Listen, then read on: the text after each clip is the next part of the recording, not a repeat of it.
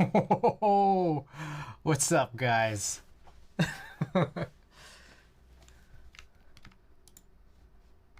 Alright, Fush, Arigato, Roboto, Ayo, Spring Roll, Anthixius, and Sinvec, guys, welcome. Anthixius at a bar right now, can't hear Anthixius. Well, I know you can't hear this, but if you watch the VOD, thank you for keeping me on at the bar.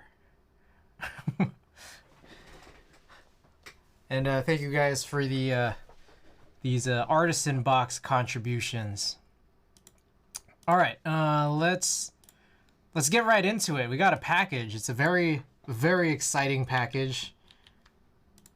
Turns out FedEx delivers on Sundays. Which I feel like they've done this before, but I just forgot. Oh. Alright, here we go.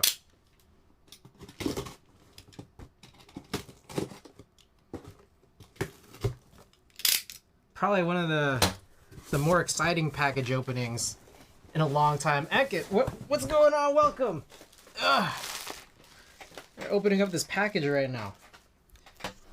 I've been waiting diligently for this. All right, here we go. We got some pumpkin seeds. We got some barbecue corn nuts. We got some ranch cashews. Some barbecue cashews, some I don't know, I guess just regular toasted corn, and finally some yogurt covered pretzels.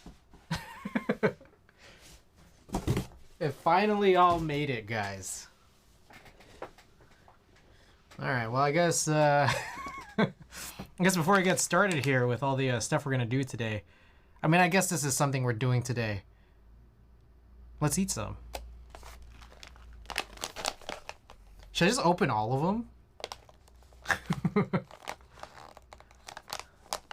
You guys like pumpkin seeds? I try to throw pumpkin seeds in a lot of things, like I don't know, my cereal, oatmeal, yogurt. Damn, that was like an easy tear until it wasn't.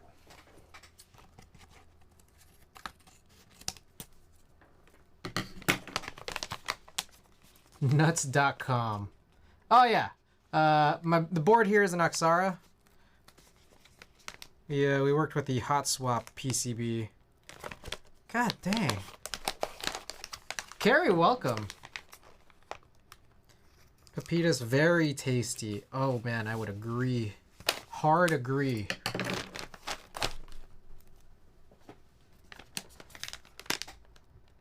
Oh my god, what is going on here?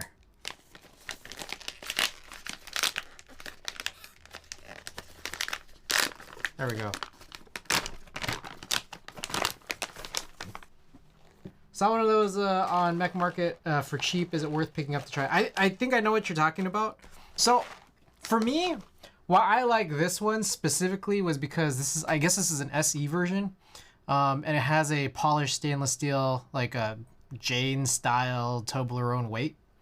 I think the one, if we're thinking of the same one, that one has like a different, like it looked like a patinaed weight, which was really nice looking, but it doesn't have the polished stainless steel.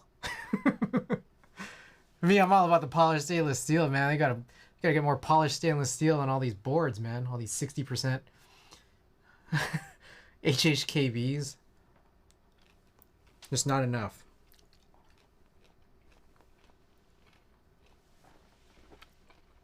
Not bad. Not bad. The ones I buy, I don't know if you guys seen this brand. There's like this, I forgot what it was. There's like this like bag that's like green.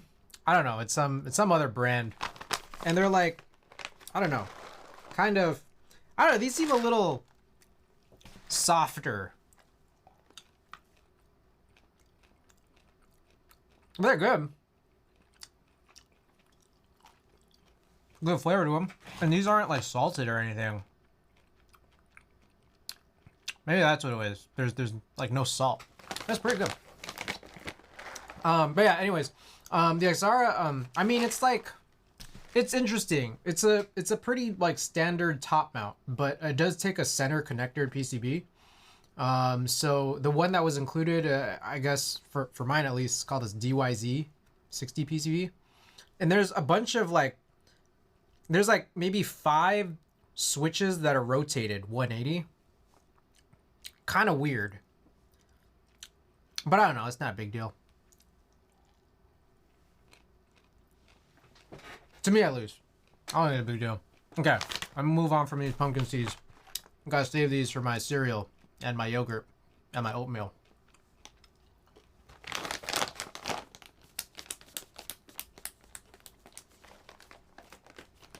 What is that website? Wait, what website? Nuts.com? Yeah, no, nuts.com is where these are all from.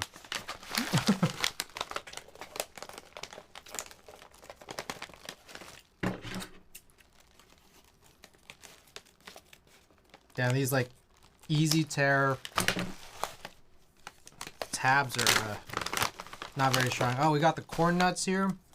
The barbecue toasted corn. Probably should have went with the original first.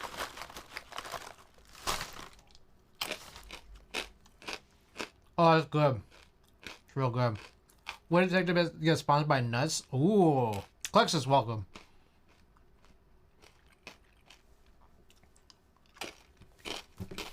Should I work with them? Should I ask?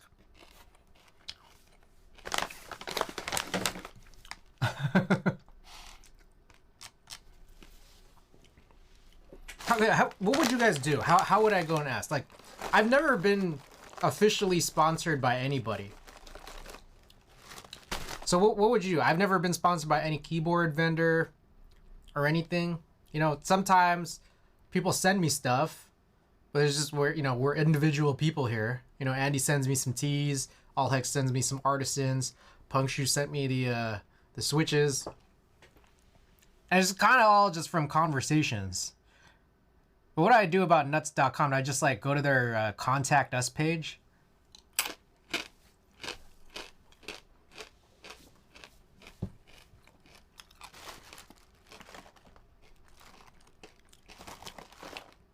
Honestly, these aren't very barbecue-y.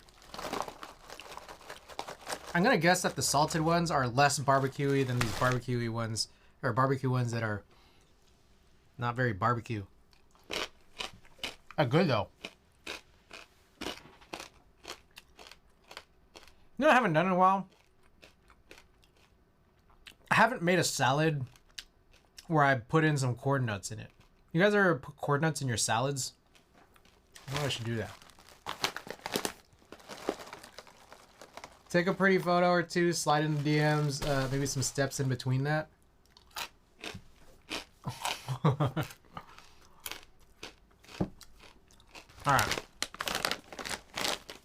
Let's move along.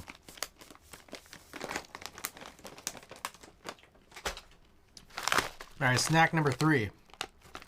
I already know I'm gonna blow this, I'm just gonna cut it.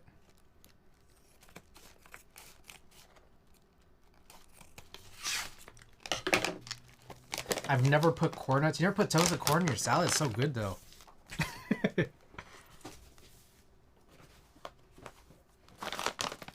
Alright, we got these looks like ranch cashews.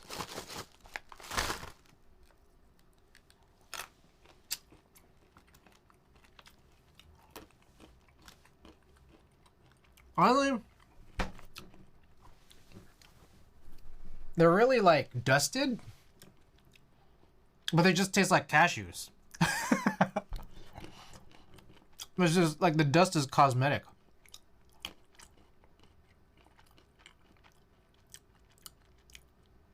I get it a little bit. But it's made to look stronger than it is. Is that the site Carrie put up? Yeah, nuts.com. All these bags say nuts.com on them.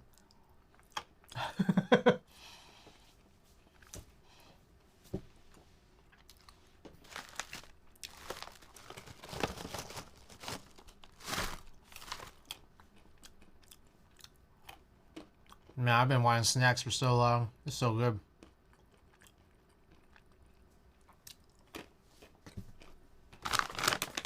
Everything bagel cashews are a game changer. Oh, man. Yeah, get me some. All right. Next up, all right, we got barbecue cashews. Let's see how they compare to the ranch cashews and also the barbecue toasted corn. For those of you guys who don't know, I'm really big on toasted corn, even though I'm just about to open this cashew bag. I like cashews. Cashews is probably my favorite nut. Oh, nuts. Yeah, we got nuts.com. It's nuts.com order here. I'd argue the same as the ranch cashews. Kind of, the flavoring is really subtle, but it looks like it's stronger than it is. Cashews are a droop. Alright, fine. Cashews are one of my favorite snacks. Does that work for you?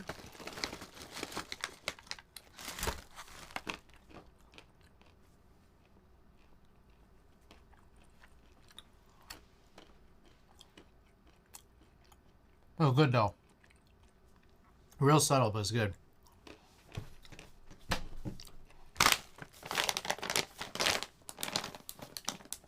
This looks so good. It's real subtle. If you're looking for something like really strong, you might not want these. They're real subtle. All right, these are the regular toasted corn. Unflavored. I mean, salt flavored, I guess. So I wanna eat this side by side with the barbecue, because the barbecue one also real subtle.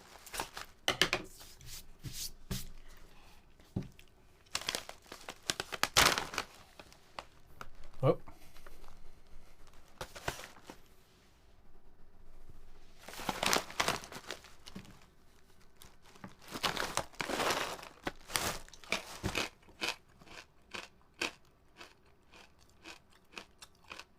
Just as I expect. Oh. This is what I expected it to taste like. Just unflavored, you know, regular salted, toasted corn. I like corn nuts. Alright, let's compare it with the barbecue.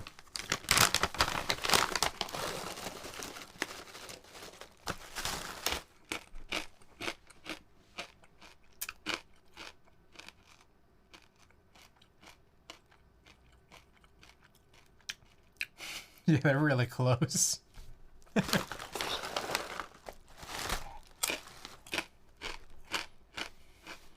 This is a food review guy, FRG21. Welcome. By the way, Johnny NYC, welcome.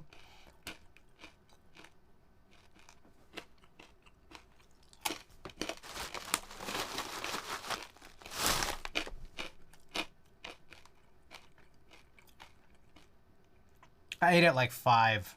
So I guess these snacks are my dinner. I don't know. How long do you guys like wait between meals? I feel like there was a point where when I was growing up, my mom said, "Oh, like 4 hours between meals is pretty good."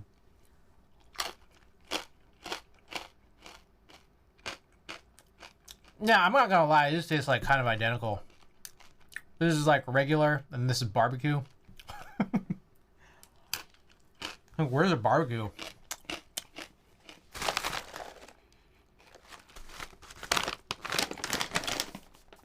Good though.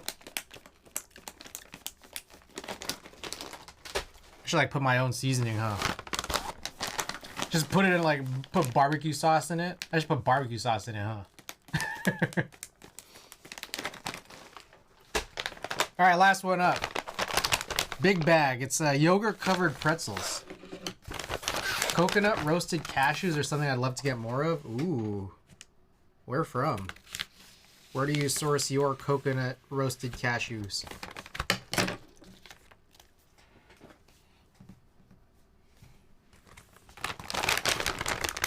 Alright, this one will be fun because it's sugary. Oh yeah, that's good. Real sugary. That's nice.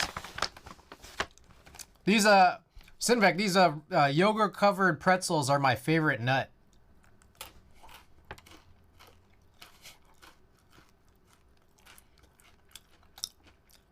One of the best nuts I've ever had. These yogurt covered pretzels. Is nuts.com worth it? Or it just goes. I would say, because I ordered from Nest.com before, but it's been a couple years. And I don't recall the situation where the flavored stuff kind of tastes unflavored. It's fine. Like, I'll eat it. It's still good. But I think with that said, is it worth it? I mean, I think it's like by weight. It's kind of worth it. But I think you also have to like hit like a shipping minimum. It's like $59 for free shipping.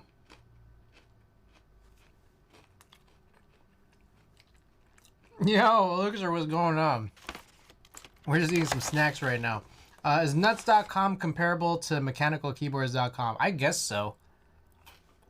Nuts.com is the mechanicalkeyboards.com of nuts.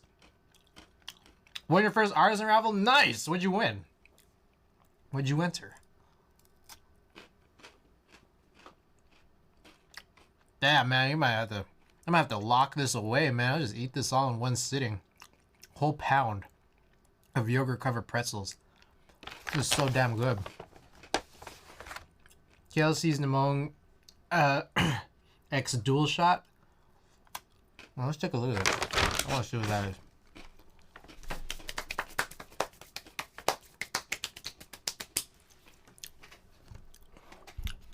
I think my hands are clean enough after all that, all right?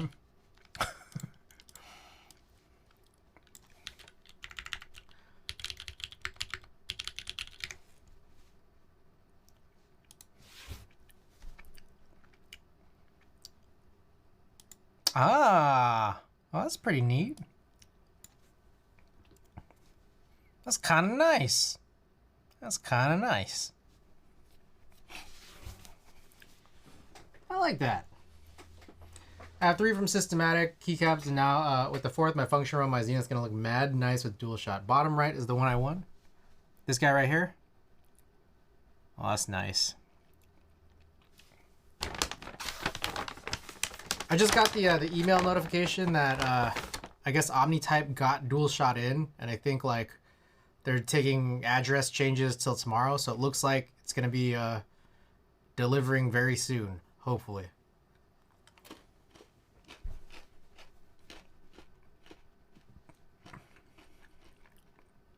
Very cool. Had dual shot in my hands for 2 weeks now. Really? From OmniType? Man, mine's been so late. How do you feel about macadamia nuts? They're one of my favorites. I've totally eaten enough to make myself sick before. They're good.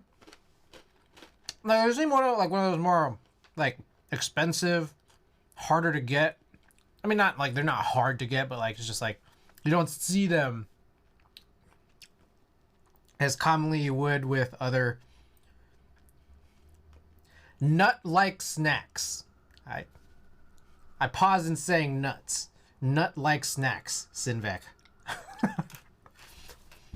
So I was like, I don't know. For me, I was like, is it worth it? They're pretty good. I don't know if they're my favorite. They get too dry at some point.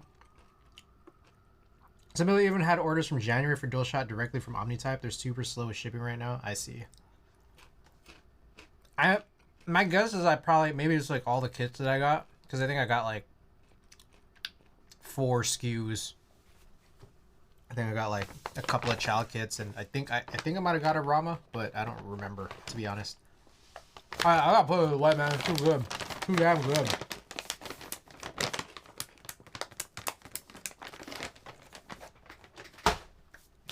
Too damn good.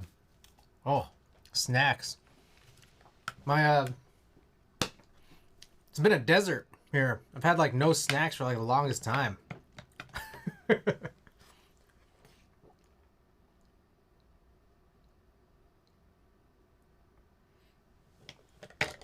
Okay. And then I think I need to put all these bags back into the box and then put the box in another room so I don't like get tempted to eat this during stream. Also, I'm gonna go wash my hands. I'm gonna be back.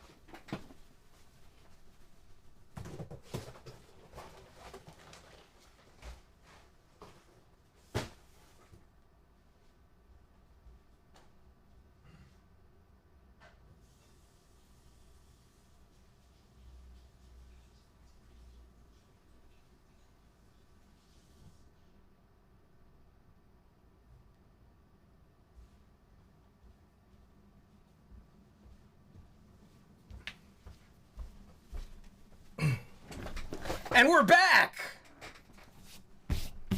Alright, guys.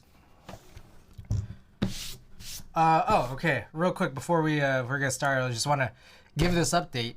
So, for those of you guys who didn't catch the last couple of streams, as well as the end of last night's stream, we did have a discovery about what went into kind of fixing or getting the recordings on this new capture card into the right state, which is basically don't run the loop through.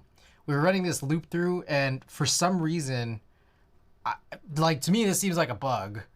But if you run the loop through into something that doesn't take 4K, and you're running 4K as an input signal into that capture card, it'll reread the signal incorrectly, like the actual input signal, as 1080p or just under 4K. It's kind of weird. So I was like, I think there's a couple options for it on how to treat this, which is to one, and I put this in the Discord. One is to entirely disregard the loop through, which sucks because that's like kind of one of the reasons why I bought it. Another option is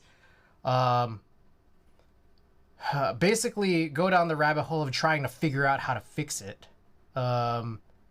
So like I'm semi there. I actually opened up a ticket with Magewell, so hopefully they'll respond pretty soon. Hopefully, I don't really know what's gonna happen.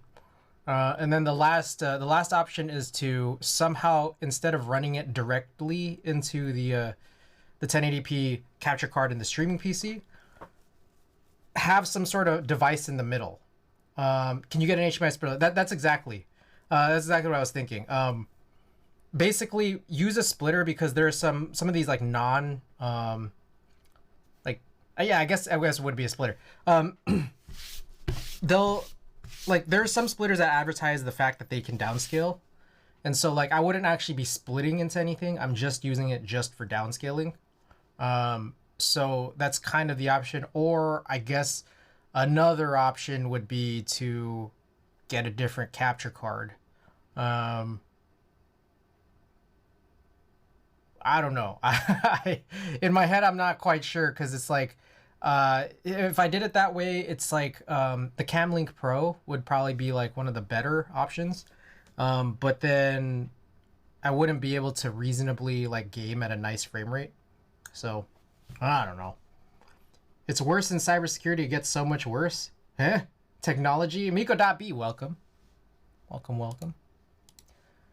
Let's take a look at this splitter here. Okay. Yeah, I was looking at a bunch of Amazon splitters. This one will probably work. Like I had another one in my cart. But yeah, I'll add this one to my cart. I'll just compare, but it's like I've used a bunch of like in my chain right now. I have a few splitters and switches. So just given how like I have all this shit set up here. So it's like this would not be foreign to me. It's just like a little bit annoying that like I would have to spend like another, I'd have to make another expenditure on another device that I'd figure out how, like, where would I put this? For a device that should just do this already. It's kind of weird. A little bit weird. So I talked to Magewell, or like I sent like a whole thing to Magewell. We'll see what they say. Until I hear back and until I make a decision on whether or not I need or want this extra device, should I care to ignore the loop through or, decide to run with it? I'll just ignore it for now until that point. And so with that said, Today's stream, you know, I was thinking of doing a bunch of different chores here, which could have included recording and still can. But I realized like I'd rather work on these switches, which probably I won't even finish during the duration of the stream. So I guess we'll just run with that.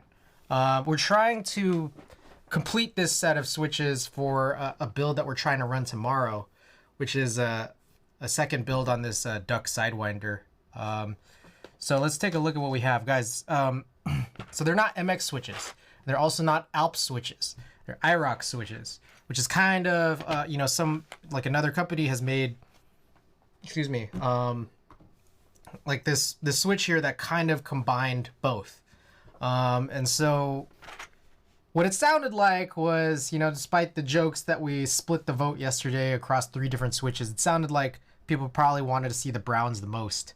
So I've already broken them down. I was watching the NBA All-Star game before stream, and while I was watching it, I was just breaking these switches apart. And so what I'd realized was a couple of things. One, I've gotten rid of all the springs here, and so I guess whenever it is that we finish all these, I'll run a junk giveaway for these springs.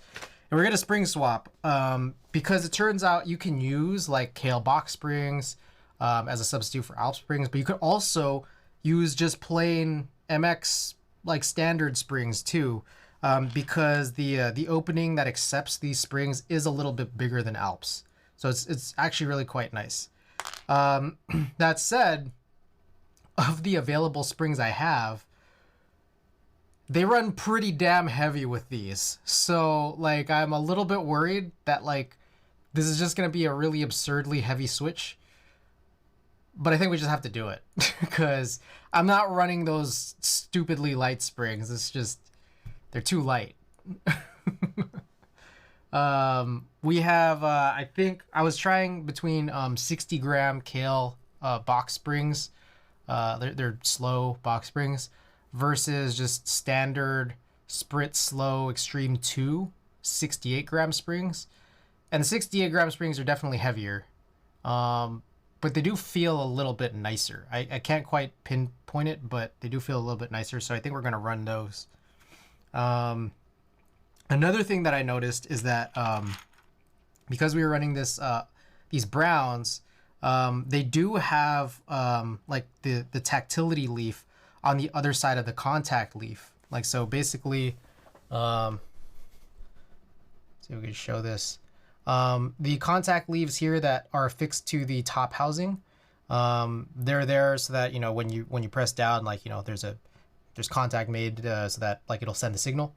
But on the other side, held in is where the tactility would come from in the form of these leaves right here. So I realize it's easy to push the stems out, you know, when both of the like both sides of leaves are affixed to the top housings, but it's not easy to put the stems back in if both of them are. So I popped all of those guys out, and yeah, like I would put the stems back in, and then I'd pop these in afterwards. The next thing is, in just kind of investigating, what I think is going to happen is you'd be doing this upside down in comparison to MX switches. So, like, instead of holding this by the you know, the cross stem, I would probably rather hold it here by the bottom pole. So I think that's our move here. And then on top of that, what I feel like is going to happen is I should abstain from lubing one side, so that you know, we can kind of make sure that there's no lube on the tactility leaf side. So that way it just kind of retains some tactility. I had to pull out the click leaves and the blues too. Part of the leaf rests on the bottom of the stem. Yeah, exactly. And so, like, pushing it back in ends up being a little bit challenging, and that's kind of what we can see here as well on these tactility leaves. These guys right there, those 2 little tiny notches are actually bends. So I think that's our move. Now the next thing that I'm wondering is, what stem holder would I use if I'm trying to do the thing I just said? Because it looks like You know, if you use one of these clutch pencils, like this one I probably got from, I don't know, Prevail or something, this actually doesn't hold. I think there are thinner clutch pencils that you could more easily find on Amazon, but I don't have them. So what I'm guessing is probably the jewel grabber. If I can find it. My jewel grabbers.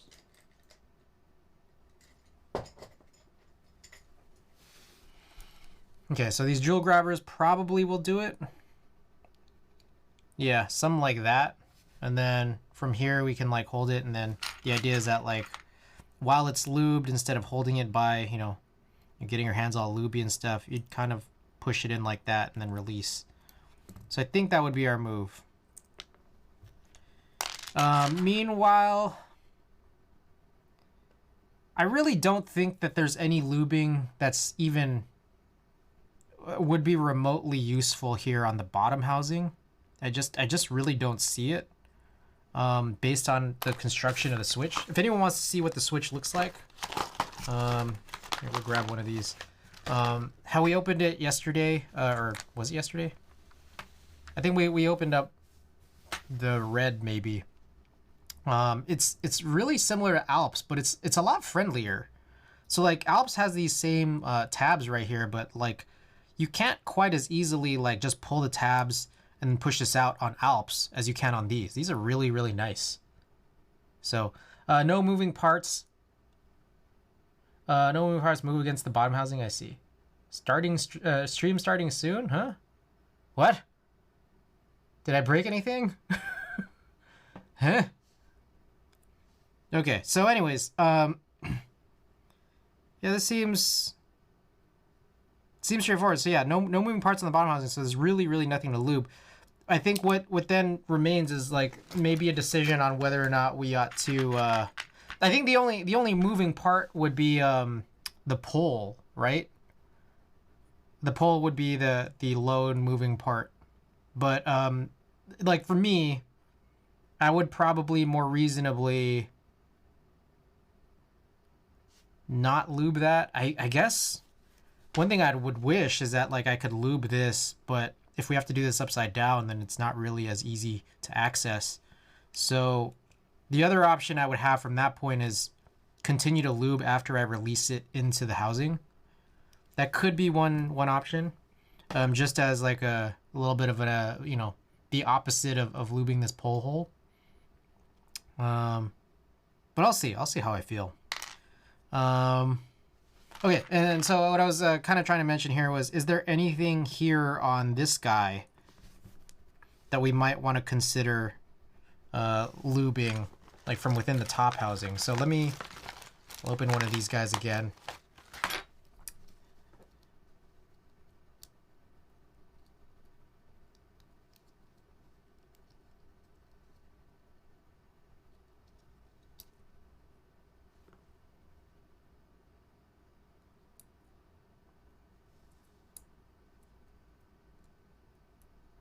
So it looks like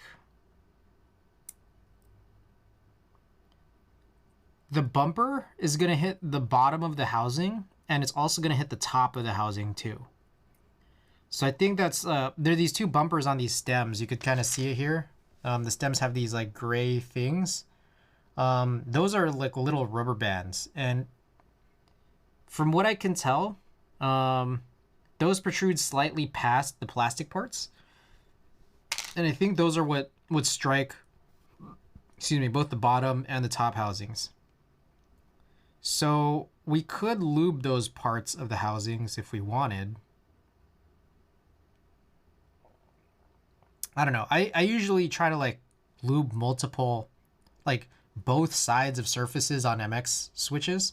This seems like these are going to be a little bit harder to tune, especially if you're trying to do that specifically. It can be done. It's just, you know, this is pretty new to us, right? So I'm going to imagine that doing so is a little bit more annoying. And I mean, it's not like you couldn't just do it on just the stem. I think doing just the stem would probably be totally fine. But I'm typically a little bit more thorough when I do MX than that, at least. So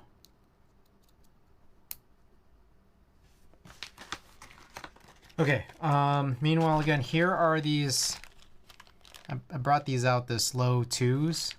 We should have plenty. So let me think here. Yeah. Let me think if there's more.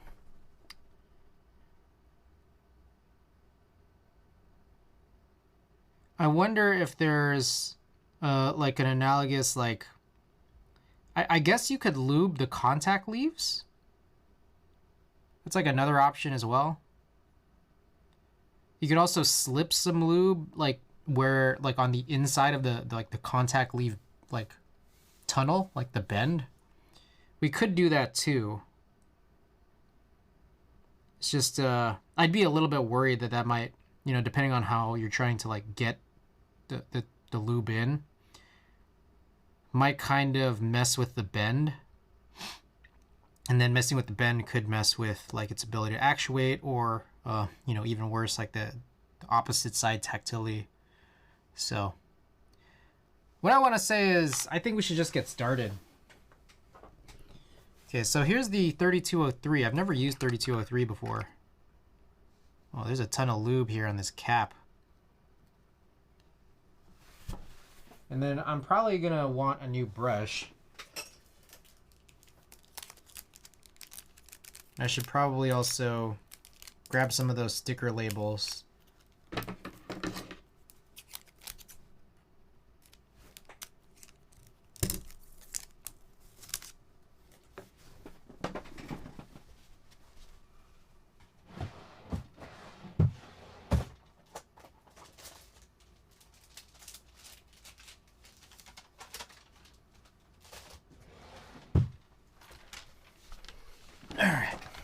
Got some sticker labels here. Let's see. Maybe you'll use pink. Pink seems like a pretty solid idea. We'll throw some pink on the bottom there.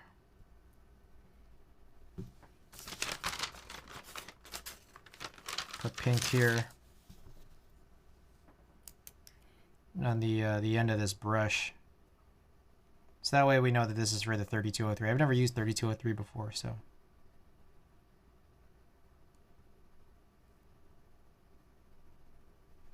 Okie doke. I use 3203 on MX now too. I love it. I don't know. I've always been a 205 guy, just because, like, you know, I have so much, and it's just like, well, if you only just use one lube, you never have to like worry about mixing things up. But this is my first time on the recommendation of Sinvec here, so I guess we could just go and try this. Okay, so what's the move? The move is, I suppose, let's just try to get a little tiny bit of lube. Maybe on the railings here.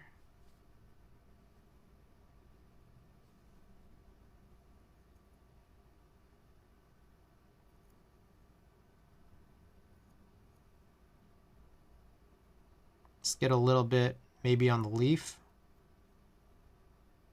I don't think we really need to be super in depth on this housing. Icy Philippe, welcome back. Happy Sunday. All right, and then from there, let's do this guy. So one thing we wanted to maybe consider doing is removing the rubber bands. But we only have one set of these brown switches. We have two sets of reds, but only one of the browns, and then they sold out. So I'm not putting a whole lot here. I don't think I am. Just like I can't even see anything. And the thing is, I'm only putting it on one side. And probably, maybe this is too much. I don't know. There's still, like, there's only just a really, really light sheen here. So I think the key then from this point is we have to remember what the side is. And that's going to be really annoying if you ever open these switches back up, is that you have to know which side has the lube and which side doesn't.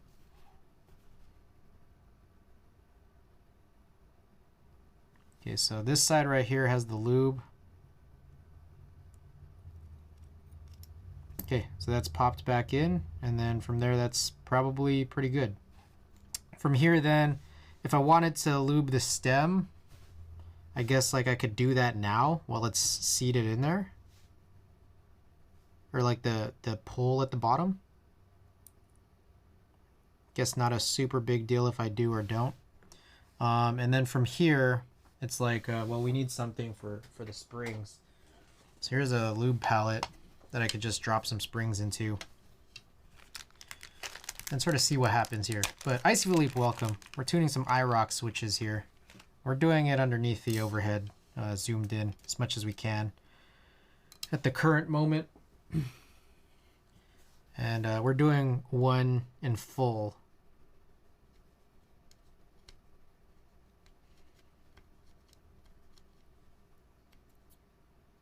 So I'll probably go just do this here. Get a healthy brushing there, and then grab one of these guys. I got the reverse tweezers, and then just, well, I guess a couple of things we could do. Tap it against like a little puddle of lube on both sides.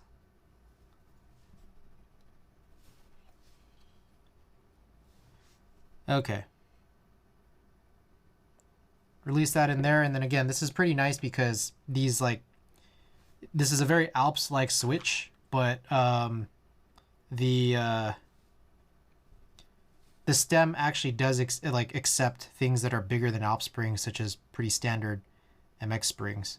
So then we'll just put this guy together, make sure this is all clipped in, and then we're good to go.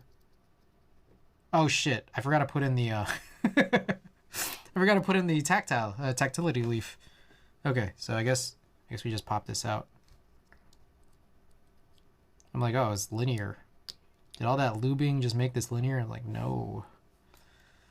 So I need to grab one of these guys and then put that into the tactility leaf slot.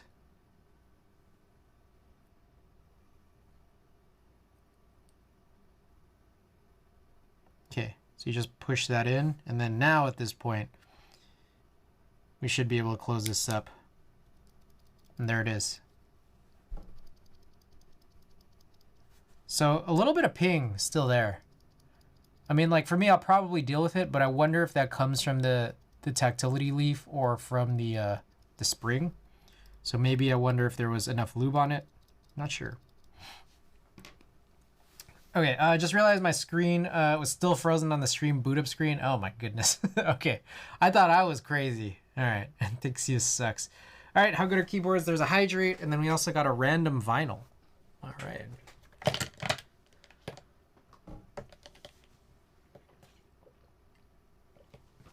I found Spring King to be a real pain with these. Okay, so in that case, what I could do is try to, I don't know. I like putting 205, like just straight grease on springs, even after I put on this 107. So maybe I'm gonna try that here afterwards. And then if there's like a notable improvement, then I'll open this one back up and try to do the same thing. All right, let's check this out here. Random vinyl. We got Sincane. All right, let's find this.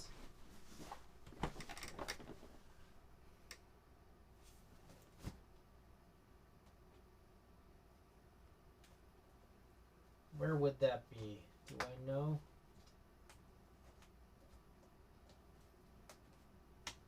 I think the truth of this is no, I don't know where it is. All right, let's check it out.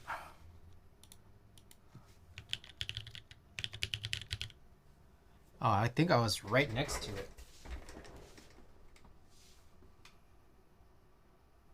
There it is. Scammed? Oh, have I never opened this before? I guess I've never opened this before. I swear. I thought we've listened to this on stream, but I guess we haven't. All right. Cool.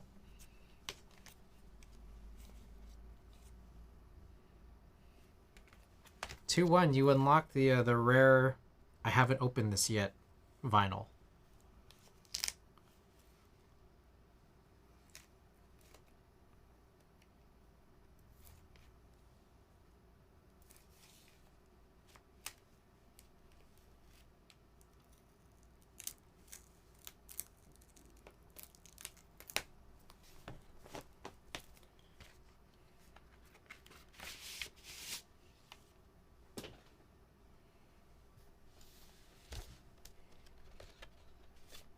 like it's on black vinyl here.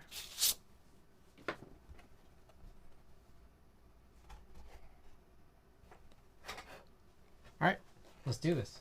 Let's get a whiff.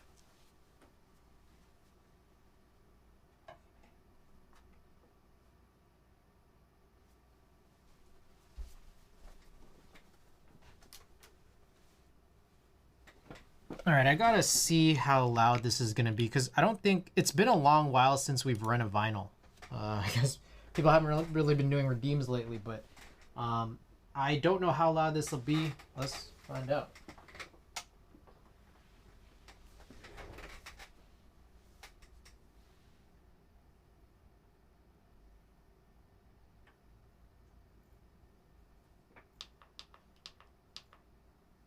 How is that, guys? Is that okay?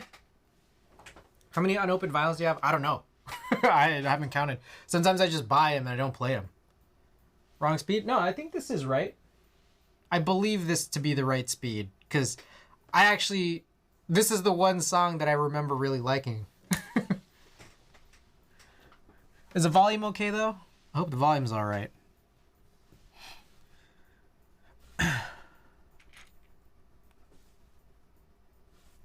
Let's also, I want to compare this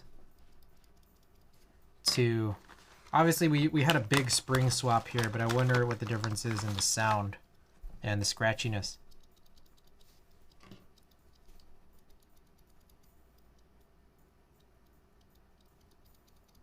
Yeah, it definitely has a little bit of a smoother sound and feel. Yeah, it's good. Okay, cool. BRB later. All right, right on. Okay, so I think how we've sort of applied everything seems to be pretty good. So we'll run with this process, but I think we'll introduce some 205 as part of the springs. See if that helps. For those of you guys who might not see what I typically do when I tune switches, you know, we sometimes see it when I'm doing like the spacebar changes, but like I basically almost like flood springs with 205 sometimes. I was hoping that would be fine here to not do that, but we're going to give it a shot and see if it makes a big difference. If it doesn't, then we don't need to. If it does, then we'll need to change it up, so.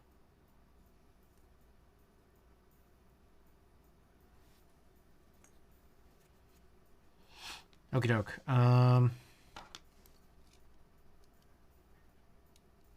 Exploding Corn. Thank you for the contribution there.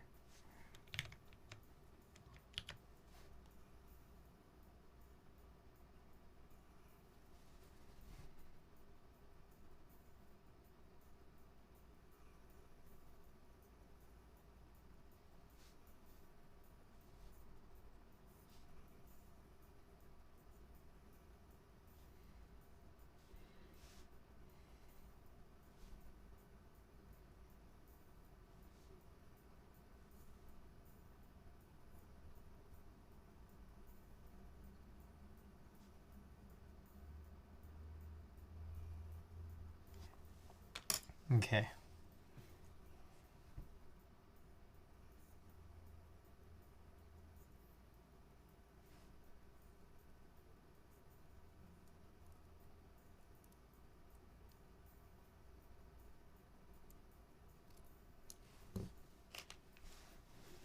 Let's check, see if this is good here. We're going to drop in a little bit of 3203 right in there.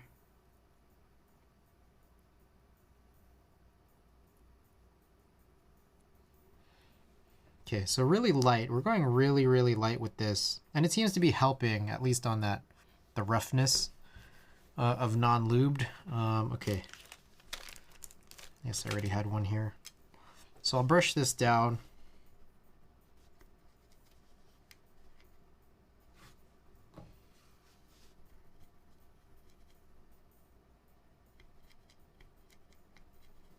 Okay, so then from this point, have another palette here of 205. I'm gonna grab a 205 brush.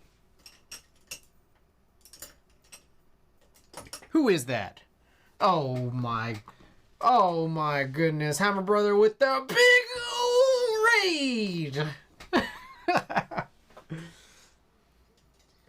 Welcome, welcome. Hammer Brother, what's going on? Yes, you got a new challenge here, the Artisan box. You guys care to see it? Get your points in.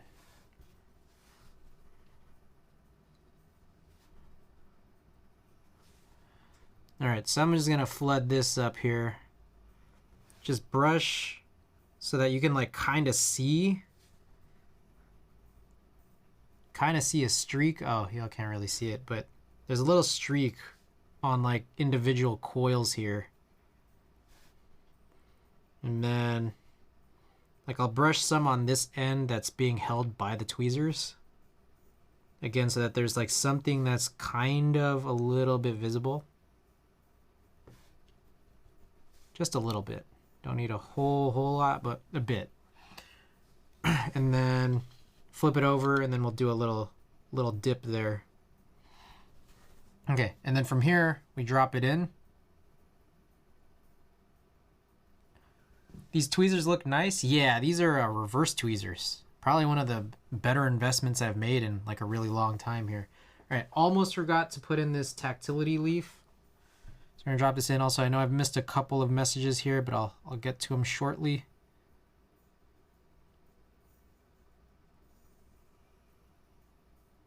Cool. All right, so that's there.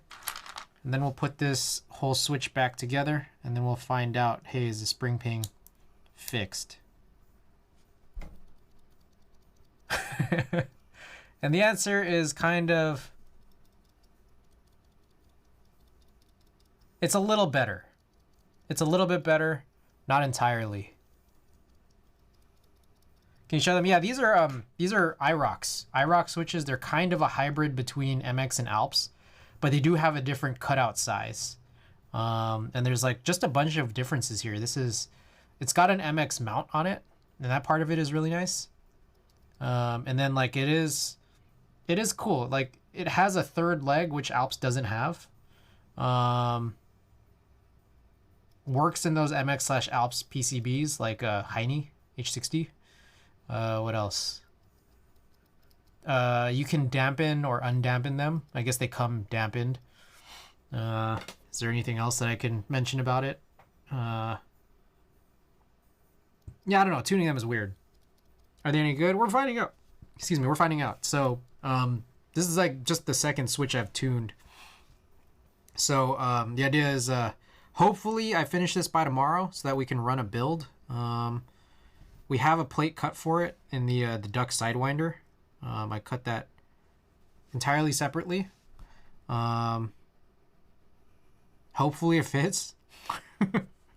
We'll find out. Okay, I'm gonna brush this guy.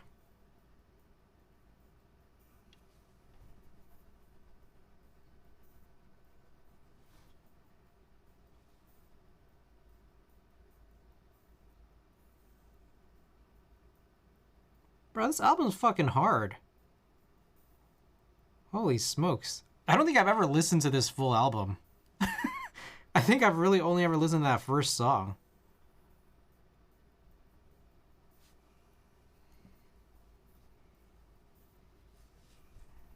Okay, by the way, reverse tweezers, again, one of my favorite tools. I bought this kind of like at the end of, I want to say end of last year.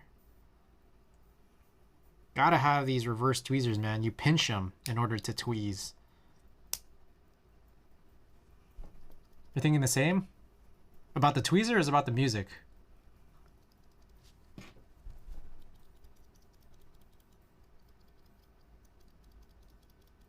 So I get the feeling that the ping is coming from the contact leaves. I'm guessing maybe. I don't know. Kill Combat, welcome. The music, okay. I think some reverse boys came in my iFixit tool roll. I see. Yeah, it's pretty pingy. We could keep the process going and just like maybe try to find out where where the ping is coming from. Maybe I could throw down more 3203 on the leaves.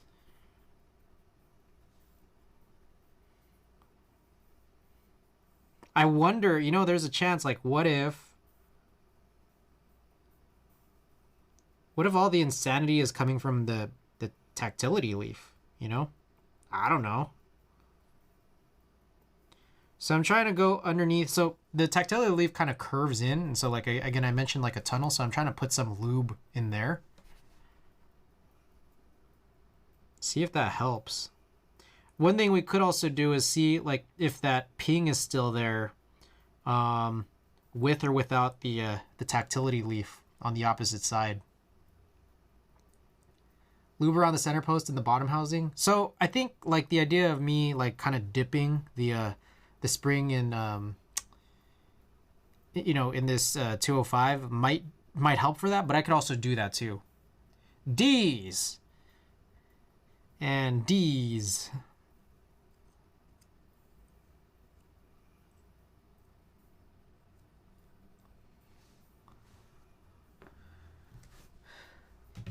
Okay. What's the move? So I think my key here is I'm going to spill out a bunch of springs into this, and then we'll kind of, oh shit, we'll just drop them in as we need them. And this is kind of a funny thing too, is that, oh wait, what'd I do? No, I need to grab this guy. Getting this process down is a little confusing. How can I assembly line this better? I'm not at that point yet, kind of because I'm still doing switches one by one as I try to figure it out. But I'm guessing maybe it's that like I could do the housings and then the stem and then put the stem inside the housing and then just like sit it down. I'm thinking that might be like an option. And then after that, I could put all the tactility leaves in. Then after that, I could put all the springs in. Granted that I lube them, you know. Shit! It popped out.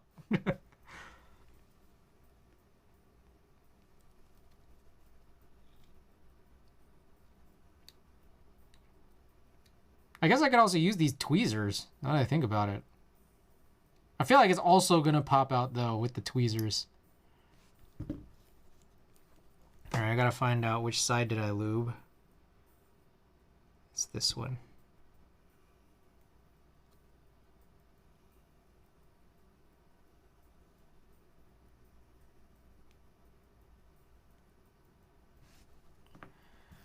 Okie doke. See the sheen? Just kind of drop it in there. I feel like I need to do this with my other hand.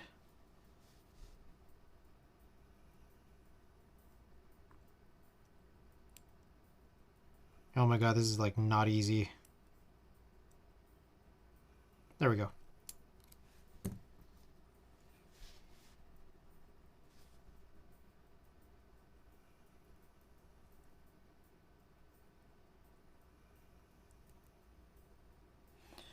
Okie doke. Oh.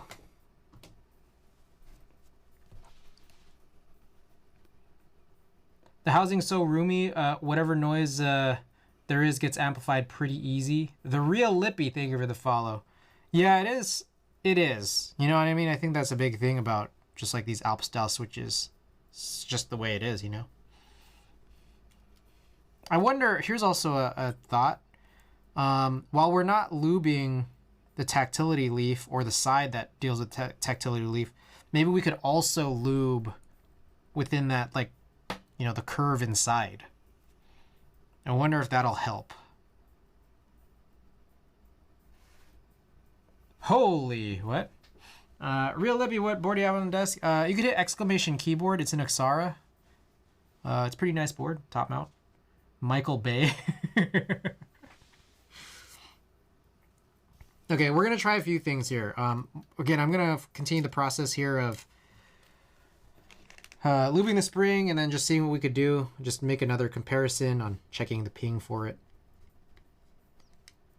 So Klexus, it sounds like you've worked with these irocks switches, right? I'm guessing you've done builds with them, you've tuned them, sounds like.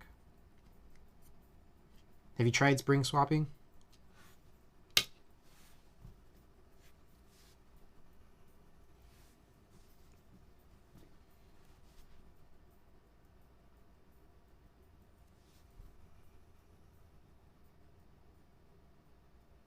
I kind of want to put, like, I don't know, some color in this lube.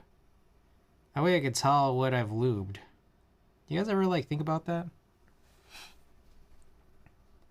Remember that I didn't indeed mention the irocks Chris showed me, and I was excited for an Alps-like clicky switch.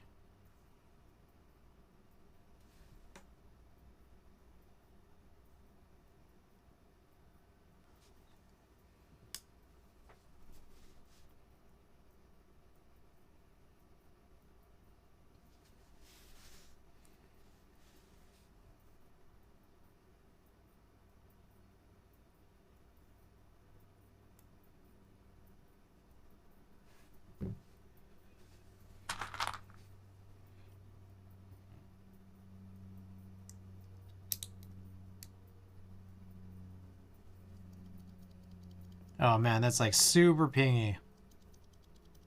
Okay, so I'm gonna disassemble this and I'm gonna just try taking out the tactile leaf, turn this linear, and then see if that still brings up any sort of ping, because I'm thinking there's a chance here that that ping might be coming from the leaf, tactility leaf.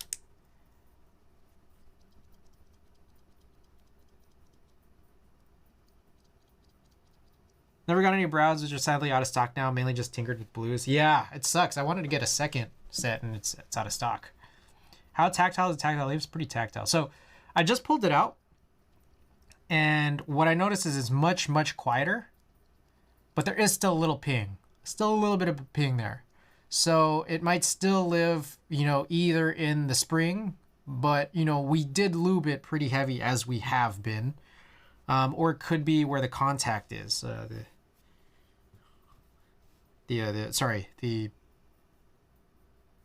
guess the contact leaves. Okay, I don't know if I'm getting all this terminology right. I just imagine that's right, but because I say it every time I work with, you know, Alps style switches. So I'm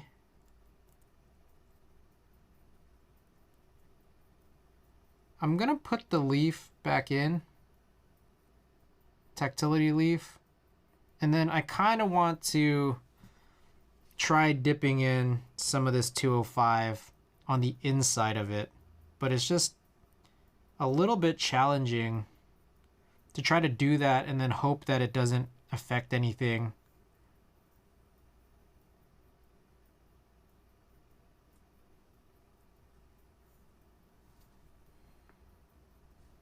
I think I got some in there, but I might need to use one of those micro applicators. See if this does anything. It might have done nothing. It might have done everything. It's like silent now. I think you got to get on the inside of it. And like the thing is, it is really tactile. I think that's the key. Holy shit. All right. Okay, it sounds like I have to flip this disc, and then I'm going to go back to those other two switches, see if we can address it.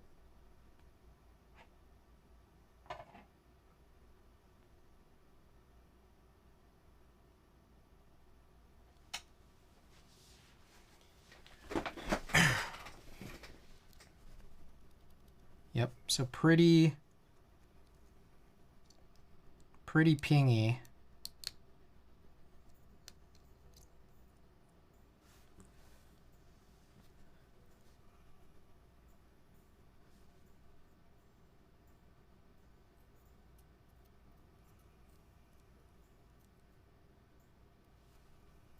Let's try this.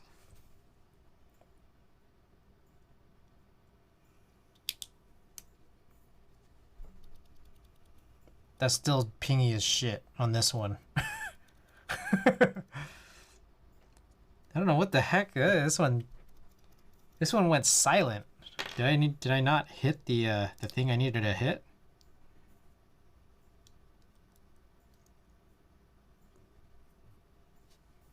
I'm gonna try getting a micro applicator.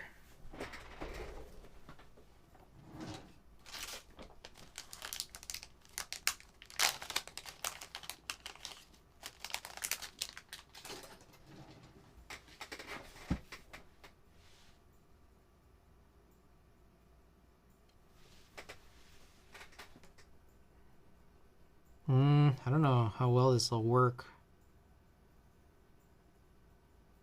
Kind of does.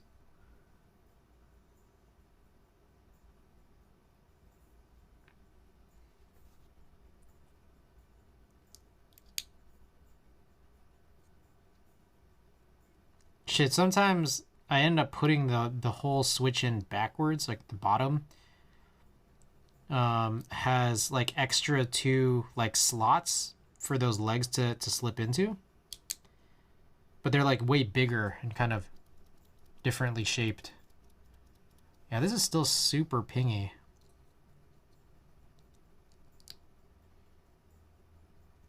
We're gonna figure this out. You know, I did on the third switch. I'm going back to one of the first two, but on the third switch, we also did lube a bit in the area of the contact leaf as well.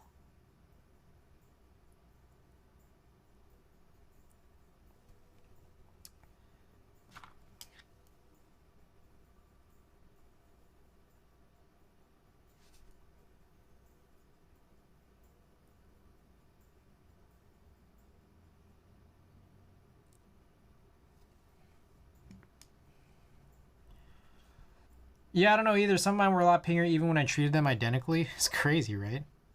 That's the thing about switches, is that like consistency wise, like even like that, it's still kind of be crazy. So okay, I think it is the contact leaves too. It's like both. You need to do both. Cause this one's silent now. After putting a bunch of lube in the contact leaves. And try the irocks blues too. I forget. We have them, but this is my first time tuning any of the irock switches, and we're trying to figure it out here. So, we did take a look at it yesterday, but I didn't open it up. Like we got it in the mail. So, Nico Steven, what's going on? Welcome. All right, yeah. So I think the key here is basically anything that's metal. You gotta lube it, but you gotta lube it strategically. I think that's the key. So I'm gonna try this here. Just dive right into it. So we've the spring 205 grade 0, you know, put 205 G0 on the spring directly, and like it's gotta be like a tiny bit visible, like on the top and bottom of the springs and even on the coils too. And then meanwhile, take some lube and then slip it, like not necessarily on both leaves, but like on the insides of the leaves where they curve in. So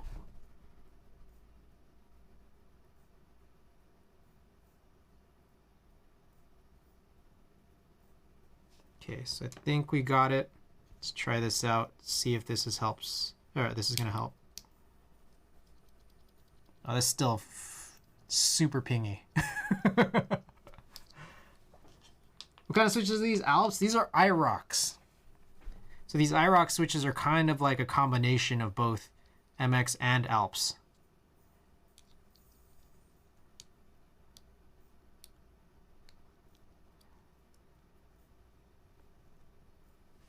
Gotta do the wax boil method.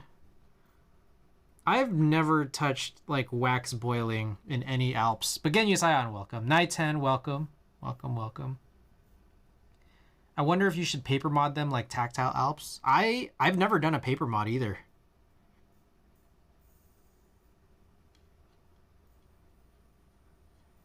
Do you guys really think that wax boiling is like super useful? Like, I don't know. Like, to me that just seems like so excessive. Like, so excessive. Oh my god. know. Like, it just seems like it's like, I don't know. It seems like one of those things. Just like, man, people are just doing shit, you know? They're just doing shit. Way excessive. I kind of feel the same way about things that are widely accepted in terms of like, I think Holy Mod is kind of doing too much, you know? Like,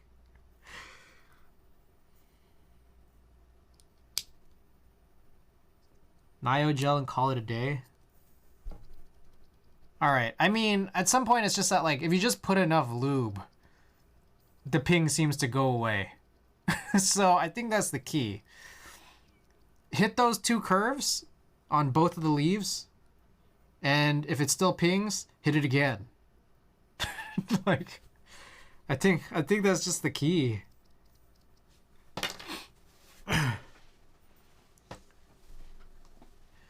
So away from how you liking them? Yeah, Sidbeck, have you done a build yet with them? We're still waiting on plates. Are we still waiting on me for plates?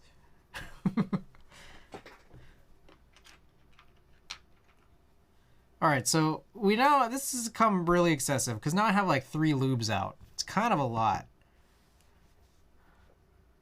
Like I'm trying to lube the contact points with 3203. The springs I'm putting on 107. And then the springs and both leaves I'm putting on 205. I'm kind of wondering if I could get away with not using the 107 on the springs.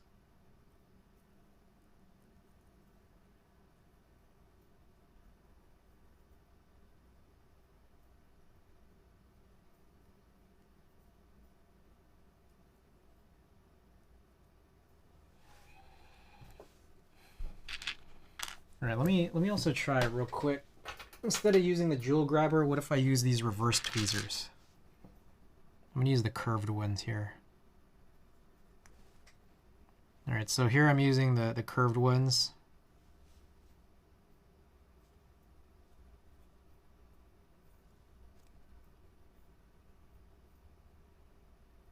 Looks like there are differences on both sides. It looks a little different, like a little tiny bit different.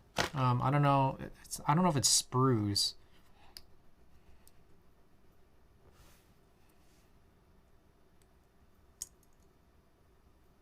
So it looks like the side with the circles goes towards the contact leaves.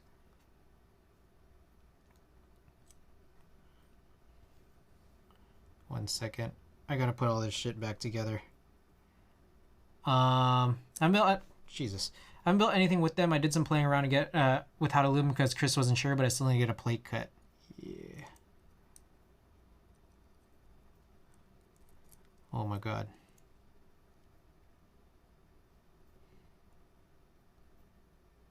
Get in there.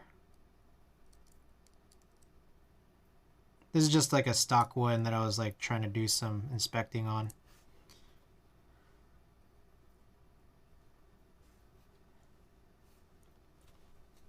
Of course, I just drop a spring. Of course.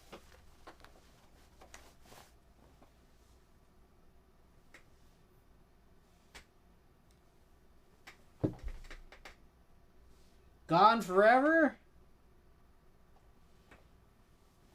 That spring might be gone forever. Real good. A plus. A plus work.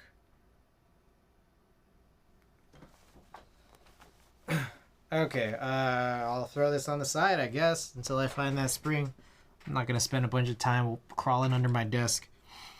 Anyways, let's see. Have you tried Zeal Clickers? I have. Have you tried doing the tactile mod on them? Holy shit, that mod is so annoying, but it's so good.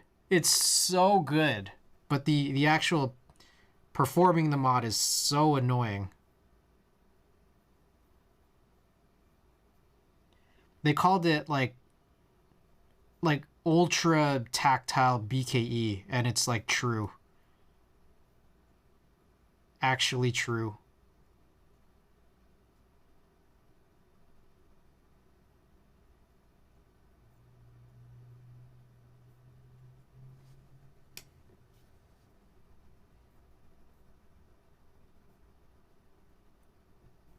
Oh, that was actually kind of nice. Maybe I'll use these curved tweezers.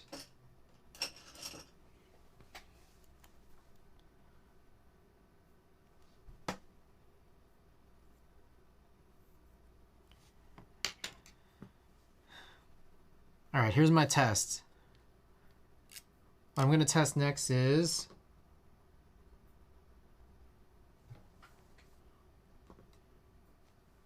keep it coming, Andy. You could do this all night.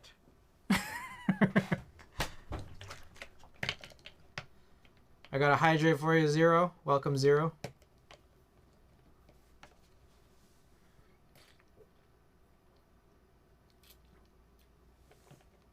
All day. All day. All right. Oh, the thing I wanted to test was whether or not we can just get past the 107, jump straight into the 205. Because if we can, then I'll just get rid of all this 107 here.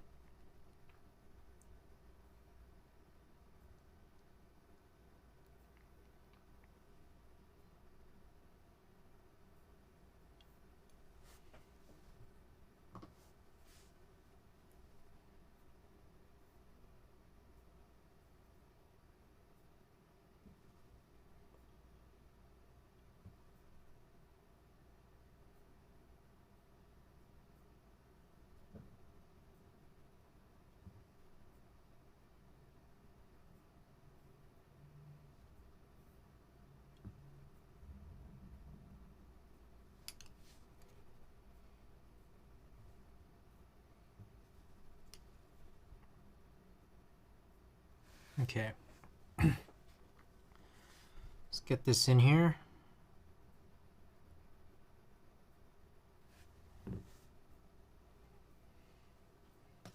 Maybe I should probably lube those leaf crevices before I do the spring.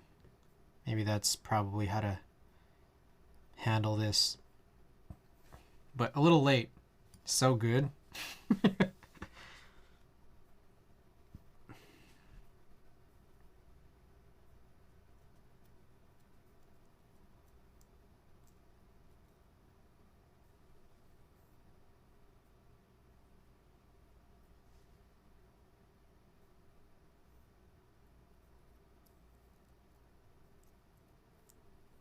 All right. I'm like trying to just hit this really, really well.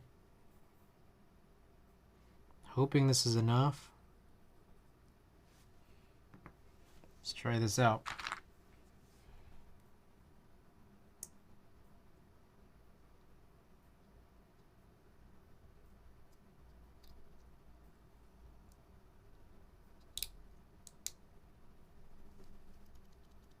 Yeah, that's it.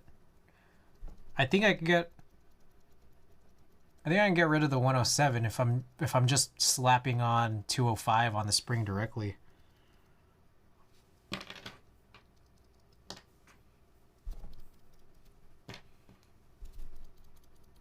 Oh shit, the ping came back on this one. This is I don't know if this is like one of the first ones we did. Damn. These are real finicky if you're really, really trying to get rid of the sound.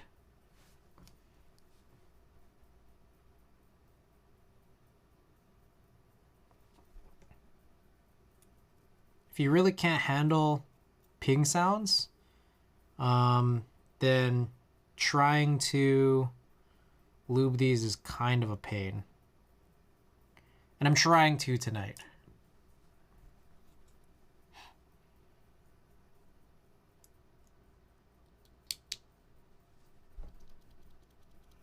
Damn, bro.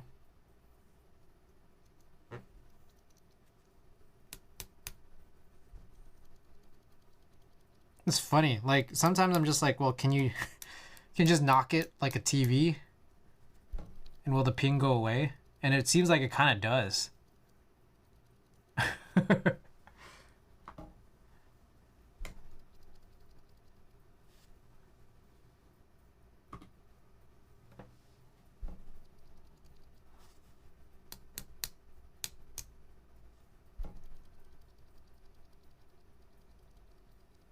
1, 2, 3.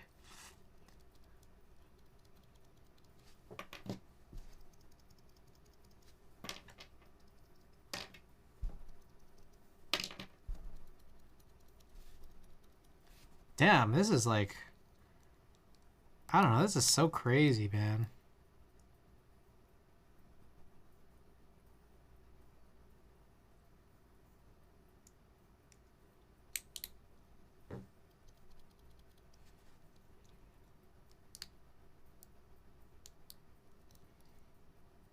We've done 4 switches.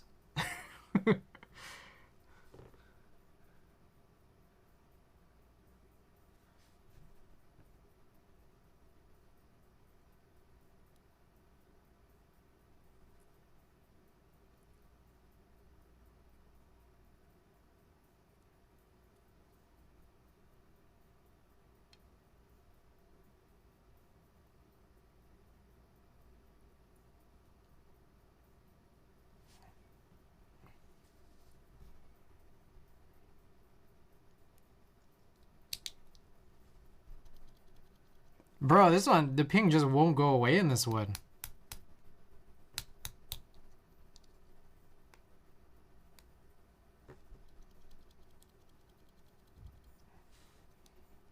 That's crazy.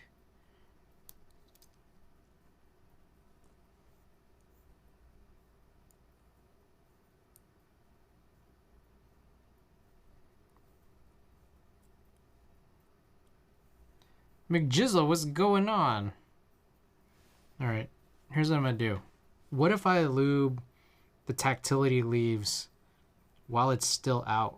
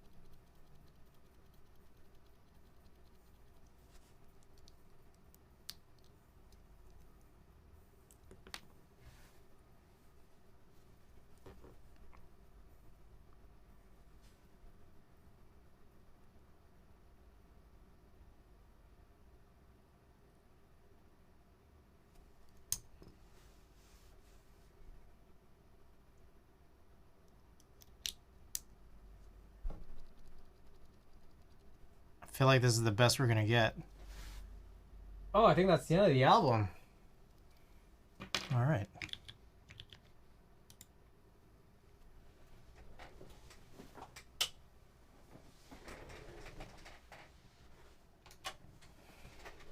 McJizzle, welcome. We're trying to tune these irocks switches. It's so hard to get rid of the ping.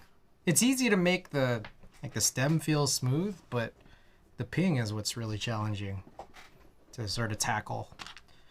Okay, I'm gonna move on. I think I got rid of it. It's almost like you need to put like a dollop of lube onto both sides of the both leaves. It's more than just spring ping. It is, and so you know that boils down to like there's like the leaves here that correspond to like the legs, and then there's another set of leaves that go here that's for tactility. And I think it's what I'm kind of trying to mention here is that like it's metal. So in this way, you're gonna kind of hear some kind of like, I guess, pinging is the best way to describe it, right? Pretty much until like you really get to lubing it well, like almost to the point where I think this one that was just really, it just kept pinging over and over again. I put these like little like dabs of lube there, and it seemed like that helped. So I'm gonna keep trying to go for that, and then we'll ping these nuts. Yeah, we'll do that.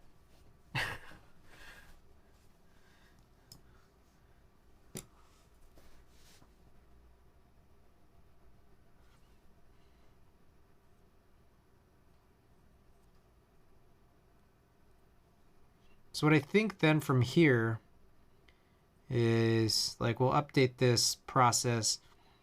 Only need to like do the railings on the top housings, and then like where the stem touches the leg leaf. At which point then we'll take this guy.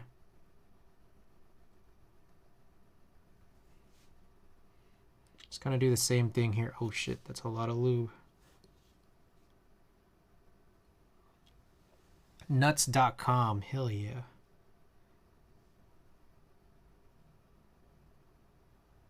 Oh, I did this upside down, didn't I? It's supposed to go like this. Yep.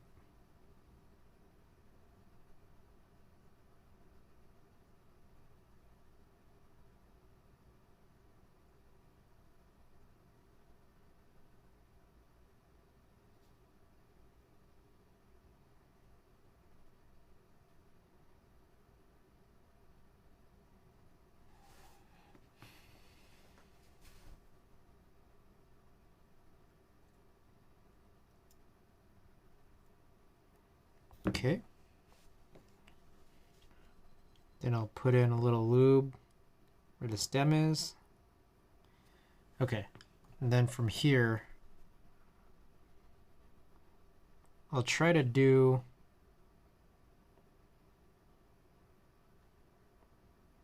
put the lube there. I don't know if I need to put in more. Man, it's so crazy. I feel like I'm putting like a lot of lube in each and every switch, man. And then I'll try to do the same thing on this guy before I insert it. Now they have a legit product called D's Nuts. I tried some the other day. No lie, they were really good. Yeah, I'd heard. Oh, yeah, Zero. We did get the order in a little bit earlier, and we're trying them out. And I think like the flavored, a lot of these flavored snacks there are just kind of not really very flavorful.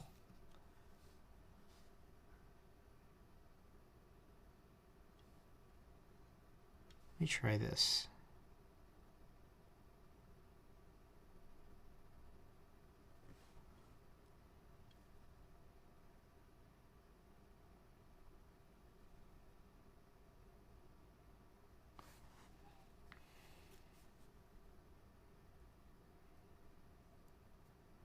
Okay.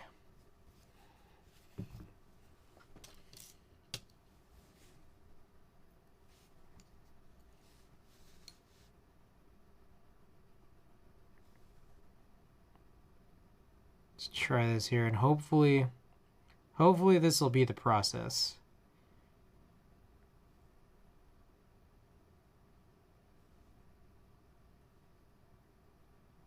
I'm also getting a little low on this 205.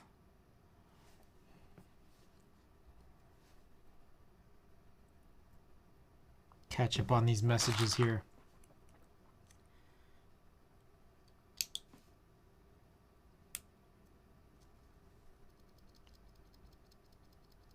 Yeah, this is this should be good here. Gotta support small business, McDonald's. All right, hold on. Let me see this. let me get back here. When your celebrity meal dropping at McDonald's, a McChicken drowning in mayo. That's my reality. I don't have to imagine. Ironically, I despise mayo. My go-to at McDonald's is a McChicken no mayo. Yeah, I'm not a big mayo guy. See the Karen freakout video where she was complaining about ketchup in the burger? She smashes a burger on the counter and says, "What is this?" The move is McChicken add mac sauce. Trust. Small business. What up? Hey, Mango Head, what's going on? We're working on irocks switches. And we're trying really hard here to get these to not ping. You know what's funny is that, like, I don't know that I've ever done this process here for Alps. Because, again, like, for Alps, like, so many people have so many things that they say they like to do. And I'm just like, why not lube it like an MX switch? I've never tried lubing it like an MX switch, like Alps switches. But I guess we're getting close to it here for these iRock switches because it's kind of like a hybrid between MX and Alps. And what we kind of notice is that, like, if you really, really want to get rid of all this ping, you gotta lube a lot. There's a lot of lube you gotta put onto this. So we're doing it, and we've only done like 6 switches so far, and we're an hour and a half in. I don't know if we'll finish these switches before stream. I don't know if we'll... Oh shit, wrong lube. Uh-oh.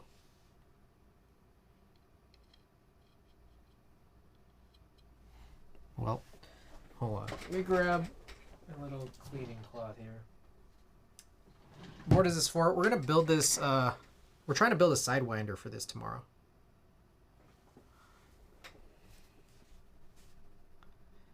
Damn, too many lubes, man.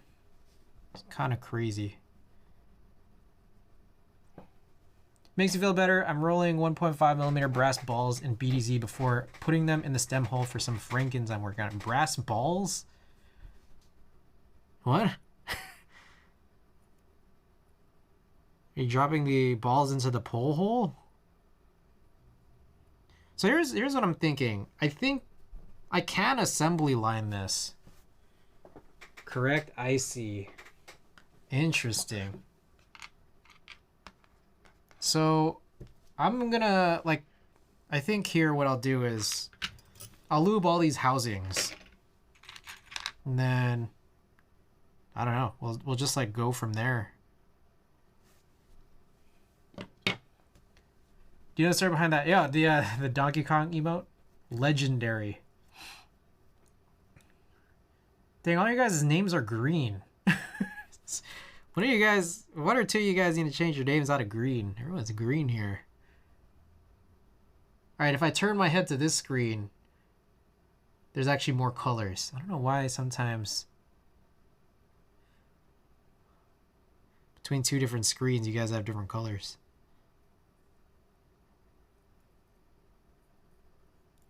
How do we all change to green? You want everybody to change to green?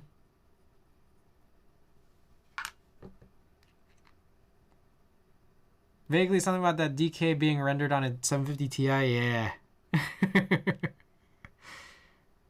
That was Andy's. Andy's 750 Ti and Andy's Mario Golf Toadstool Tour.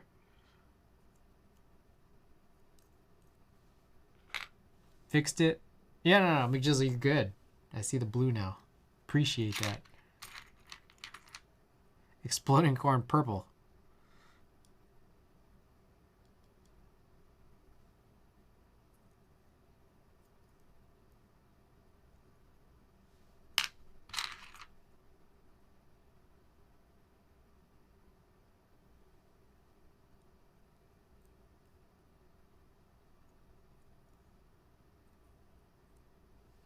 I wonder if, like, I'd have to basically do another pass on this, on these same housings, because maybe now would be the time to get the, or like after I finish all of them with the 3203, try to hit that, what is it, the crevice with 205 afterwards, all at once after. Damn, I want some snacks, man. I shouldn't eat so many snacks.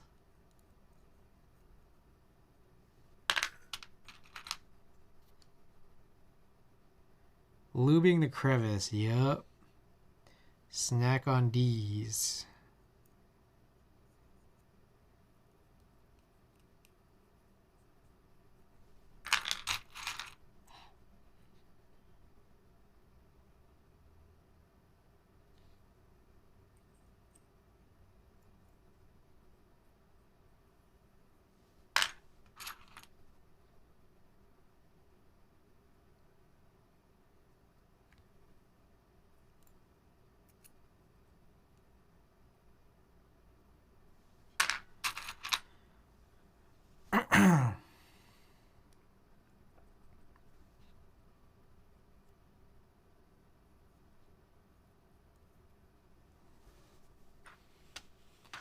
Probably move some of this out of here.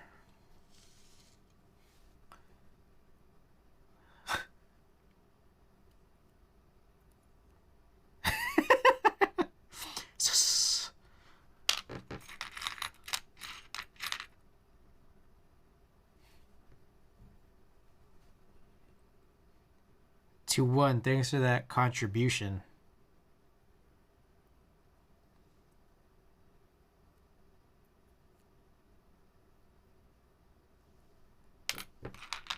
Why did you do that? That was powerful. You gotta donate bits.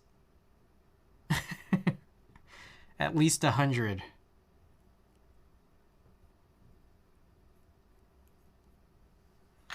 Cheer 100. Type after anything. Should talk to, yeah. TTS is on for bit messages over 100.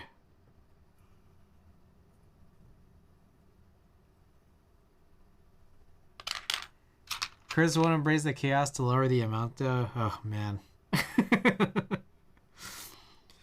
It would just be non-stop these nuts jokes. It's just too easy. So I don't know anything about Twitch. Bits are, you pay for bits and you use them as donations to streamers. Kind of like subs, except you know, I guess you don't get emotes unless I turn that on. I just tuned into Chris's just to say these nuts. Gorndorf streams are wild for the TTS. Yeah, they are. They really are. I don't know if I'm ready for that, man. Can't handle.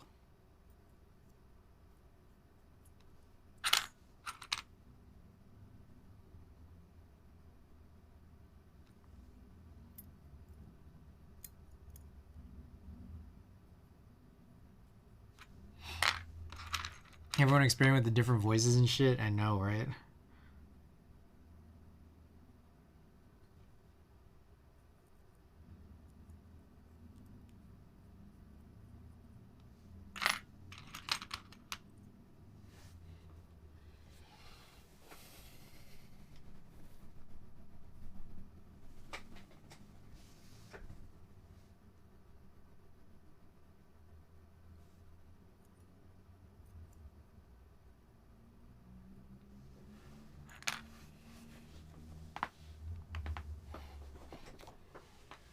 Whew.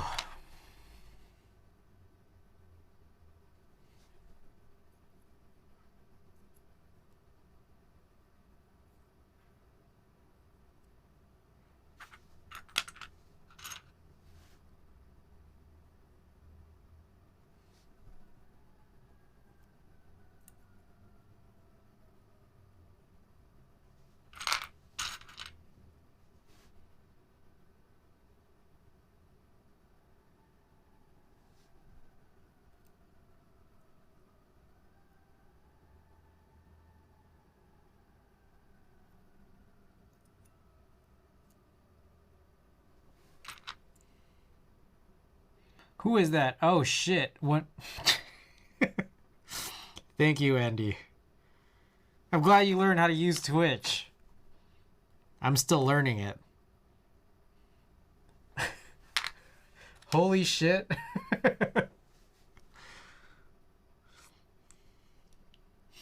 Oh, that's awesome. Oh, you got a bits badge. I knew all that quiet time you were doing something.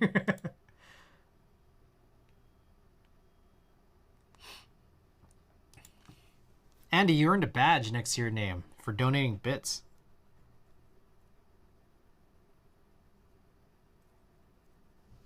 Welcome to the club.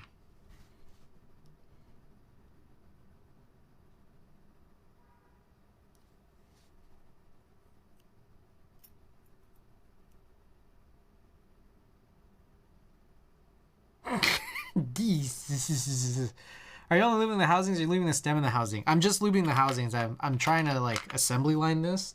And then this is like one pass of the housings. And then I'm going to do it again. I have another pass to get the little dollops of 205 into the leaf, like the leg leaf crevice.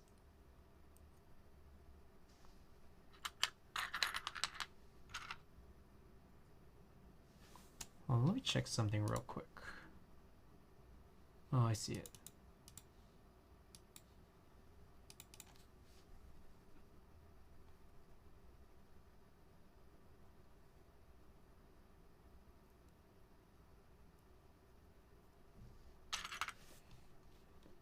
One's that trying to catch up to you, King.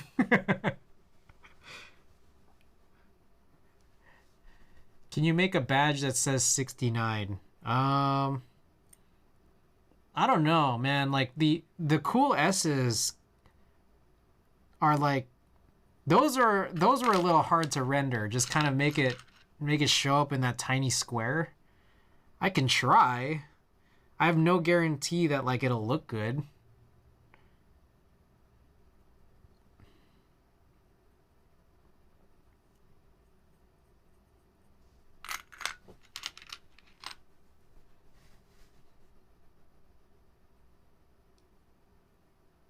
Just have the 6 and the 9 take up the entire square. But then it also would have to look good in dark and light mode.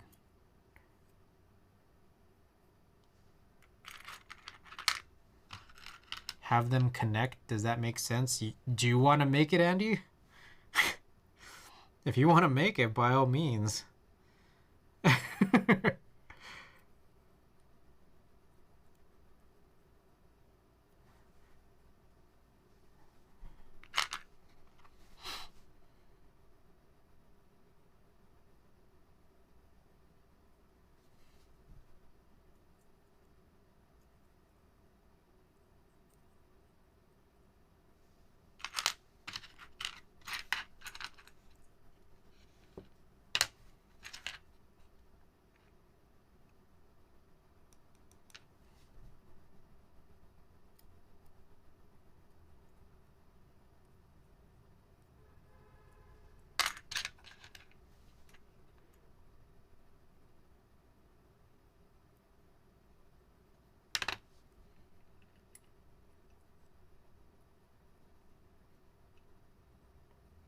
So here's my thought.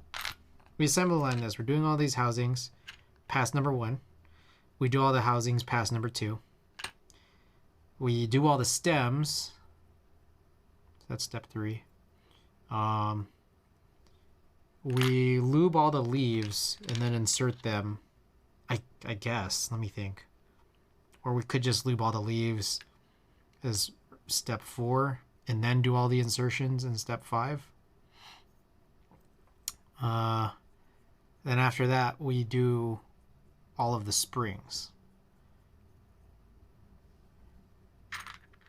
And I guess either from there, I could have that be a whole round, or I could include in that round closing the switches up. Should I do the housings because it's easier to hold than the stem, or is it because you don't want to keep track which side of the tactile leaf this side or both? Yeah, I'm doing both. I don't know. I'm normally, like, for MX, I normally do it this way. And I just figure, might as well, because I'm not sure if I'm going to be hitting everything. And I don't know, it just feels more complete this way. Punk Shoe, welcome. Do irocks have their own plate style and sockets, or do they just work in Alps or MX? PCB-wise, they'll work in the like hybrid MX and Alps compatible PCBs, like Heine PCBs and some others. And then cutouts wise, you do have to get something a little bit more custom. So like we had the custom cut plates that we did, one plate that we did from Pinocchio. So the intent here is hopefully we'll try to fix this up, or like, you know, finish this up before tomorrow, because tomorrow I want to be able to stream the duck sidewinder, which is what we had the plate cut for. Arias Borealis, welcome back. Happy Sunday or Monday.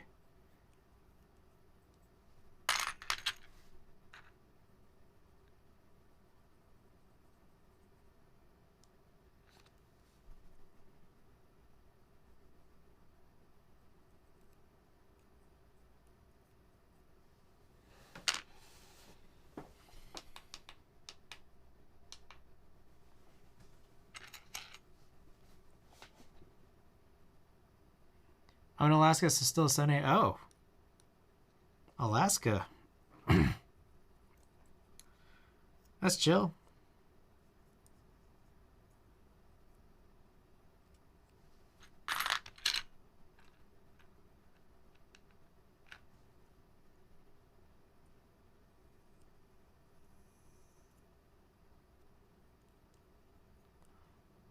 More cold than chill, but it is. All right.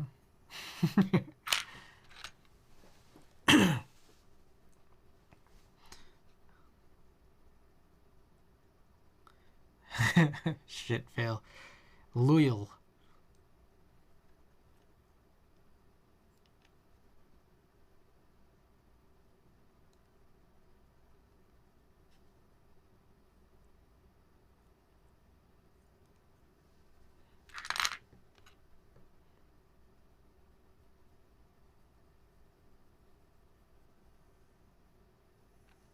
All right. Probably not a hot take for the audience here. But I do like the Twitch lol emote better than I like the laughing emoji. But I feel like, I don't know. There's less people on Twitch than there are people who have access to, all the emojis. You know what I mean? So there would be a bunch of people who, it's not that they wouldn't agree, it's that they just wouldn't know, you know? I'm probably preaching to the choir here.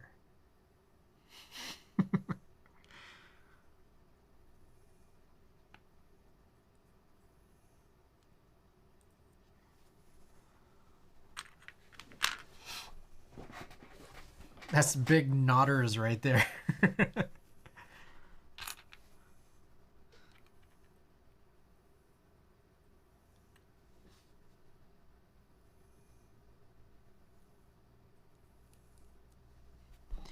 We got a couple of these housings left, and when I finish, I'm going to switch AirPods.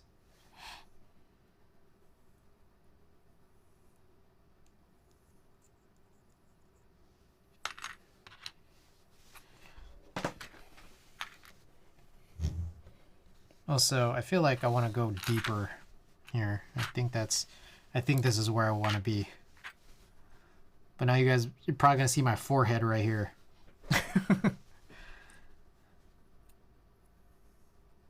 I just should use Discord emotes on Twitch because I love my Pepe emote collection.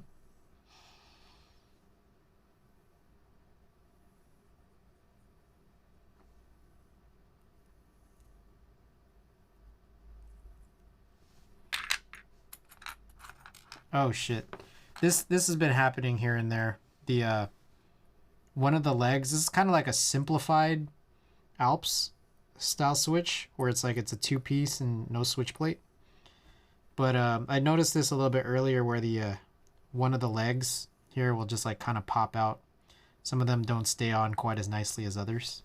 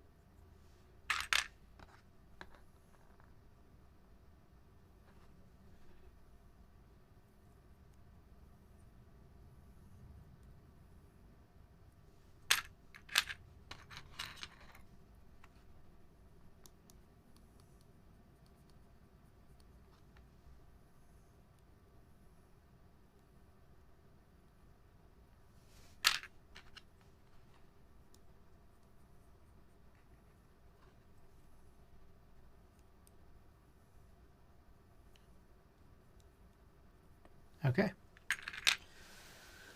All right, I'm gonna lurk while I go pass out. Thanks for streaming. Hey, just thanks so much for being here. All right, AirPod switching time.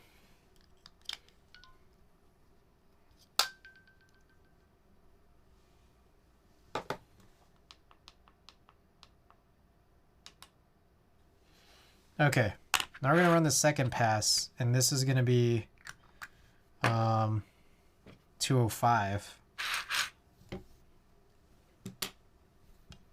Gotta prep for Monday morning. I understand. All right, what I'm gonna think is maybe I'll try to use this applicator first.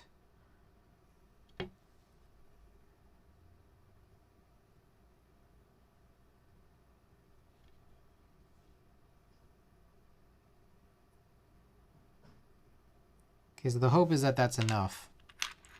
Can we just like, can we get the dollop on?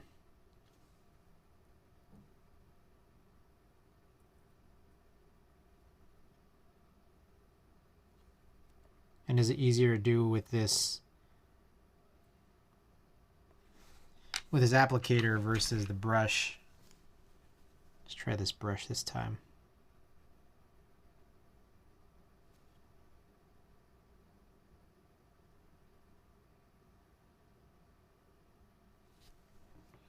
I don't know. I think I'd need like a thinner brush.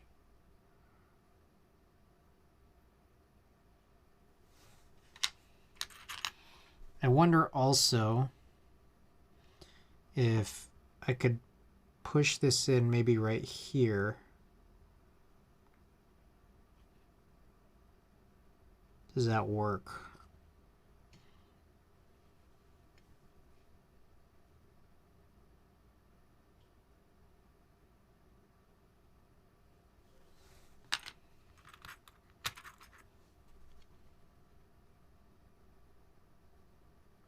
I wonder if injecting would actually be easier.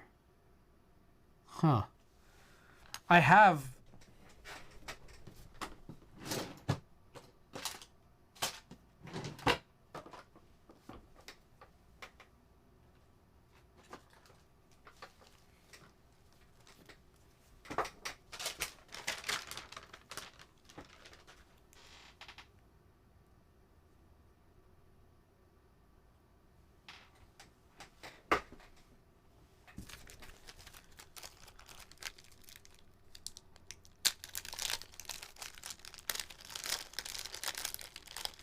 I'm gonna go with this thin one.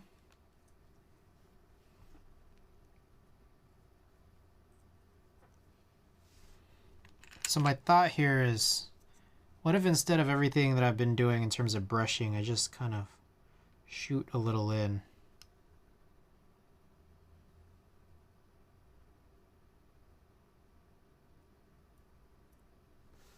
I think I like this idea a little bit better, though I wish the syringe wasn't quite as long. But it's also a factor of like, this is kind of brand new. This syringe that I got from Kinetic Labs.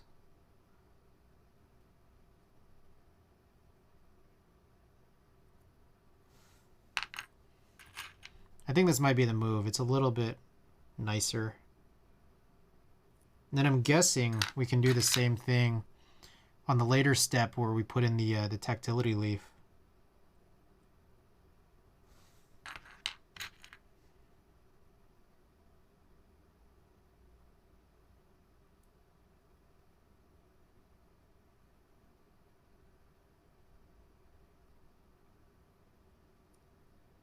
I'm trying to get a closer look of how this leaf works. It's just a little bit hard to see. Because I don't think there's a chance I might not be lubing the right spot. Switch Doc, what's going on? Welcome, welcome.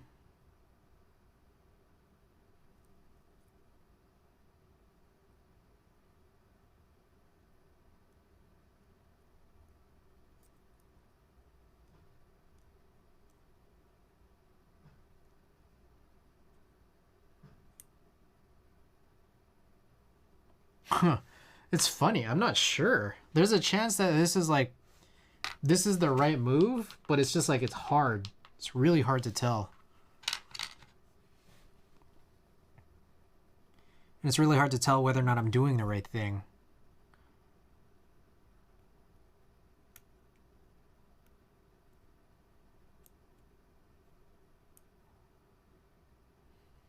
These leaves are kind of crazy.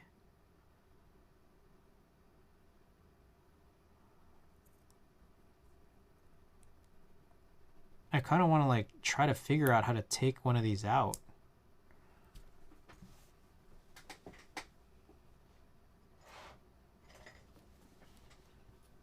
Okay, actually I have this spare one where I already lost the spring, so I'm gonna try this.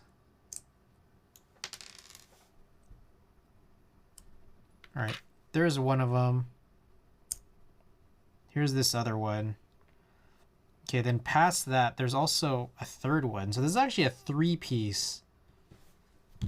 Damn, this is crazy.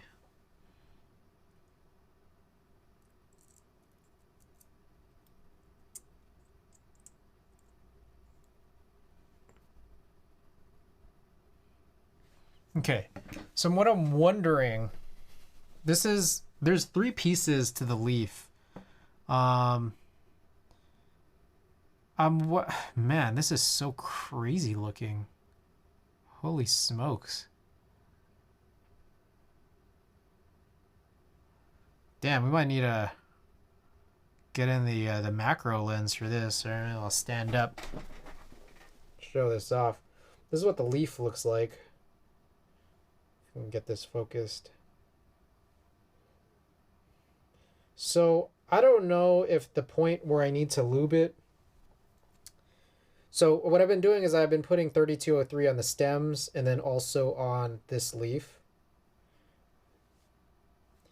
And on the leaf it would be like, god dang, this is really not doing this quite right. 0. Thank you. I'm putting some 3203 right here. And I'm trying to figure out where to throw in the 205.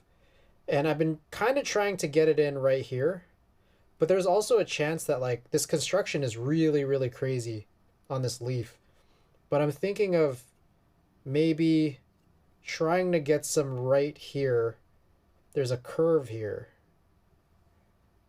I don't know. It's really struggling to find it. The autofocus. There's a curve right here.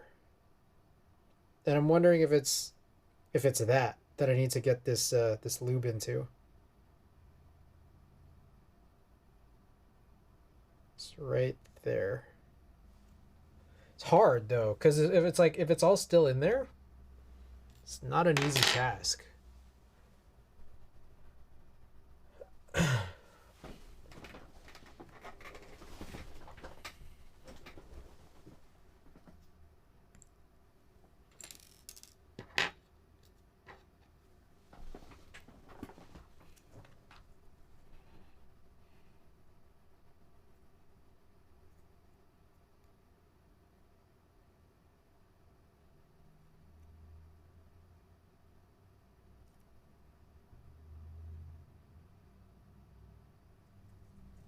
Thrash and Tony, welcome.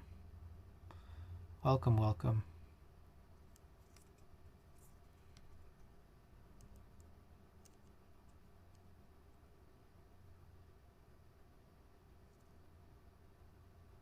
Okay, I think I see it. Okay. So maybe, just maybe, that's the move. Try to get it in there. But we also might want to try to get it basically in multiple spots.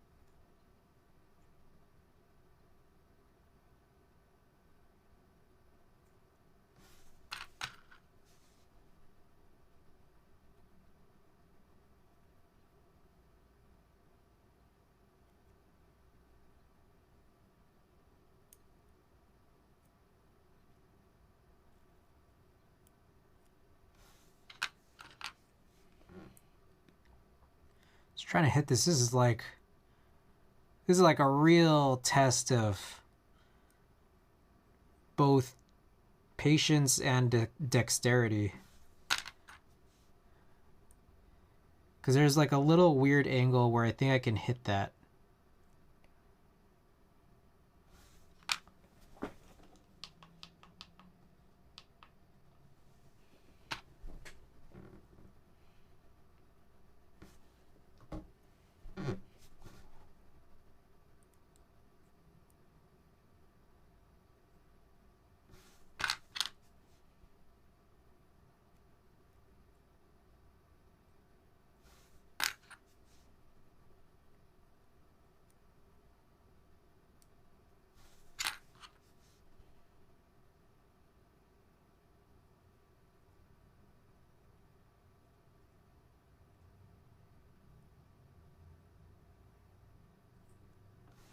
All right. So I've redone all these ones that I had kind of just done. So I'm going to continue along. Get a little there. Get a little there. Just gotta hope that I'm doing the right thing.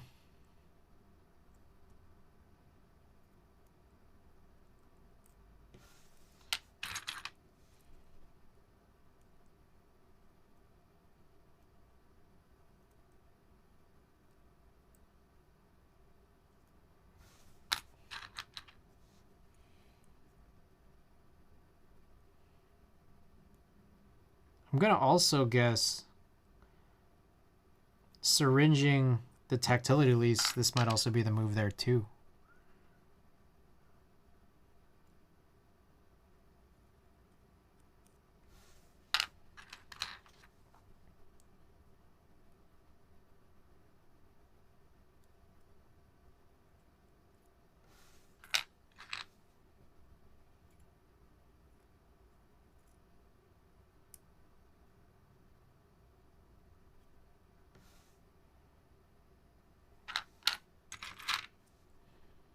Kind of nuts.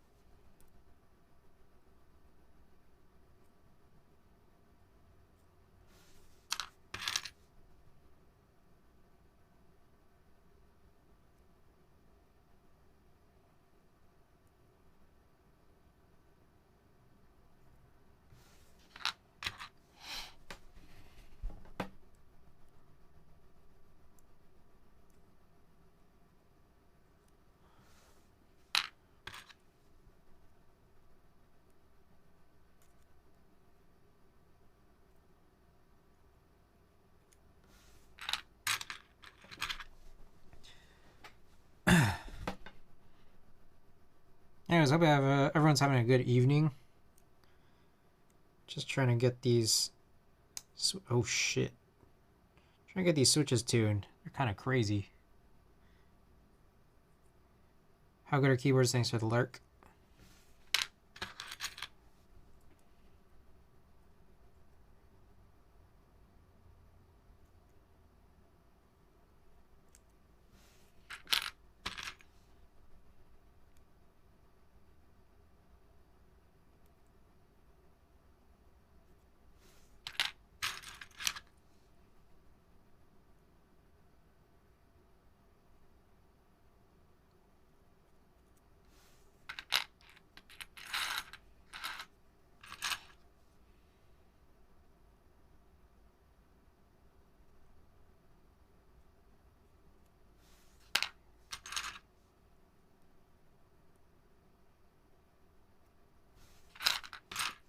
I wonder if I should redo those 5 that I've already done, or at least just try to hit the lube spots here that I didn't there.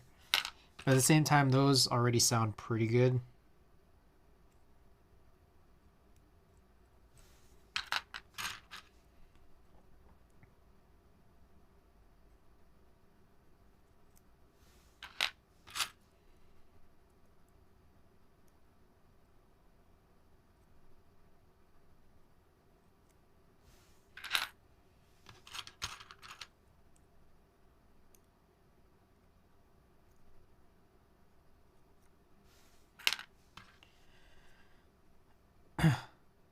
Sick t-shirt? Yeah. Thank you, by the way. I got this from Andy.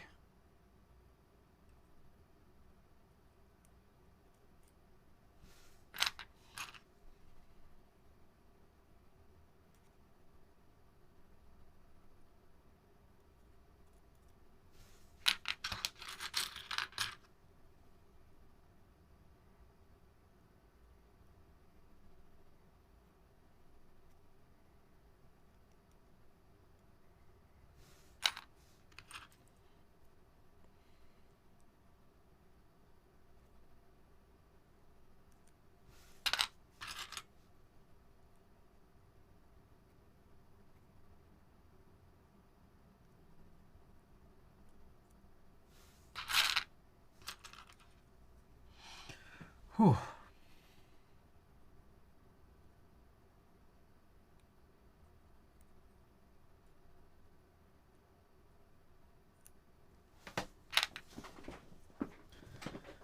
Oh, this is so crazy.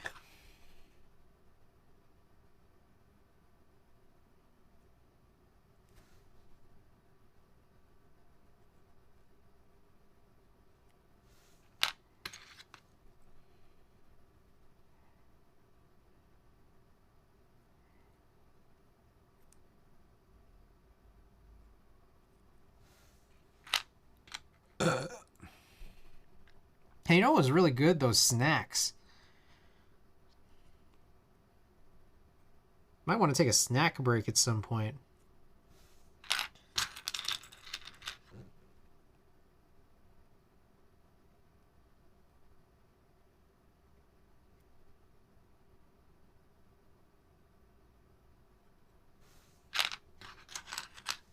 Oh, just a couple left here.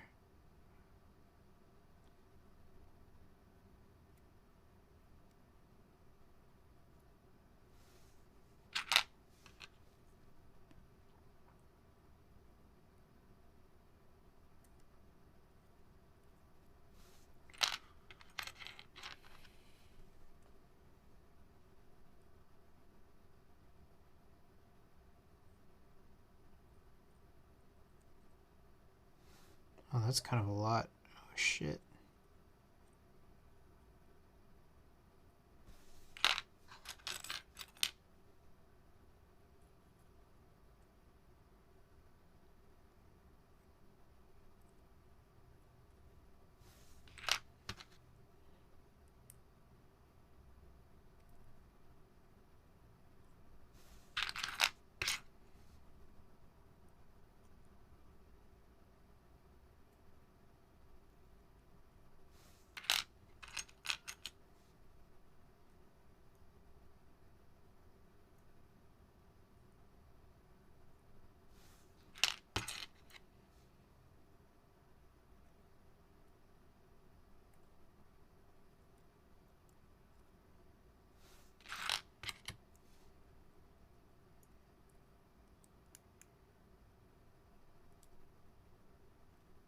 All right. Oh boy. Okay, so that I guess covers that.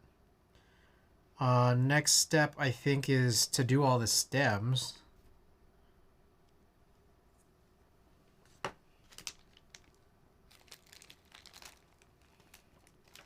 So we're gonna go back to the 3203. This pink brush, the curved tweezers.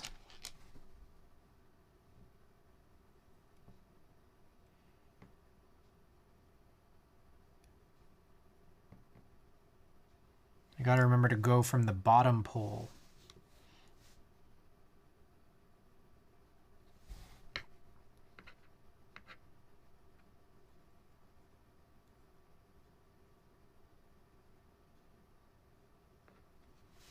I don't think we need to make this take very long. I've been trying to, kind of be a little bit thorough. But, like, that's probably thorough enough.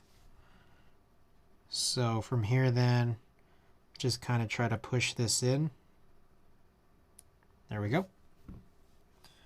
And then from here, I guess we can lube the stem guy here, and then that's good to go. Big Choco Boss, do y'all know any good custom pink keyboards?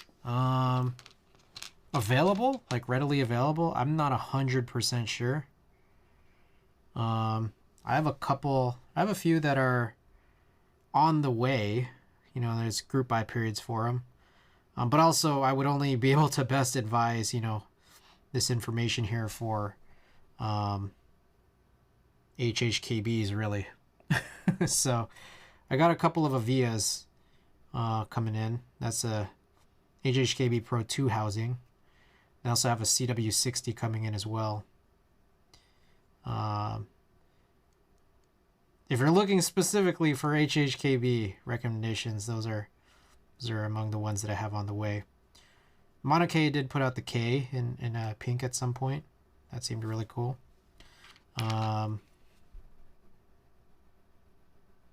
Other than that, not 100% sure.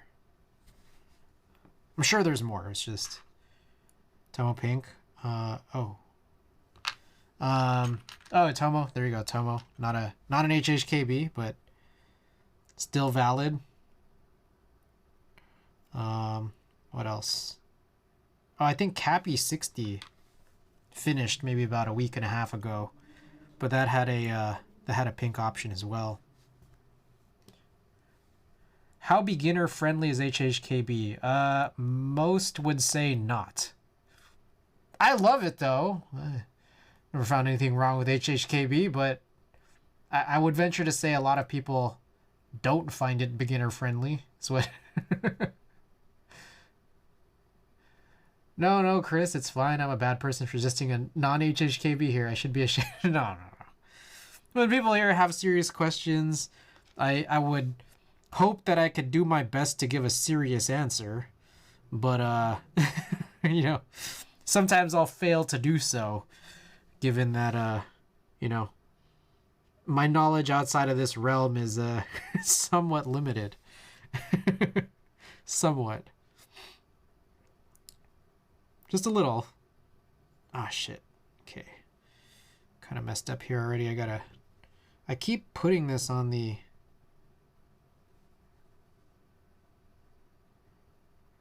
cross mount side.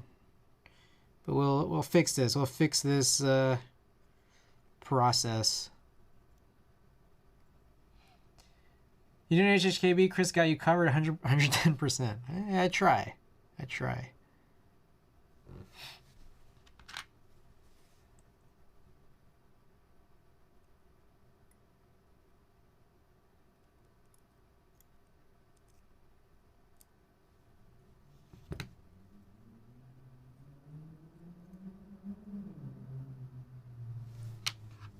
I don't know if I did this pull here.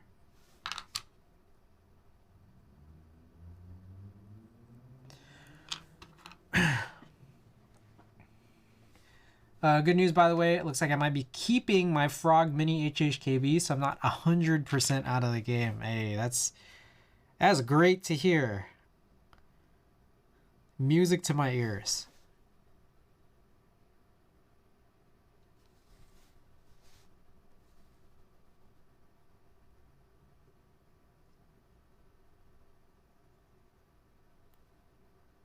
Music, that's string music, man.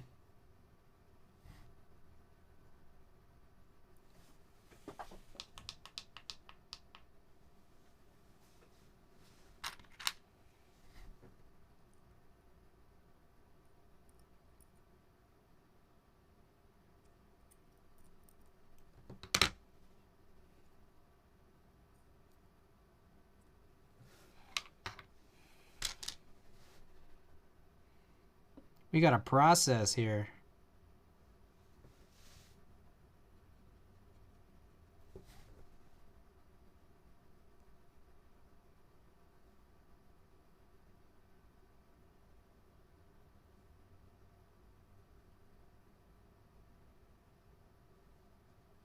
Keep doing this thing. Keep on doing it. So silly.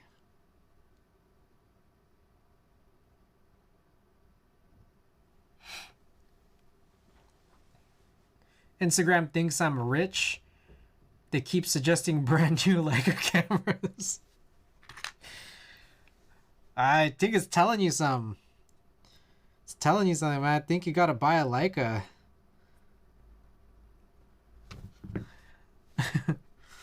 They know you.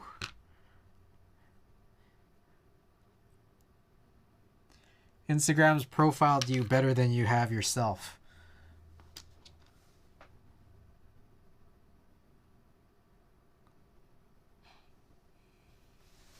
Keyboards can be expensive. Yup. They can be.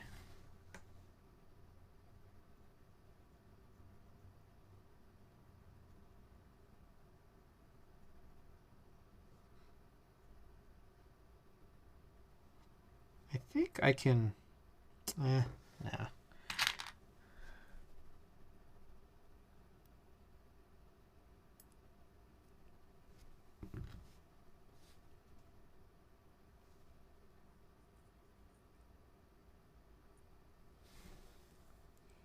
Get a Hasselblad out of spite. Show Instagram you're your own person. Alright. AirPod switching time.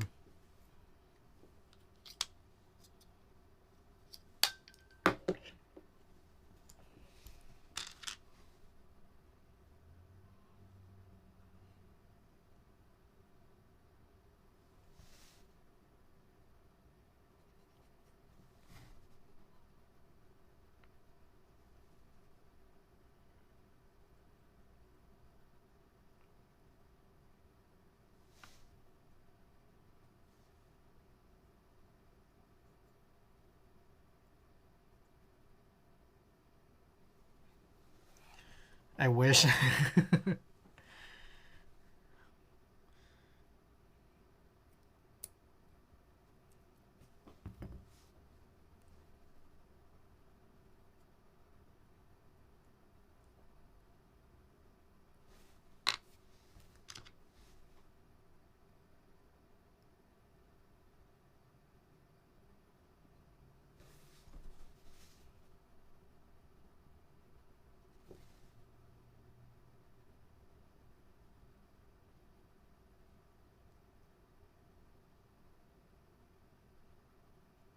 How are we doing on time? What, 2.5 hours?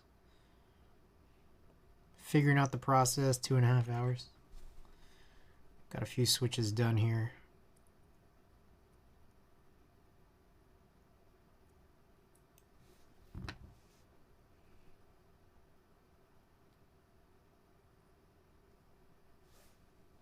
What the H? This mix.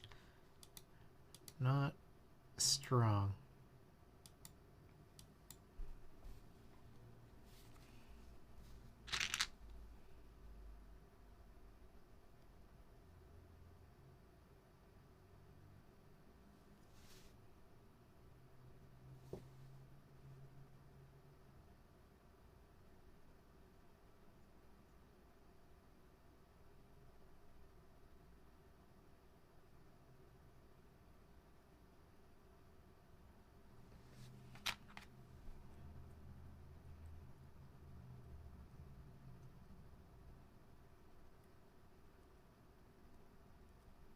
There we go. Have been looking at getting more camera gear. I always think about getting more camera gear. The face cam right in front of me is not a mirrorless that matches the rest. This one's a DSLR, and so it just doesn't have the same sort of video output options. So it's always a consideration.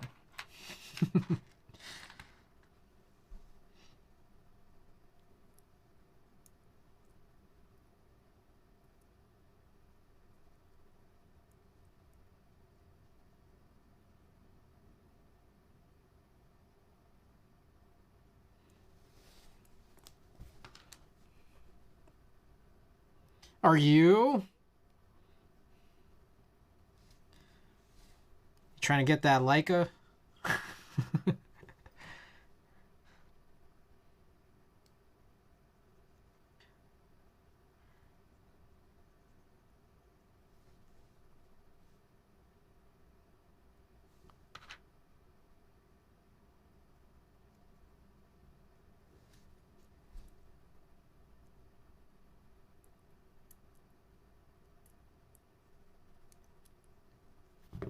I'm good for now.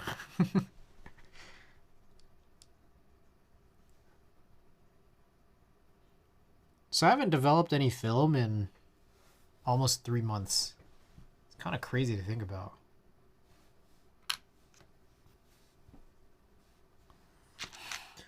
Haven't gotten out of shooting in a minute anyways. Yeah, I've shot a little bit over the last couple months, but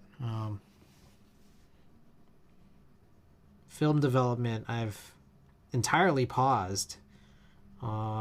Trying to get back into it soon. I just bought a new set of chemistry.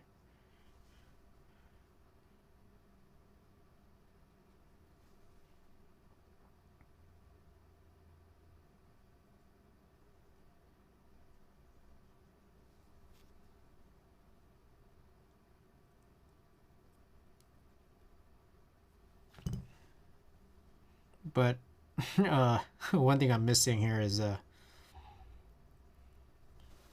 need some distilled water. Don't have any distilled water at the moment. Just need to go to the grocery and pick some up.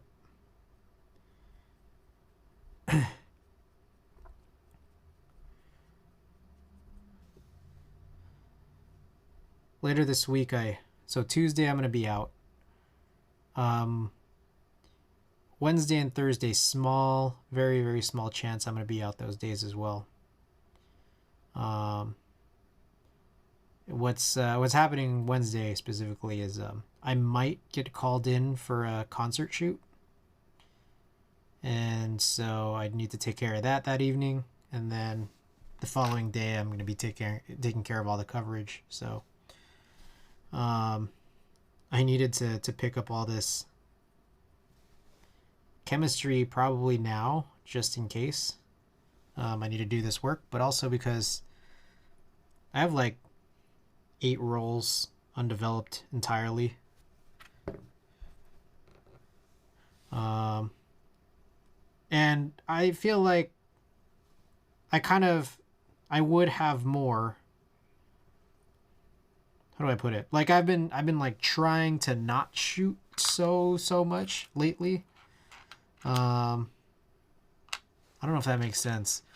Kind of because I know that I don't have, or like I didn't have any stuff to develop. But like now that I just bought it, like it's like okay, can kind of rack it up now.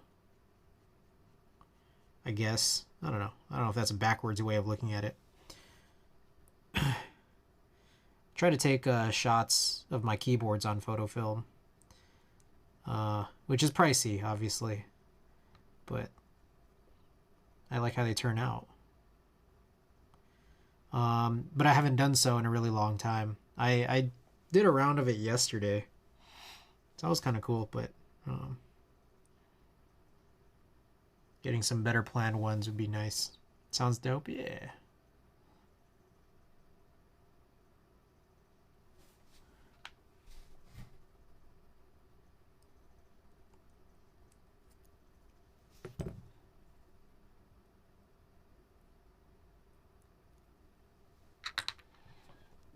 What are irocks? Never heard of them.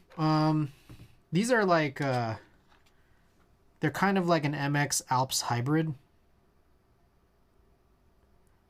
So their construction is a lot like Alps, but with some pretty clear differences, just in how the stem works. But same idea with the tactility leaves.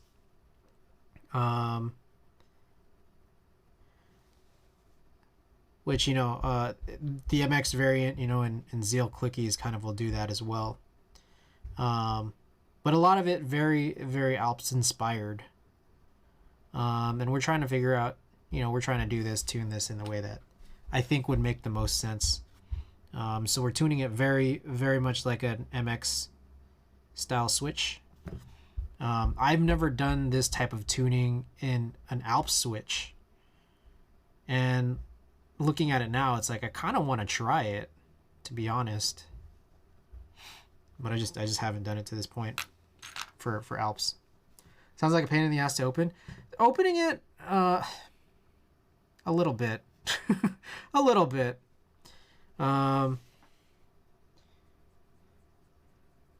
It feels in some ways a little bit more complicated than MX for sure. And in some ways, like trying to like at least trying to determine what's going on here. Oh shit! What am I doing here? I already did that earlier.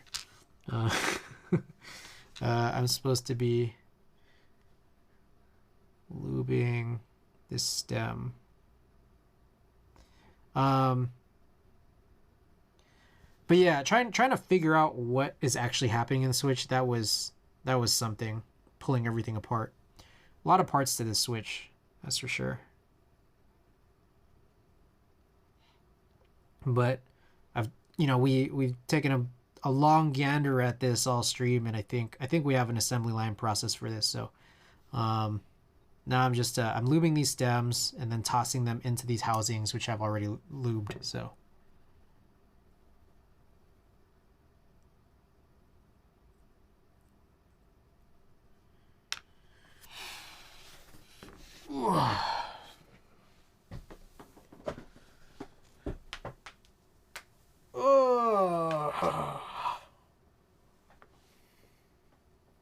I like how they look. Yeah, pretty cool. Brown. Whoa, I got a hair. I feel like they're easier to open. We just don't have neat little openers like we have with MX. Yeah, like it's... Well, getting them open from a closed state is nice. But like disassembling everything, if you're trying to, do this thing that I'm doing right here, that part is a little bit more finicky than MX. Like breaking it down entirely. Except maybe the brown color. There's a couple other variants. This is like the tactile variant. So it's like their colors kind of are sort of copying that classic cherry theming. Brown being tactile, blue being clicky, and red being linear.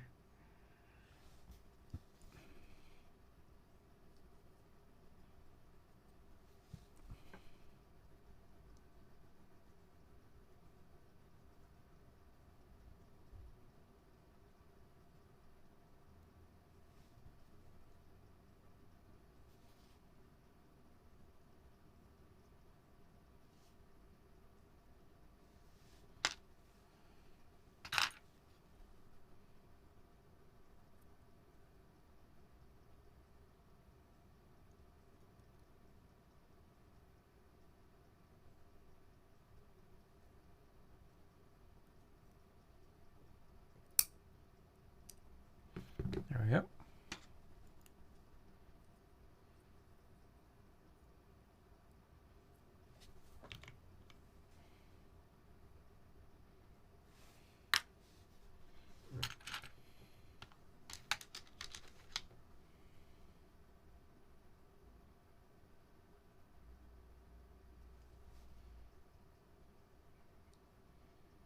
All right, I say in 20 minutes, I'm going to take a snack break.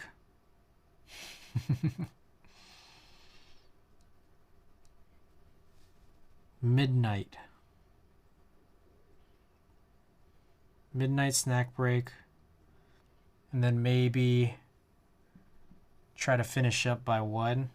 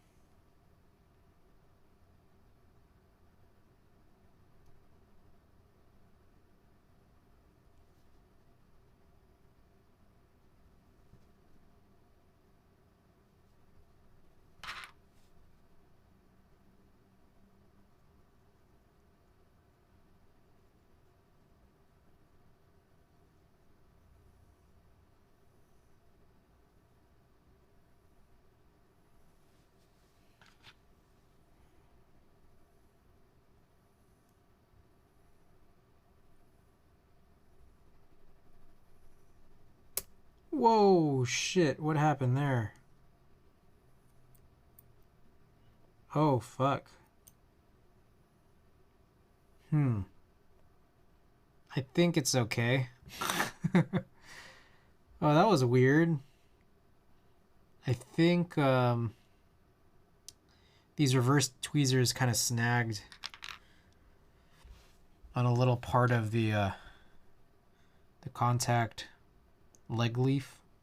Should be okay. Yeah, there's a little snag, so I don't know how to explain this.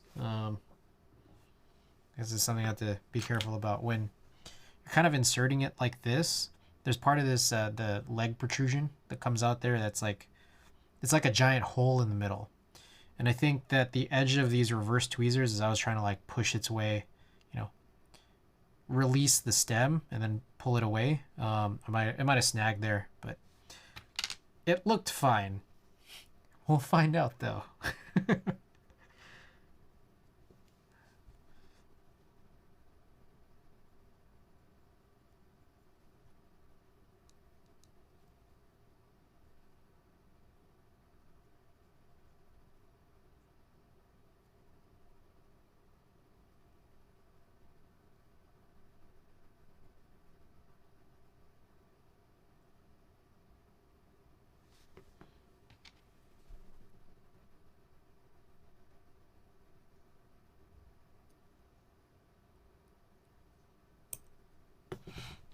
I'm using straight tweezers for inserting.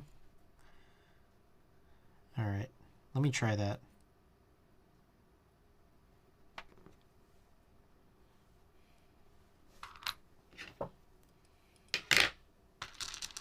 See if this makes it any better or easier.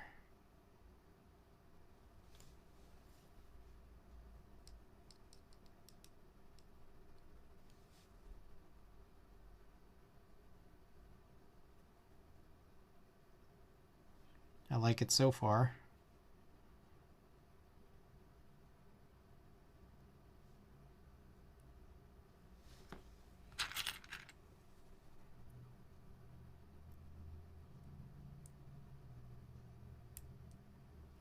Okay. Actually, probably better. You might be right.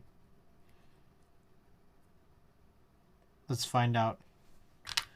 Continue along.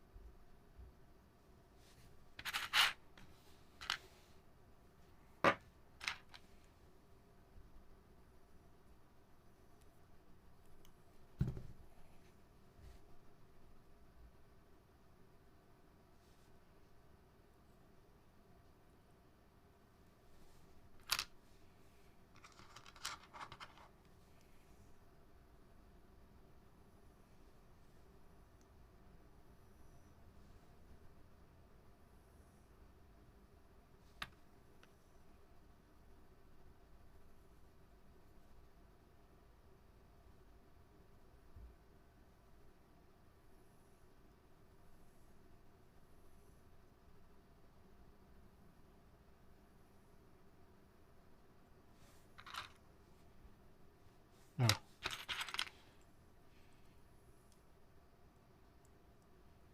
Yeah, this is actually easier.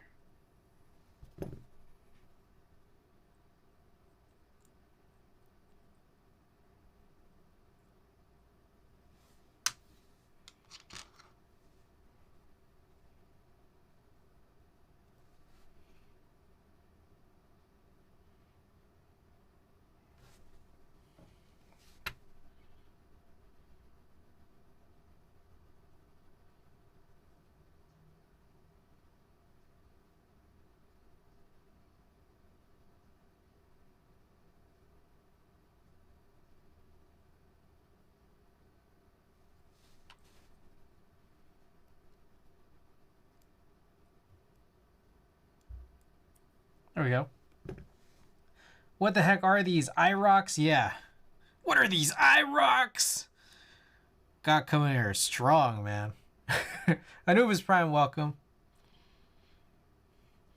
What are these Irocks or something? Yeah, we are working on irocks tonight. We're trying to like come up with the plan on how I would like to lube them. I don't know if this is everybody's plan. I've never lubed Alps like this. I've never lubed MX like this. irocks. It's a whole different ball game here. We're doing it very MX like this lube job. Rather than gripping the pole, why not tweeze the side you aren't lubing as its opposite the contact leaves? Tweeze the side you aren't lubing.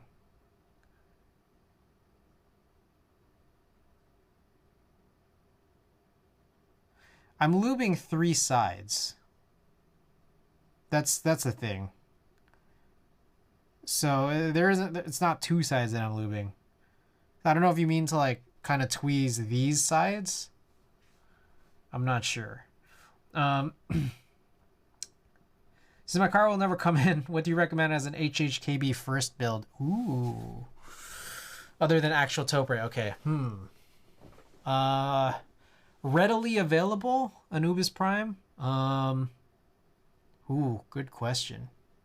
Brutal is out there. What else is out there as available HHKB? I don't know. Dang, now I gotta look at my own collection. That's I feel like I should have this canned answer, shouldn't I?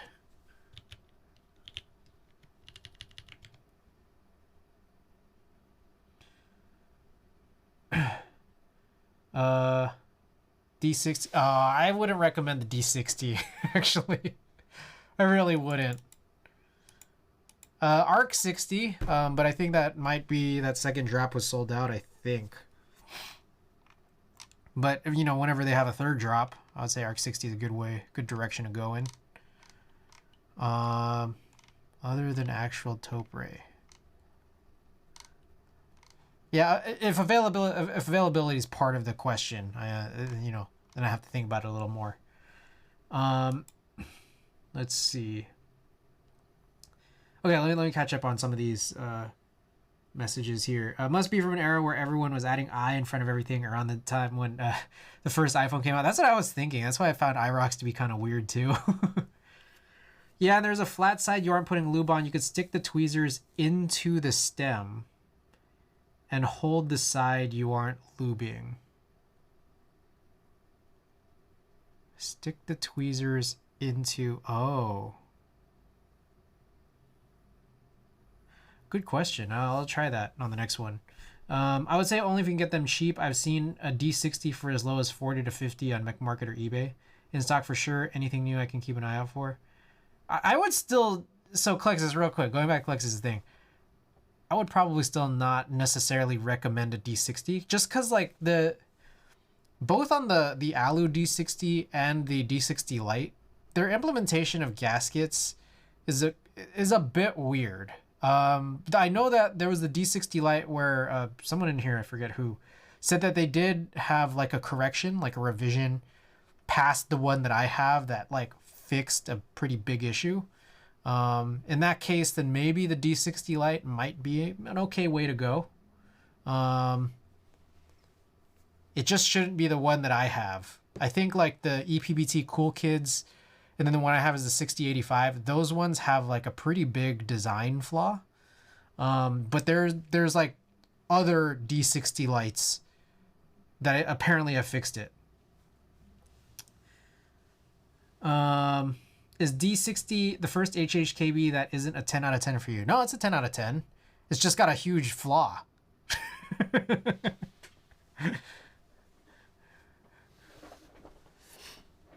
10 out of 10 would not recommend.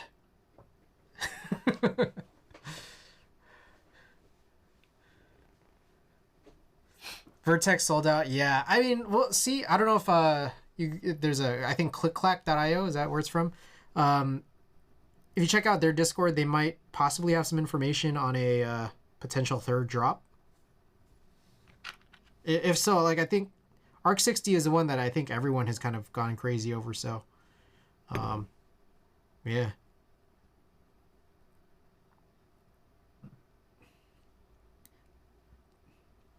Excuse me. Dead Man's Winter, thanks for the follow. All right, let's try this. So you're saying like go straight into it like this. Ah. Okay, let's see if this is easier to lube some of these contact points here. Yeah, it's a valid take on the D60. A couple of KD fans' early D series of boards had some issues like that. They're very weird when they come to like how they did the gaskets on them. Fucking the Tofu 2. Was that what it was? I don't know. I've heard a lot of good things about the Tofu 2. That the version 2. I don't know. I haven't tried it. So I guess Anubis is Prime. Your original question: what do you recommend as a first HHKB build? I'm suggesting the Tofu version 2 because I think there's an HHKB variant. But do I recommend it? I can't because I haven't tried it. Tofu Junior. No, I think the Tofu Junior is 65, but there's like a Tofu version 2 or Tofu 2.0. A Dead Man's Winter. I should be getting my Tofu 2.0 after I go. There you go. Sidbeck, you alright there? You doing okay? It worked with non-reverse action tweezers, but the points aren't as thick. I see. Do I have thicker points? I think these are the thickest that go.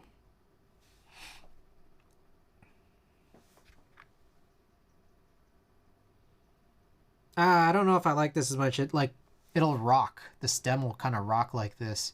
Maybe because my tweezers aren't so thick. Also, I've like definitely slowed down here. I got like 5 minutes till my snack break. I've definitely been like kind of like brainless.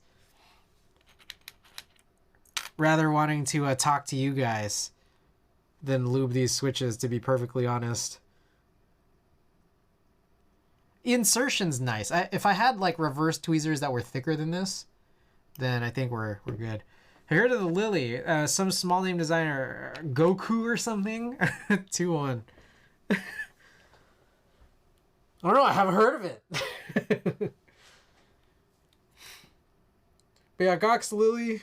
I don't know. That seems like an exciting project, I gotta say. Okay. Anyways, I'm gonna go back to the perpendicular method of holding this together. Oh, that's right, Frog Mini. How could I forget the Frog Mini? Oh, what a fool I was. Frog Mini, I think Frog Mini is a good one. QK60 I think is up there. Like I don't know. QK60 is an interesting board, that's for sure. I don't know how to put it. I don't know if I would. I don't know what it is about the QK60, but like, I'll recommend it. I'll recommend it as like, again, a first HHKB build. But I think there are some things that like are so damn good about the QK60, yet for some reason it still can't really. I don't know. It just doesn't really crack my rotation. Maybe it's just... maybe I just don't like the color that mine is. Maybe I don't like that it's a hot swap. I don't know. Something about it just like has made it not crack the rotation. But I still would recommend it.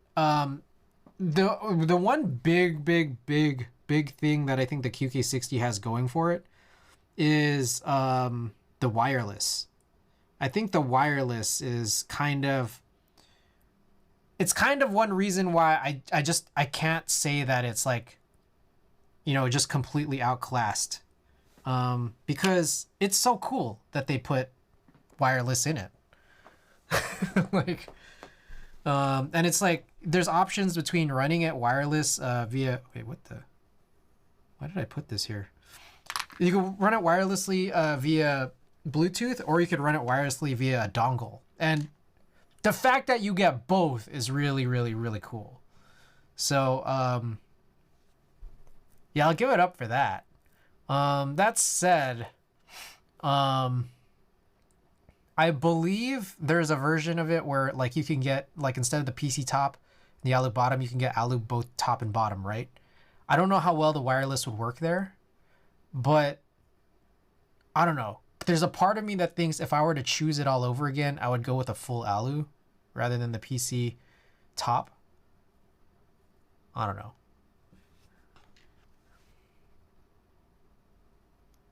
Maybe I'm just crazy. Yeah, the price tag was really nice. It was also really, really incredibly affordable. Like it was cheaper than the Frog Mini, and it was going to be cheaper than the Arc 60 as well. But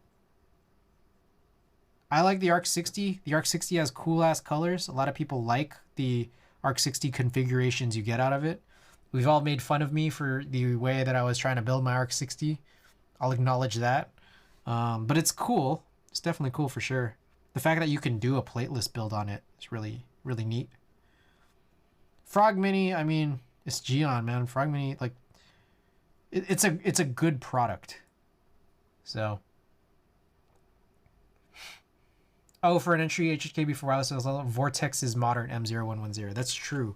I remember that being sent here, and I was like, kind of like, whoa, wait a second. I have the other M0110, the one that's like alu powder coated, I believe. And it's nice. But then I know that Vortex has that version where it's like plastic, and it looks really neat too. Looks similar, but I'm gonna guess that the plastic's gonna do you something a little different. And in my opinion, I've never hated plastic cases, so maybe that's something I ought to try. Sand Fallout for sure. The acrylic top was pretty, but just didn't do it for me. The QK60, right? Yeah. I don't know, or maybe it's just that like I could have maybe done the PC top or whatever it was, and then did a different color bottom. I think maybe I was just a little bit disappointed in that mint bottom, and maybe I've been disappointed in how I've been building it. So I have the QK65, or I have the 65, and I'm not happy with it, to be honest. I see. Okay, well, if you already have a predisposition against it. The mint was very blue. I still don't know. I think... Okay. I'm just going to throw it out there. All right. Bear with me here. This is probably going to sound ridiculous. I think what had happened was Alex Sotos did the PC top mint bottom like stream. And then I think everyone saw that, and like I saw that and I was like, oh man, that looks really, really good.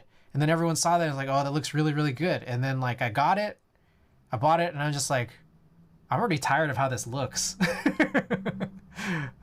I should have got another color.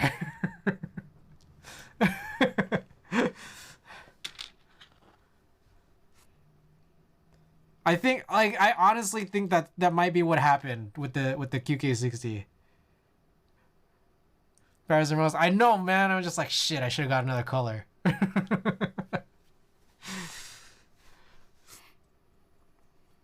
It looked really cool, you know, before we all had it. And in a vacuum, I guess it does look really cool. I think it's just like, what's hard is like trying to find like a key set that would match it. And again, maybe I'm just being really ridiculous here, because maybe a big portion of my problem with it is really, you know, aesthetic or, you know, cosmetic here. It's kind of silly. I know.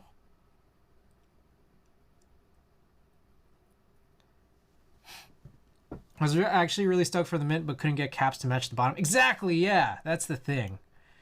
It's kind of how I feel about the Space 65 R2 I got. Chris, I was like, key sets. I haven't tried running finer things on it yet. Maybe it's worthwhile to try finer things at some point. All right, it's 12:02. I think it's time to eat some snacks. I'm gonna go wash my hands, then grab that snack box.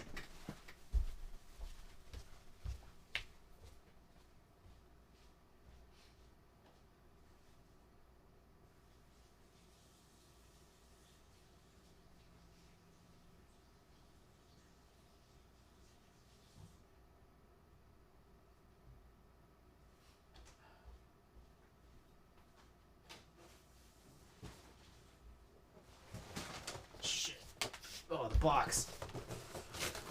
It's all... The weight was not distributed in that box very well.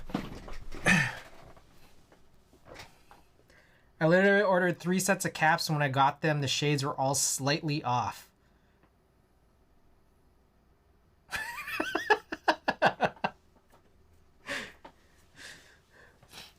I think that was funny because you put it all in one line. When I got them, all the shades were slightly off. Spent more on caps than I did the damn board. Ah, what were the sets? Out of curiosity, just wondering. Asking for a friend. All right, let's eat these barbecue corn nuts that don't even really taste barbecue. Oh, here are the cashews. Okay, this is not corn nuts. These are cashews. Nah, I like cashews. I'm gonna keep eating this.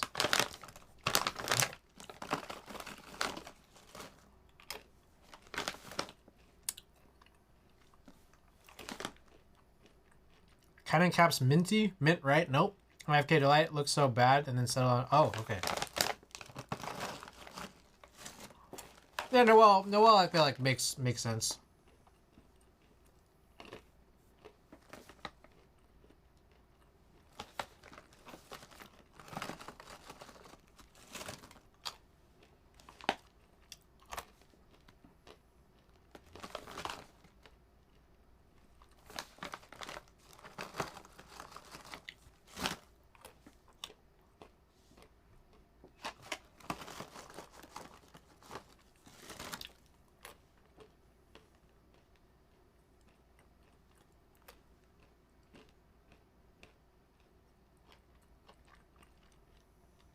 All right, over or under.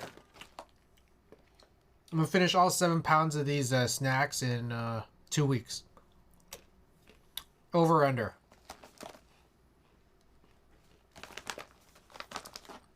I don't think I run a prediction for this because that would take 2 weeks. We got other predictions to run in that time.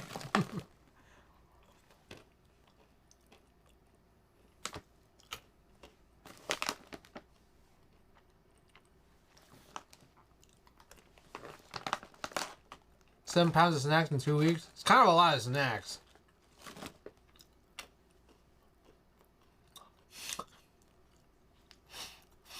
Somehow this is like still an excessive amount of these nuts jokes, even without putting it down to 1-bit TTS.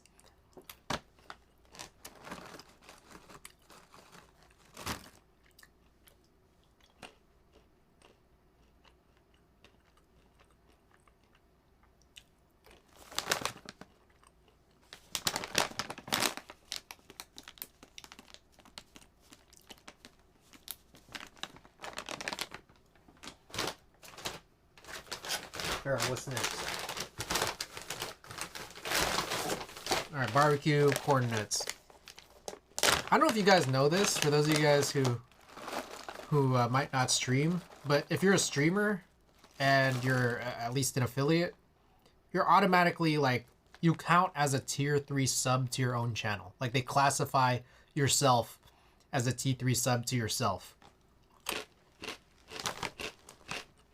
Barbecue corn nuts, I mean, these are nuts.com branded barbecue corn nuts. And they kind of just taste like regular corn nuts. The barbecue is not strong enough on these.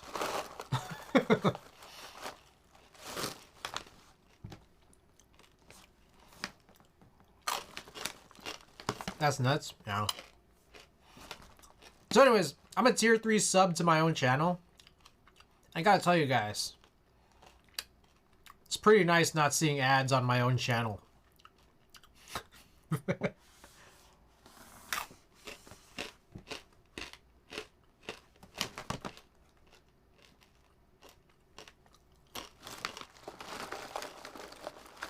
Can you imagine? Like, you're trying to monitor your own shit and then like ads come up? That'd be like super annoying.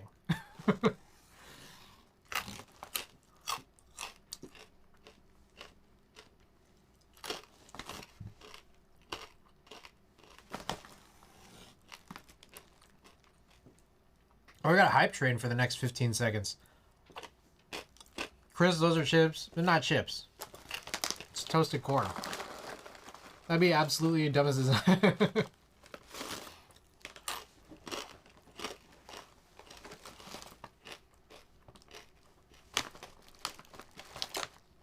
How many chips? Chips are for chumps.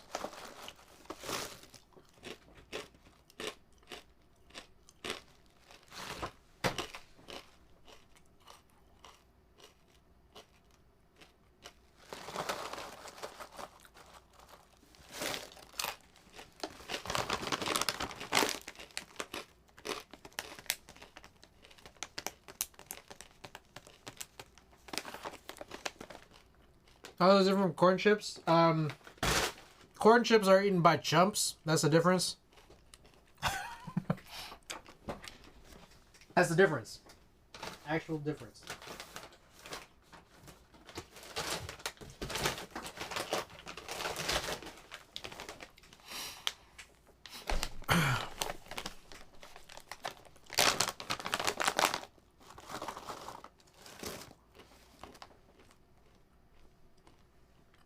Corn nuts are for people who dislike their teeth and enjoy more flavor. Yeah, there you go.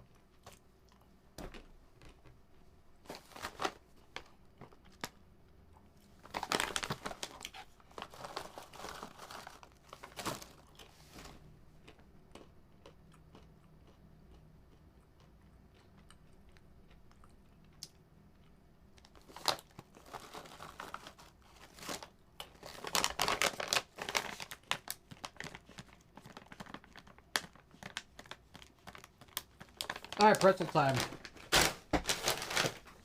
Yogurt pretzel is my favorite nut.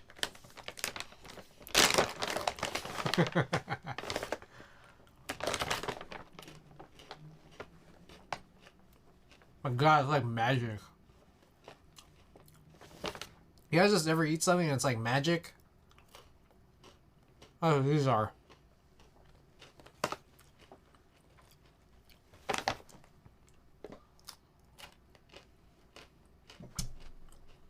I think they have the same flavor as Fritos, to be honest.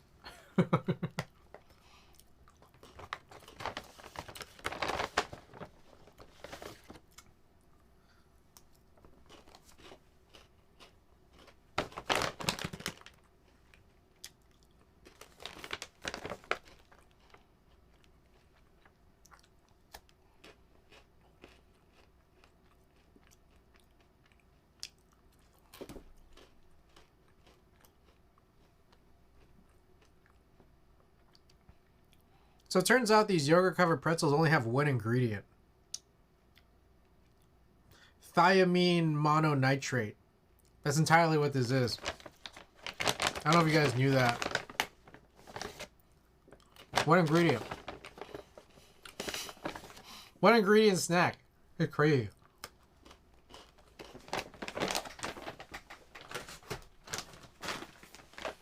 Meanwhile, these barbecue cashews... also one ingredient. Peanut oil.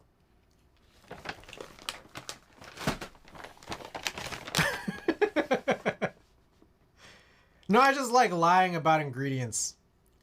Sometimes people ask me what sometimes people ask me what's in the ingredients list for these, you know, just anything, and I'll just lie.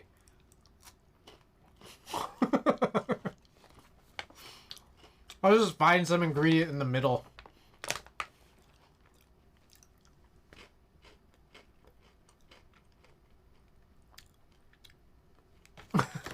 Pretzels forged purely out of pure vitamin B.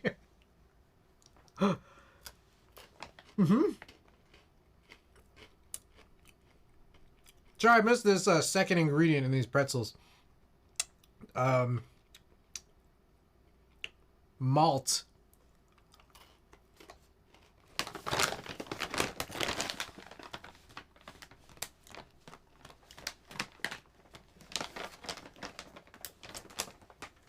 Alright.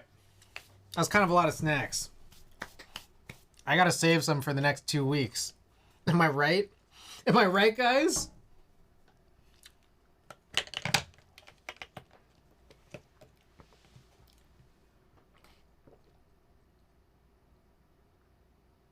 Bruh. Did I wake you up?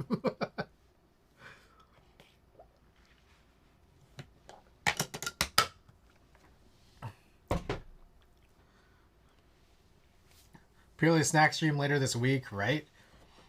I would eat my own weight in snacks in a heartbeat. 2 weeks? Dude, I can't buy snacks. I eat them all so fast. It's 7 pounds. I had 7 pounds of these. Actually, you know what? It's like, it's more like 6. Wait, how many pounds is this? 1, 2, 3, 4, 5. Actually, okay, sorry. It's more like 5.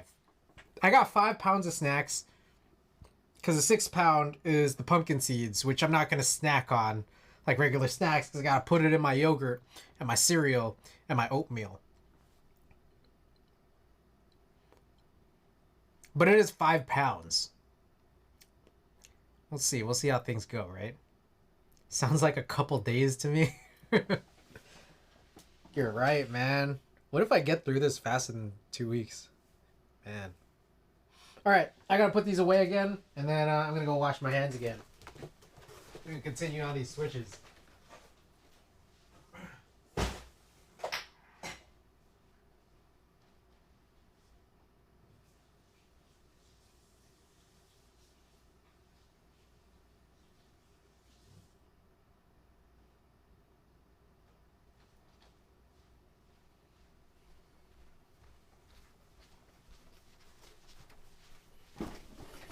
Give me a sec. I crushed that in a week. 5 pounds of snacks? You guys could do 5 pounds of snacks in a week? Damn. Maybe you guys are giving me confidence. Maybe you guys are giving me a little too much confidence. It's 5 pounds.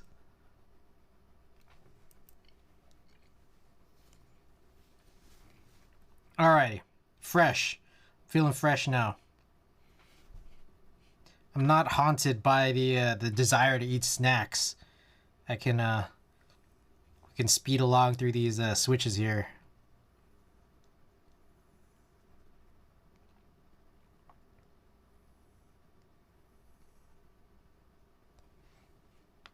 I hope they last you 2 weeks. I just have no self-control.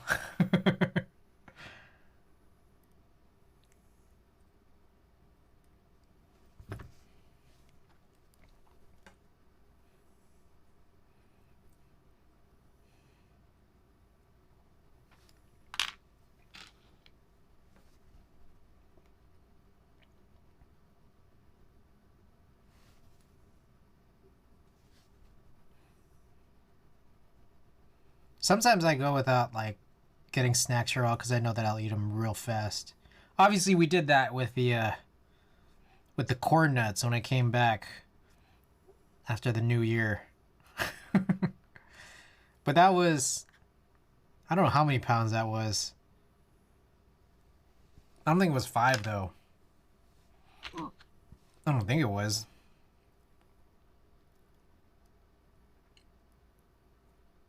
How long did the corn nuts last? Shit. Yeah, you guys are making me think that like I probably will finish this all really fast. I think it was like in the neighborhood of like 3 pounds in the neighborhood. And I think it probably lasted me like a week. And I was like at like, you know, towards like days, you know, 4, 5, 6, 7, I was like, oh, maybe I should like spread this out a little.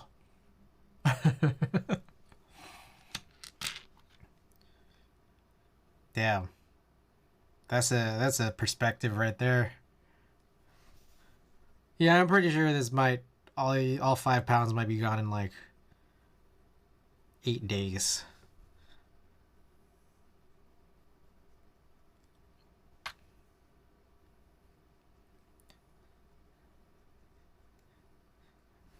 Guys giving me a new outlook.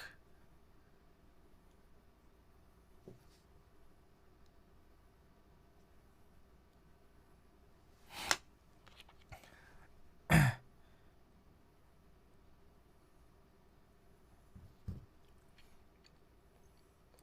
used to buy snacks when I went to Costco intending them to last me a while. They'd always vanish in a week.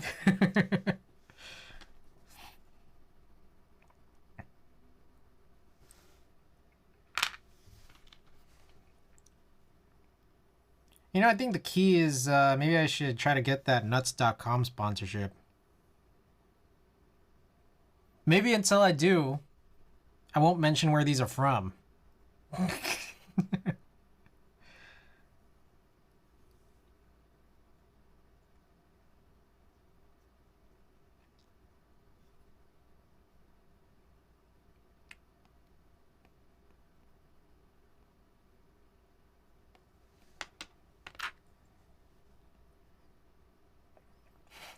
I got them from some website. Doesn't matter where.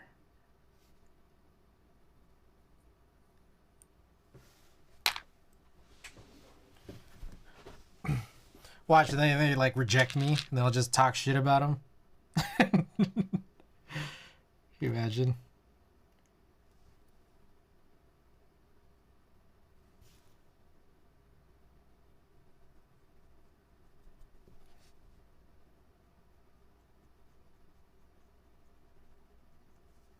No free promo.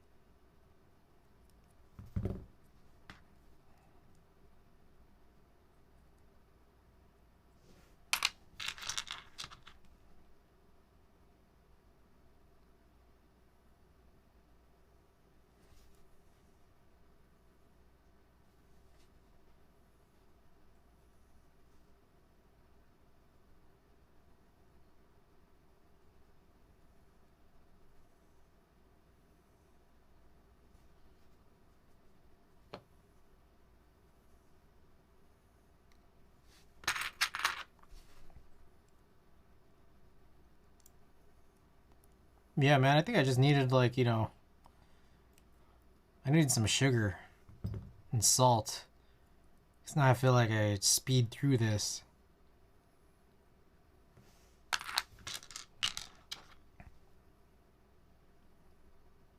Is this that part of the song?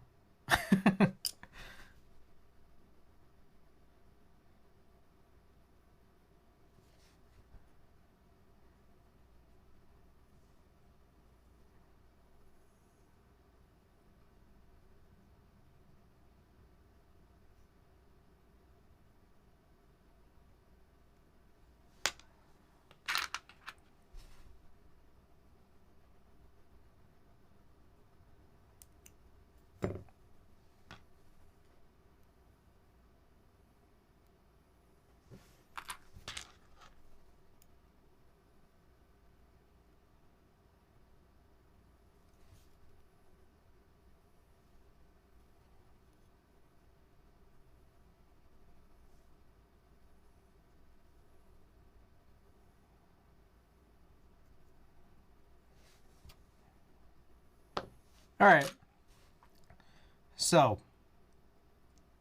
here's my take on 3203. It's white. It just reminds me of 205. At the end of the day, it's white, it's lube. The consistency is probably different.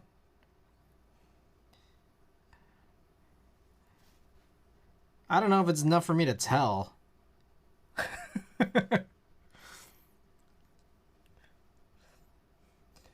You don't feel like it's thinner? It's just lube. Like, I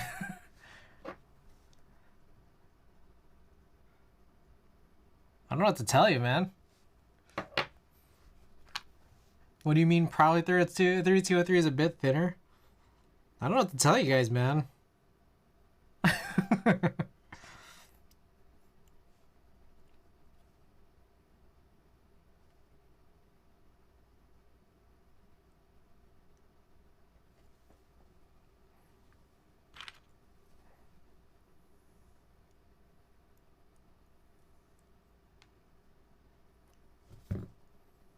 If lube is lube, then use KY jelly.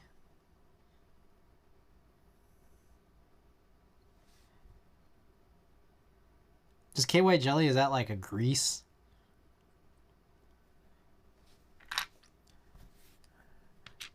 Does that count as a grease?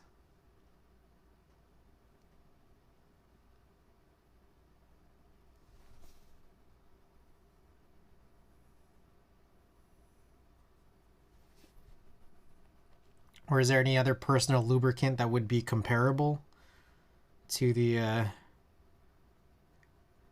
200 style greases between Krytox and Tribosis?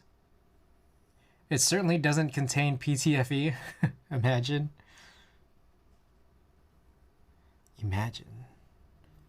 Imagine a world.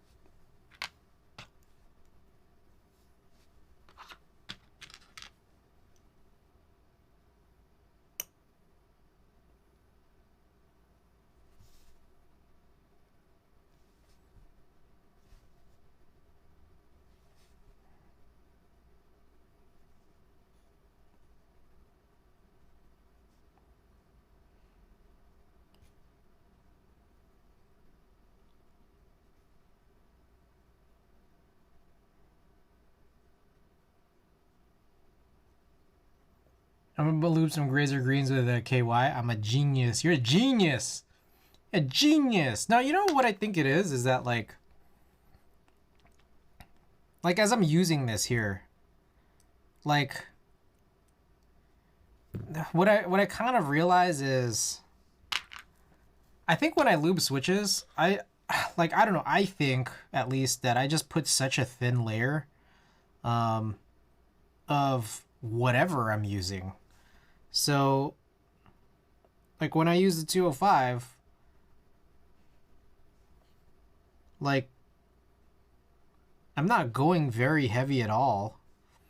And like in that respect is that like, well, I'm not going heavy here, 3203, so it's just like, I don't know, it just kind of seems like, hey, are we getting a lubricant on it? Like, yeah. If you're not using movie popcorn butter, are you even lubing? The H? I still lube tactile with 205 sometimes. I mean, I lube everything with 205. And it's just like, I think I just go equally light, whether it's a tactile, whether it's a linear, anything I use these greases on. And, you know, 203 here, you know, we're doing this in this irocks switch. And like, I don't know, I'm just kind of doing the same thing.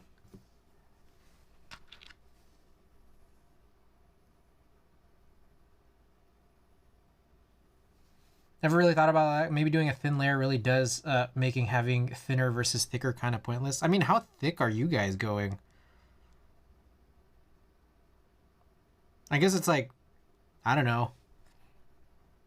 Like for me, I lube all my switches and like I know what I do, but it's not like I really 100% necessarily know what you guys are doing or what any given person is doing.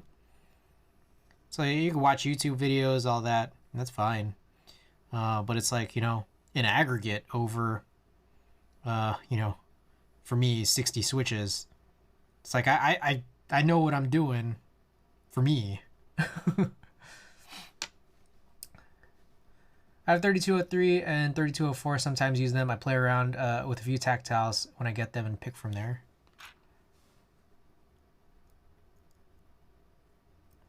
I don't know. Part of me is just like, it seems like it would just be easier if you just had one lube, you know? So it's like if I started with 3203 or 3204, then I would probably just never use 205. Even a thin layer still makes a difference. Just comes down to not minding the field personally. Or maybe it's also that like, you know, I've complained, or like, how do I put it? I've explained this many times here in my stream that my sensory perception is not really sophisticated. So maybe it's not like for me, I just don't feel the difference. You know?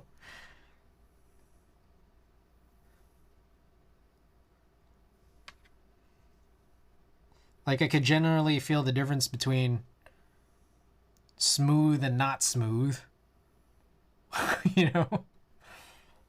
Like, I could feel that difference if it's smooth or scratchy or smooth or rough. Is that why you like bad pizza? Yeah, probably.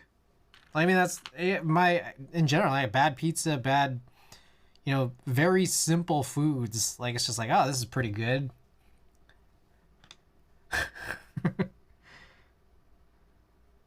Like, at some point, like, for me, it's just like, oh, there's a line between, good headphones and bad headphones. And once you cross that line, it's like, oh, it's good. you know?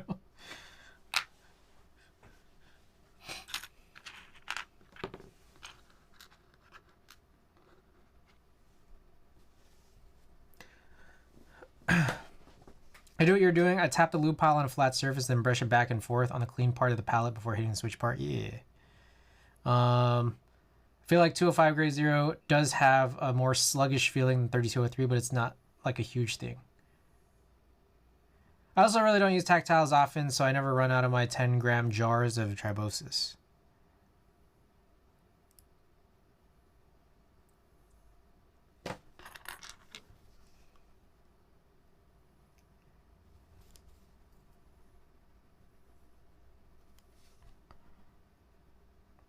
I've been using this lid as a makeshift palette because there's a bunch of lube on it already. Like, in fact, like, I mean, where I'm more particular about the lube is, like, again, we were talking about it here, but just, like, throwing the lube onto springs, like, greases onto springs. Because I feel like that's the most luck I've had with getting rid of spring ping. I've gone through probably 70 grams or more of 205 grade 0. That's kind of a lot. I mean, that, you know what? That is kind of a lot. Because, like, this is my second 7.5 milliliter. This is a half ounce. 7.5 milliliters. I just started this. So I've gone through one of these. And I've gone through, I don't know. I want to say like 5. I don't know if they were 5 or 10 milliliter, like, jars like this. Probably closer to 5. I've gone through like 2 of these. And, like, I mean, these are all the boards I've built. Like, I don't use that much. Like, again, some of these have multiple builds. It's like, I really don't use that much lube. You'd probably lube like 4,000 switches or something. How many, like, I mean, I guess I could maybe try to count how many, sets of switches that I've ever done. Give me 1 second here.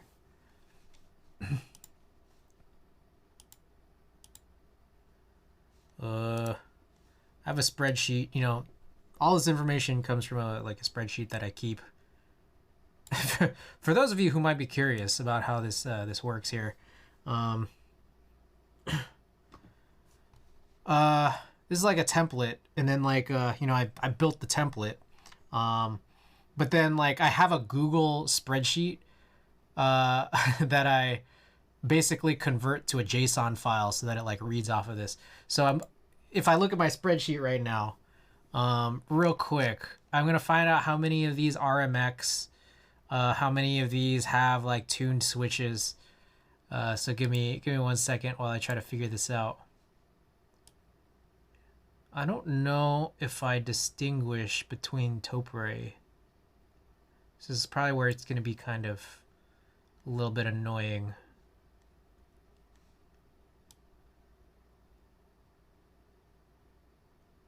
There's a way out here, though, I believe.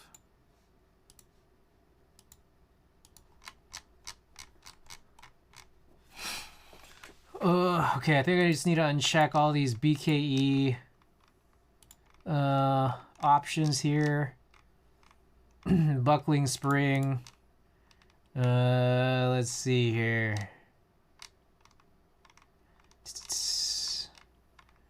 I'm scrolling through a lot of options here. Oh, I guess anything that's clicky, anything that's Matthias or Alps.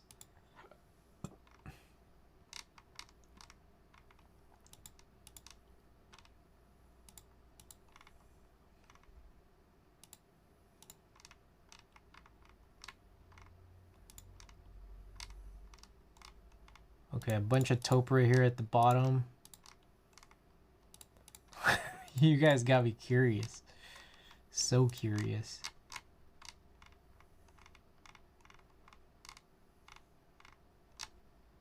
There's... Oh, shit. Found... Anything that's clicky. I gotta look for clicky, too.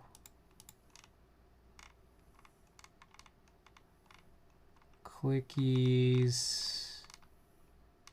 Well, some.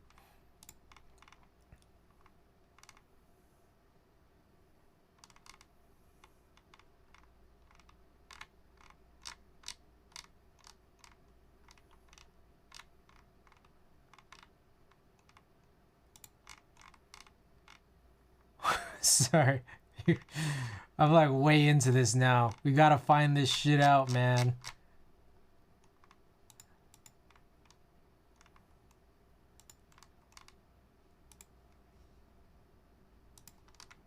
$67? It appears that I have about 67-ish. Let's just round down. Let's round down. Let's call it 60. 60 times 60. I guess in the neighborhood of like 3,600, maybe more. I don't know. I have some that are also in the drawer too, so I could maybe round towards that 4,000 number. So yeah, the 4,000 number, and like I haven't gone through like, you know, I don't think more than like 25 grams. A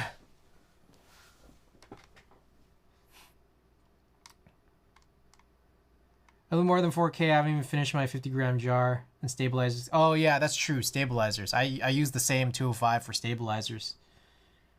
I feel like I use more when doing taupe compared to MX. Oh, and then also lubing all the you know, those PCBs. 200 max rookie numbers.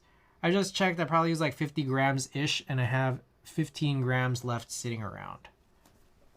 Okay, so what it sounds like is like apparently I use like half as much, at least as Arigato Roboto. I don't know about the rest of you guys, but if Arigato Roboto could come up with a number, and I was able to come up with a number, it seems like I do half of what I use, half of the lube that Arigato Roboto does. So I use very little. It's not a bad thing. It's just, it's the way it is. You know? I literally don't heavy lube. And I think that's the thing. You might not heavy lube, yet I still use half of what you use.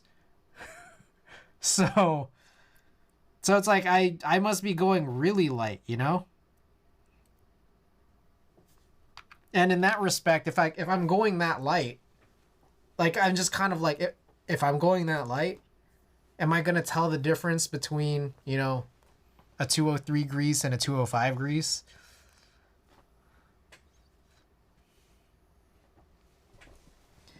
I just stumbled across the Lily 60. Yes, the Lily 60 by Gok. Did that already run? I believe, well, Gok is here to explain it better than I can. A good many here can explain it better than I can. I'm just a streamer. Gok, do you spread out the PCB like mayonnaise or just like mayonnaise? Just lube the contact points on EC. I want to learn how to lube taupe. I have 20 gram 205 grade 0 since 2021. I don't think I've ever bought that much 205 at once. I think that's like kind of exciting. I like when they're pre-syringed. It's like, this is not cheaper by any stretch of the imagination. This is way more expensive, but it's like, at least I don't have to go like, you know, dipping into this jar. You're just scooping this out. I lubed inside the circles. I was trying to get rid of spring crunch. Yeah. I mean, you can lube everything if it's, I guess if it's like a taupe PCB specifically. There's like some weird shit under here. There's like dust.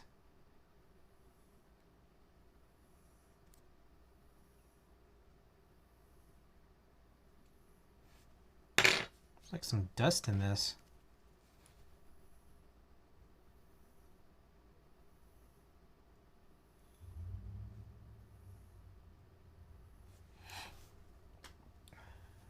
I want to get the domes all oily. My wallet is ready. I did the whole PCB so I get the domes to stick. That's true. It does kind of act a little bit like as an adhesive, but it will also depend on what PCB you're using, because I think like there's kind of been some establishment that like the Cipulot PCBs I guess don't take lube quite as well as like the Topre ones. Bro, I'm like weirded out by this. There's motherfucker. There's like this weird shit under here.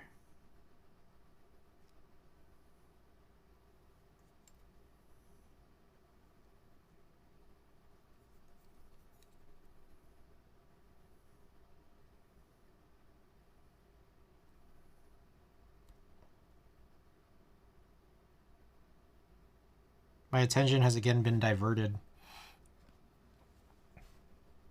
You ever get that one board to work all right? My brain is mush. That one board. The Matrix Falcon is what I assume you're referring to. And we did for the most part, but still a little bit of a disappointment there. So we talk about it whenever someone asks, because, you know, we had a lot of streams on it. So, and not everyone, I don't think everyone got the answer. So I'll explain it again. We mostly got it working. It took a lot of help from talking to Astro, the PCB designer, to basically get it to work the way I think it, you know, could practically work. But it'll still have this issue where, like, you know, if you're trying to jam really fast, maybe to test or something, trying to, you know, type a bunch of gibberish at 200, 250 words per minute, it'll kind of like, you know, it'll basically hang. Like it'll not accept those inputs. So that's kind of one issue, but the other issue is that, like, not PCB related, but the spacebar stabilization is just, I don't know, it's just not good. It just always reverts back to rattling. Like after a day, sometimes after an hour.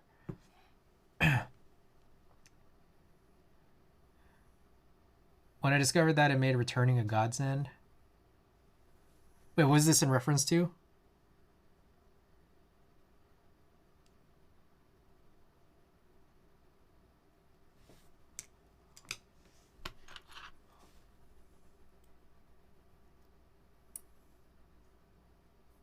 Returning, like when I edit my crap build? Oh, retuning. Sorry. Retuning. There's no R in there, sir. There was also no hyphen. Shit. Okay. Some of these, like, second leg leaves, like, because the leaves are, like, 3 parts. Some of these second leg leaves have just been popping out, but it's not like I can't just put it back in, so. You know, you're right.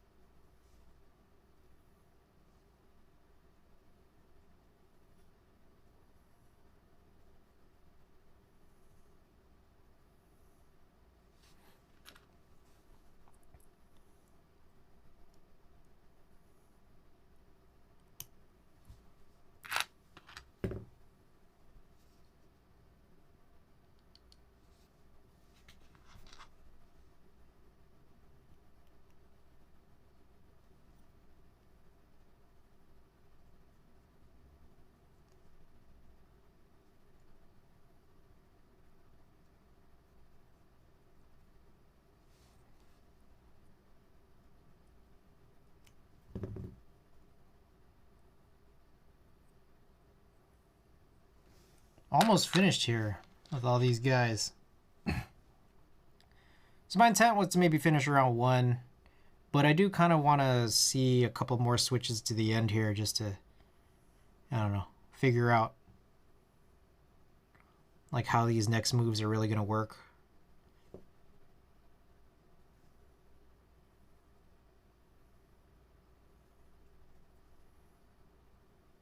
So I think the next step here is going to be working on the springs. I think it's the case that you have to go, you can't just like, I mean, you can, I guess, like toss the springs in there and then, you know, wait for the next step after. But I think it would make more sense to slap the bottoms on right after the springs. It's just like you're already there. You don't want this, like, all this shit to like fall out. Oh no, it's the fucking the tactility leaves is what we have to do next. Because this is not linear. Forgot about that.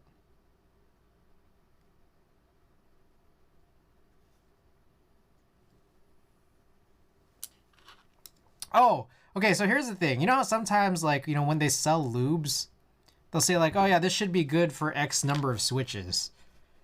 Sometimes I look back and I think, like, oh man, like, I'm really stretching this way, way far past that. You know, like, this is a good amount for, like, you know, 700 switches or whatever. 500 switches, whatever. And I'm like, dude, I'm making this last, like, way longer. Like, thousands. Are we maybe not lubing well enough? No, that is definitely a possibility. But at the same time, like, I can tell the difference between, you know, like, just, like, a lubed and non-lubed switch. Like, it's just, I don't know what to tell you. Like, I think, like, this is enough. You know?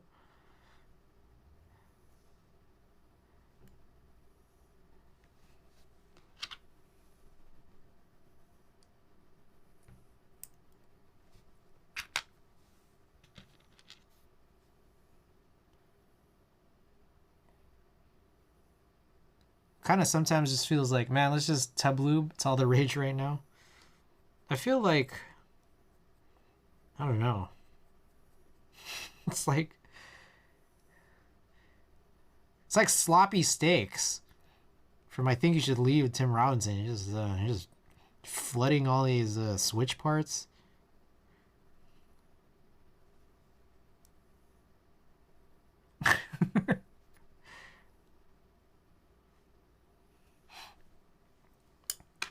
I'd rather flood the springs.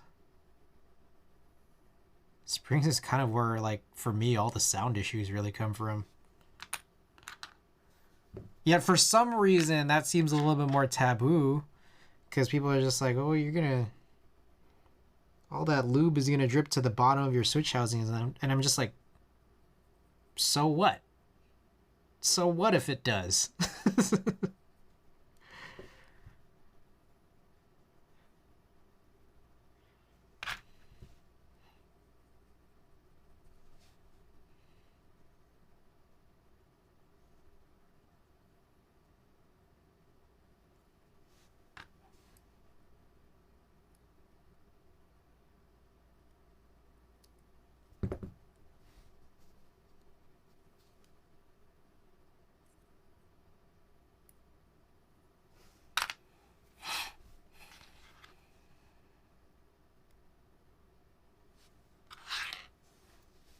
3 more?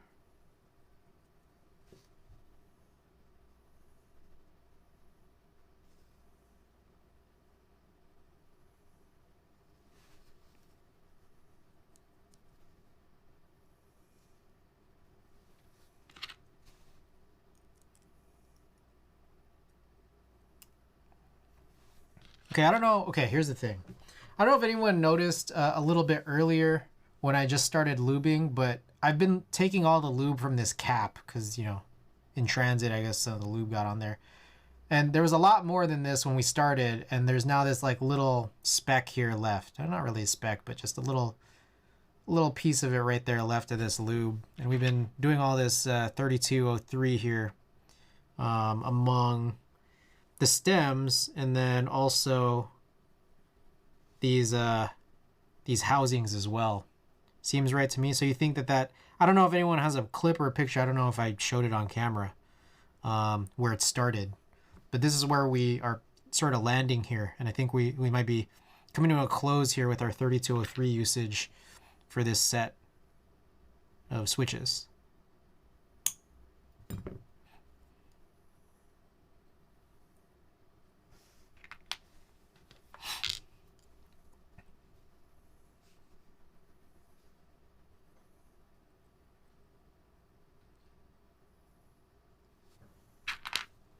It looks like we got one last one here.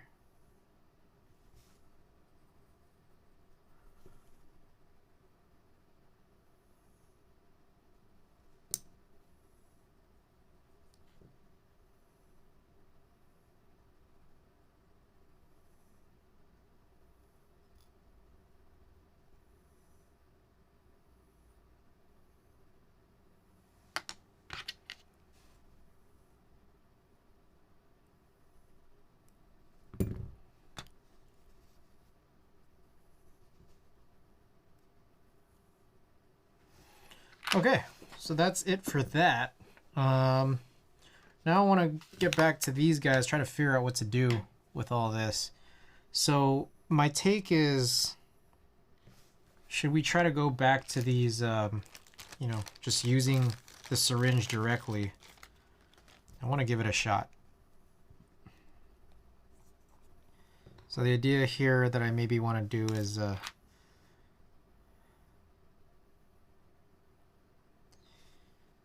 okay, gotta figure this out.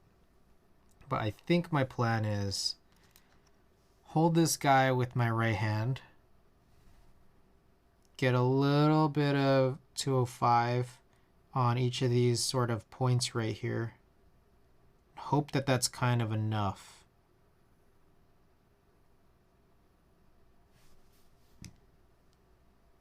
Hard to tell, but I think I got him in there on those 2 points. And then from there, stick this back into this. And I think that should be where I want to land. Okay.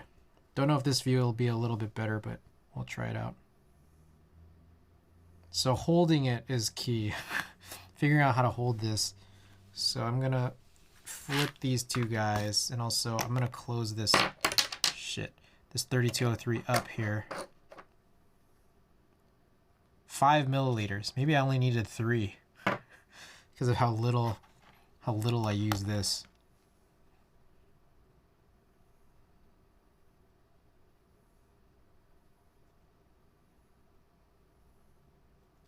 Oh shit. Oh shit. Oh. Okay, I'm thinking maybe it might make a little bit more sense to throw this in first and then try to inject it. Might try that.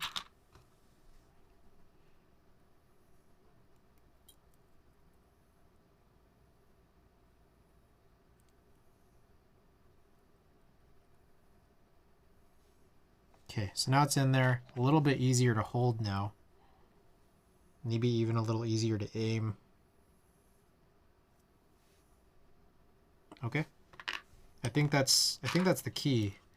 So maybe what I ought to do from here is do all the insertions, then do all the lubing. So those are like done. Put those off to the side.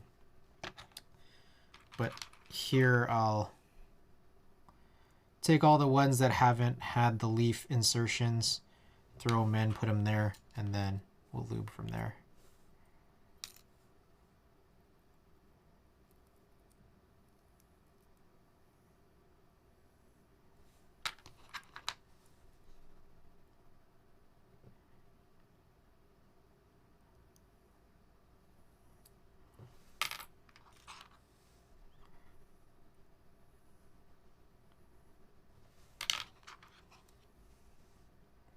It feels like, I don't know.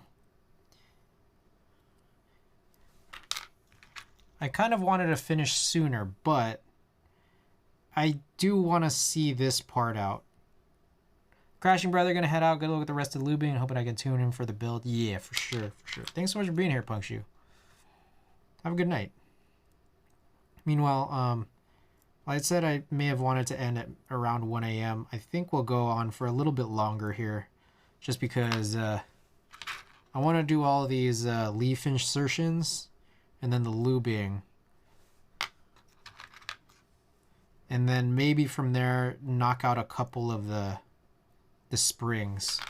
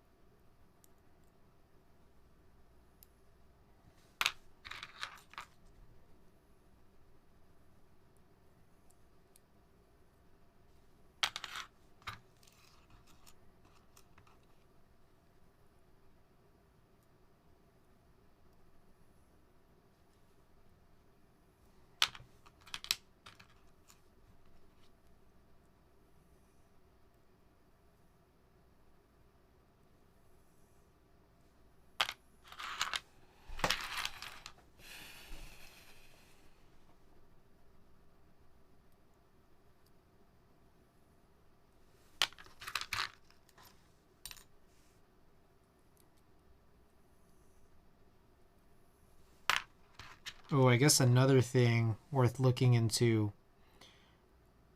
is going to be trying to figure out, or not looking into, is just trying to recall that for one of these, I'm going to want to put in a spacebar specific spring.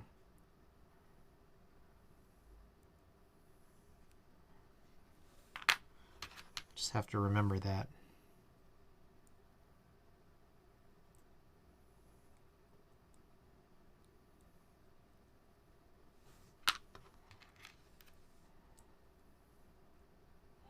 Trying to be like pretty delicate, pretty gentle with these pieces because they're a little delicate.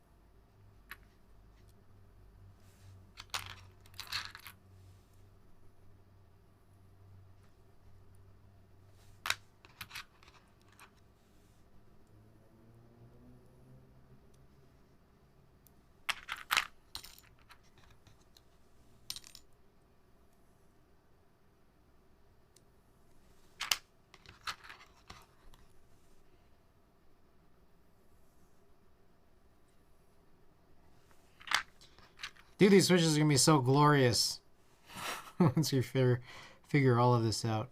Dude, and this has me so curious about potentially trying to lube Alp switches MX style, you know? Like, it doesn't seem like there's anything really wrong with it.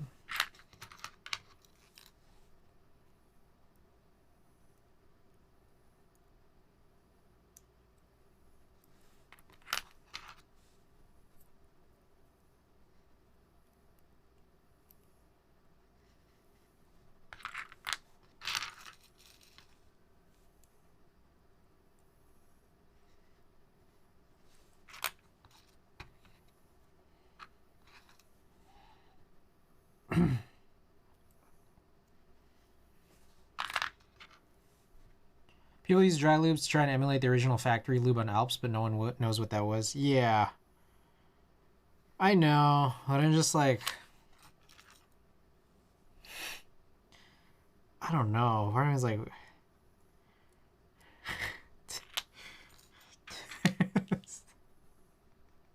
it's like... Doesn't matter. you know?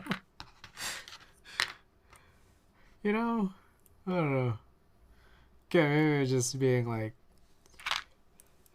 so simple-minded, right? But... it does not? Yeah, okay.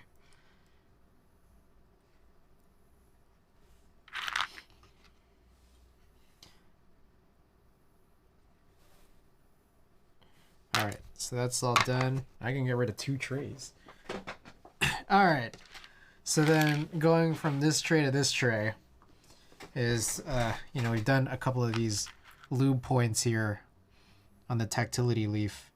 So I guess I'm going to continue that. Just got to make sure I got the right angle.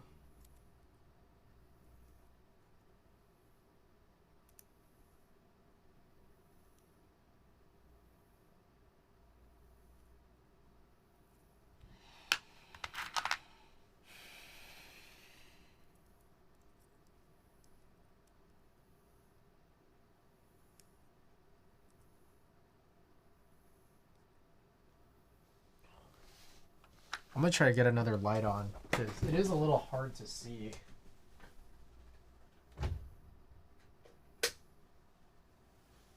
Oh, what the fuck? Did I have this off the whole time? Gosh. Alright, it should be way brighter now. And, oh, fuck. It should help. Yeah.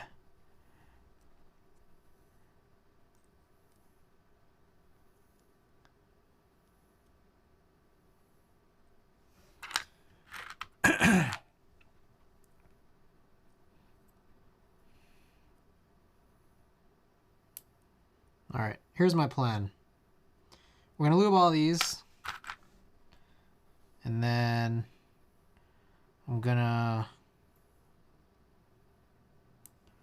probably do maybe like 5 switches to completion after that, which just means lube 5 springs and then get them all together and reassemble. And I think the ones I want to choose are probably the ones where these legs keep falling out. So that one's one of them, but that's the only one I see so far. I might have put some of these back together. Yeah, that overhead, I turned on 2 lights. Really helps. I don't know.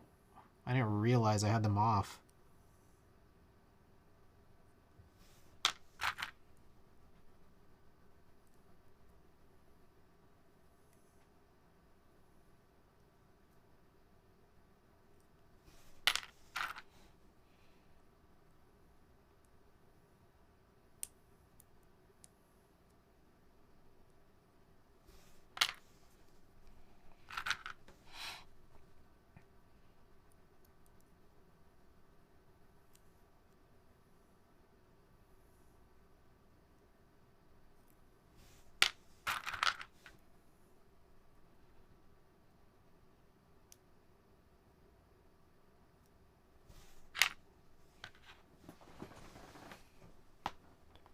Ooh. Y'all hear that? That was nice.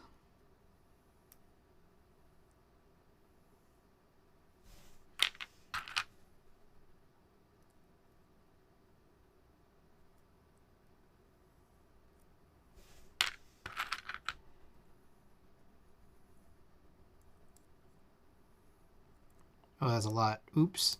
Oh god, that's a lot. And it like missed. Shit.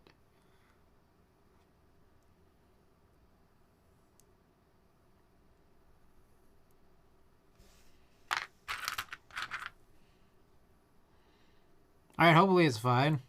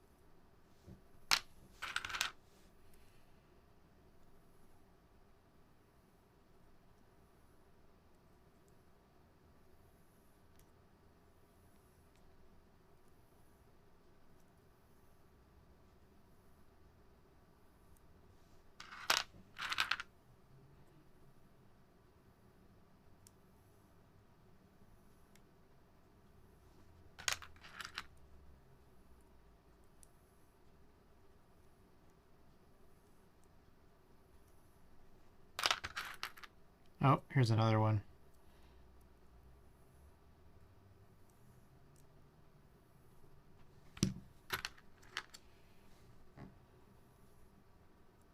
What the?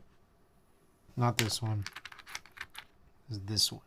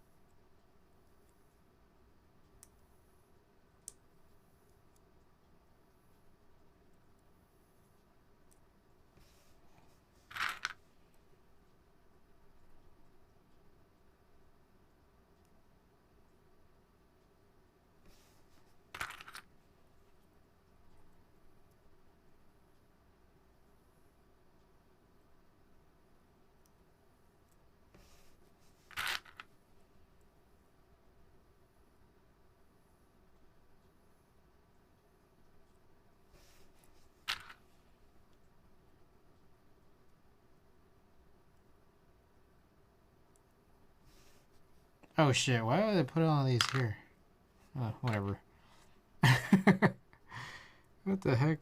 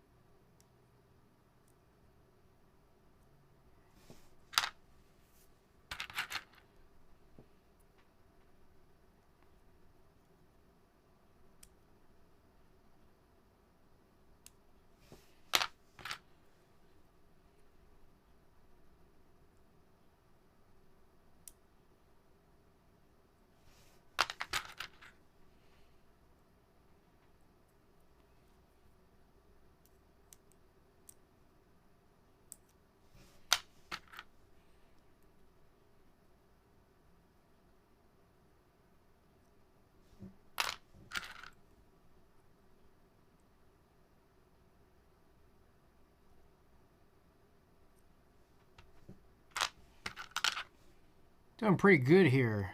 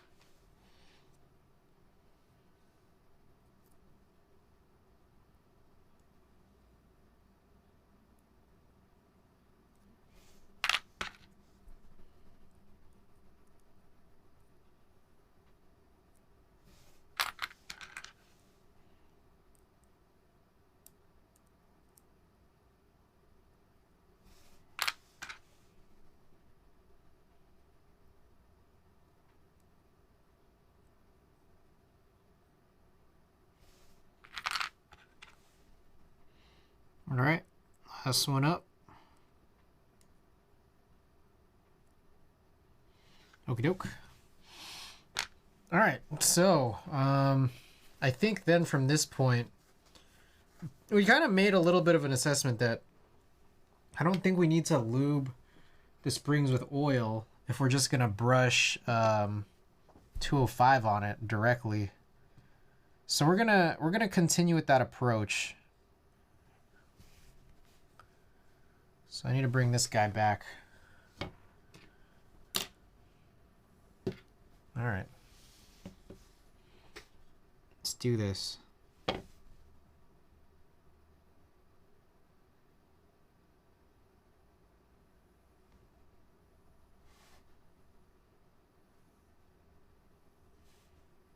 Now here's another thing.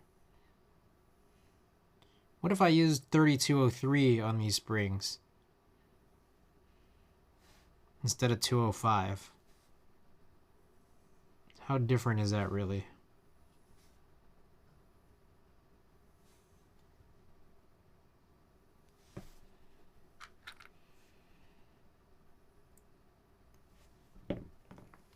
All right. So there we are with putting this very lube 205 grade 0 spring.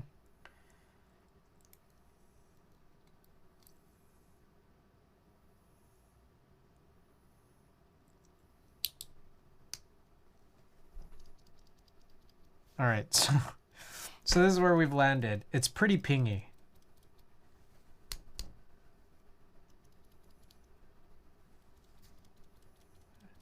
And so it leaves me wondering why. Yeah. There's like a kind of like that hollow ping. That's what it kind of sounds like. So I'm going to open this up and take a look again. We got some lube in the places that I think they're supposed to be.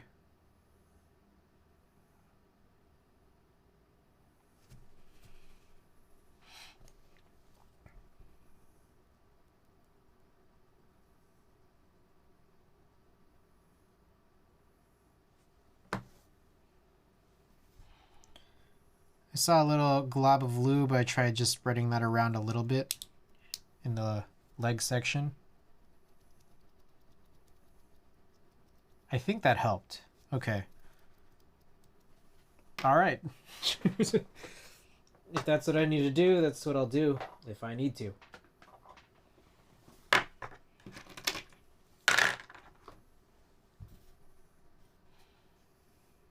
Okay.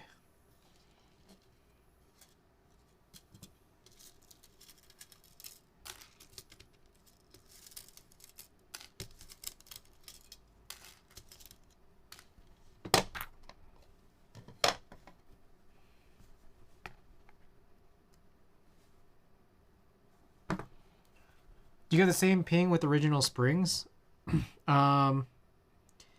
It's like the ping. So here's the thing, because there's so many metal parts in these like Alp style switches. Deep true. Thanks for the follow. Because there's so many metal parts, it's like any one of these things could be the reason it's pinging. And so like just then and there, the legs were. After I swished around the lube, oh my goodness, Starfy with the big old raid. Everybody, welcome. All right, again, Deep True, thanks for the follow. Arigato Roboto, Thok Thumbs, Mad Asian, Alexa Play Careless Whisper, Vin. Welcome back. Where's the snacks? Oh, we took like 2 snack breaks today. It's kind of a lot of snacks. They're really good though. Starvey, what were you up to today? I saw that you were streaming. You building something? You were building something, right? Wait, it's on screen? It's on screen? What? Huh? She built the murder board. Oh. Crazy. Do we unseal Parastriker? We did. We did unseal Parastriker. It is no longer behind me. It was behind me for a little while, but I think I stowed it away. Elvin, welcome. Nice to see you again. Oh, Smarter Child 2000. Welcome. The father of Chat GPT 2023. Custom Anno F1. Was that the one? Shit. there was like a design on the back. Was it? I think I might have peeked at that real quick. This guy gets it. Dude, we loved abusing Smarter Child way back. Ooh, nice irocks switches. Been trying to get these for some time, but I don't know how. Teal Technic has some, but they did sell out of the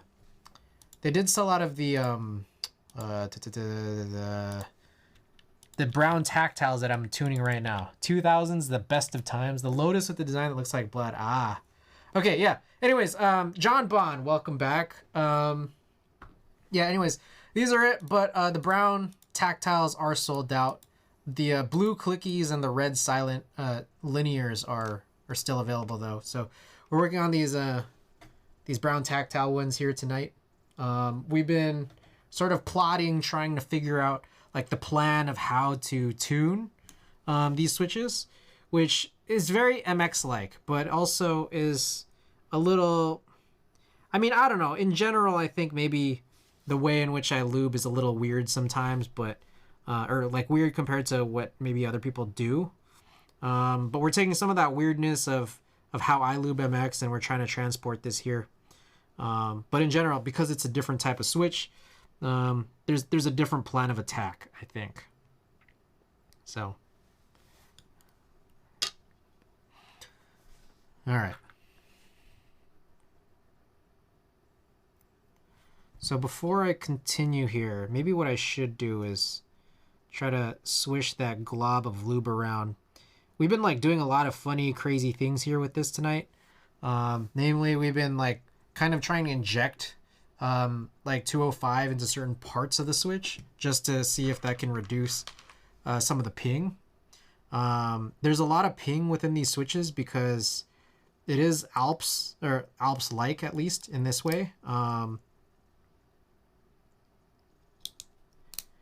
There's a lot of open space in this, and then there's a lot of metal parts.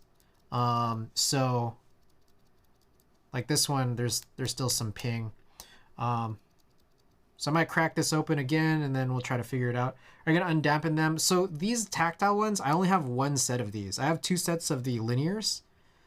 So I think with that one, my plan is to maybe undampen one of those two sets of linears. If I had another set of these brown ones, I probably would have, but I slept on getting a second set, and now it's sold out.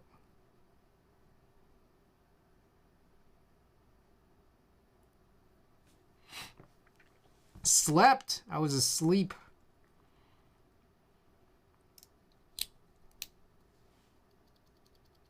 Still a bit of ping on this one.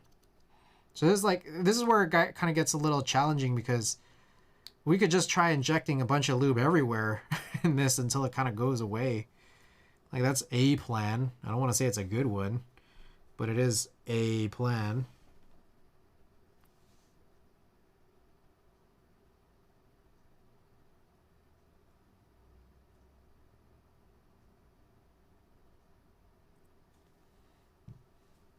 Let's try this. I just shot a little bit more in there. Just order the clicky version. Hopefully they're way better than Pro Worlds. Oh, that did it. Yeah, Pro Worlds sucked ass. They're really expensive and they were not that good. Man, Chris, music be lit. Hell yeah. I basically just I follow this YouTube channel here. I'll send this over. Smooth Sounds. Ah, shit. I was about to send that link again to the irocks switches. Here we go. Smooth Sounds is a, I don't know, it's nice sort of lo-fi, hip-hop, funk, bunch of stuff here. It's cool. Cool YouTube channel. And so like I go through all their playlists, and then I'm on this playlist of playlists. And it's their longest playlist of playlists, like, I don't know, hundreds of hours probably. We get copyrighted on stream. Well, I have like the tracks. So it's like they'd have to live DMCA me because in the VODs, this wouldn't show up. So yeah, unfortunately, I think it's kind of that situation. I think there were points where I did play these without separating it from the VOD track, and then like I did get flagged by my YouTube VOD dumps, just saying like, hey, this is copyrighted music, so they tell me like I can't monetize the video. So yeah, Pro rolls are pretty bad. It's just to add to my Alps collection, but I'd be lying if I said I didn't experience buyer's remorse with them. Yeah, did you also spend a crazy amount of money? Because I spent a crazy amount of money on the Pro Worlds. They're so inconsistent. And I didn't have enough. Like, I didn't have enough to make them all, like, even close to consistent. So a couple of mine, they don't register properly. I think one of mine doesn't have a click.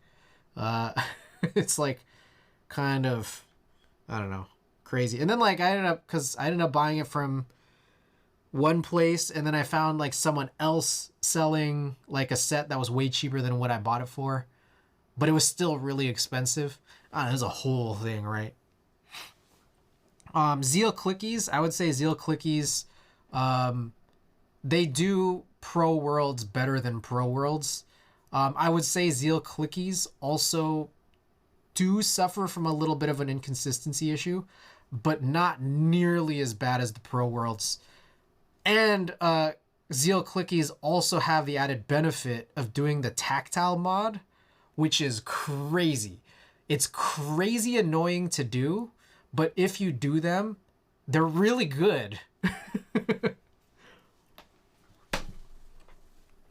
I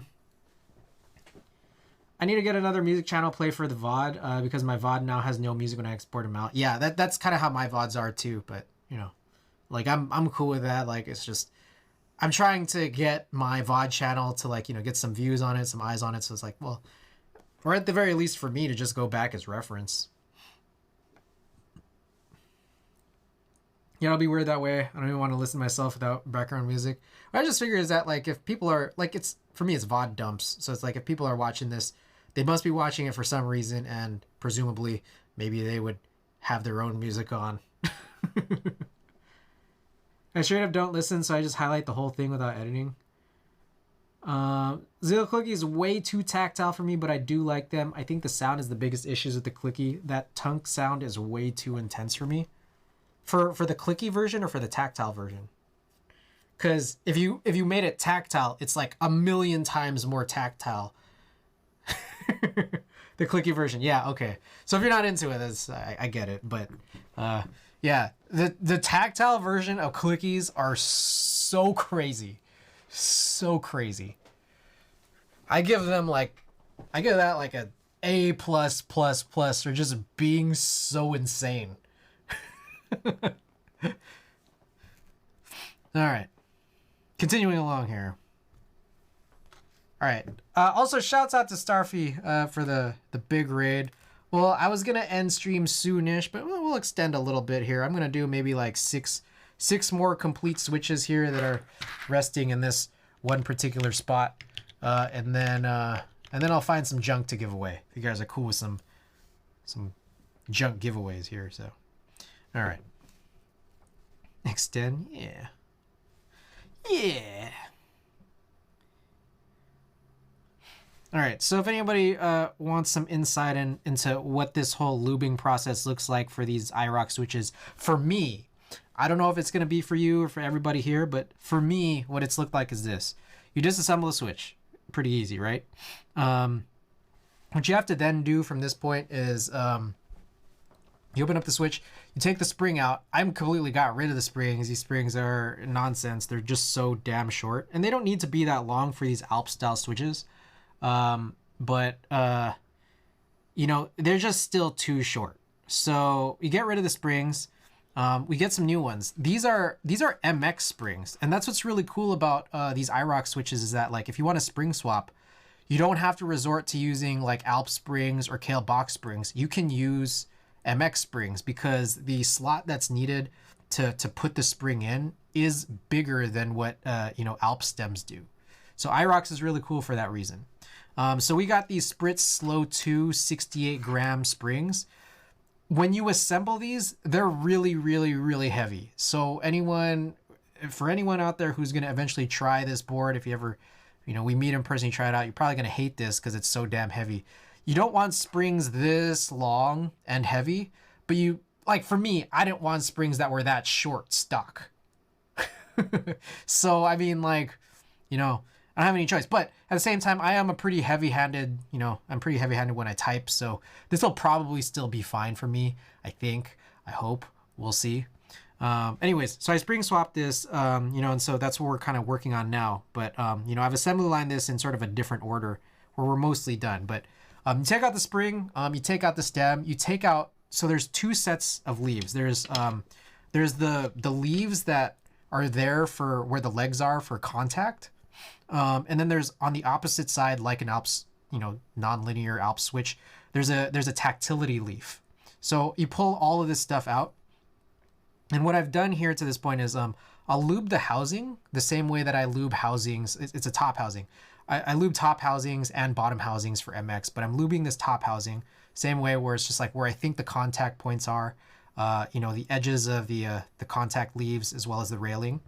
The next thing I do is, so this also exists within MX, but there's like a crevice. There are these crevices, like there's a single crevice here for like an MX switch where like the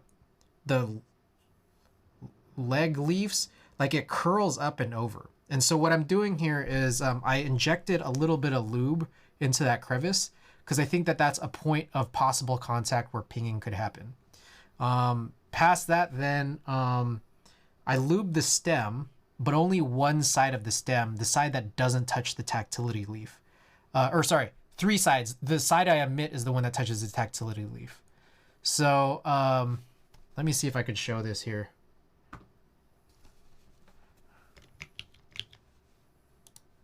Right here. So, oh man, I hate these product pages that are built like this. So I lube one side here and then these two sides here, but not the opposite side. Because the opposite side touches a tactility leaf and I just don't want to mess with that. So I lube that and then I insert it into this switch.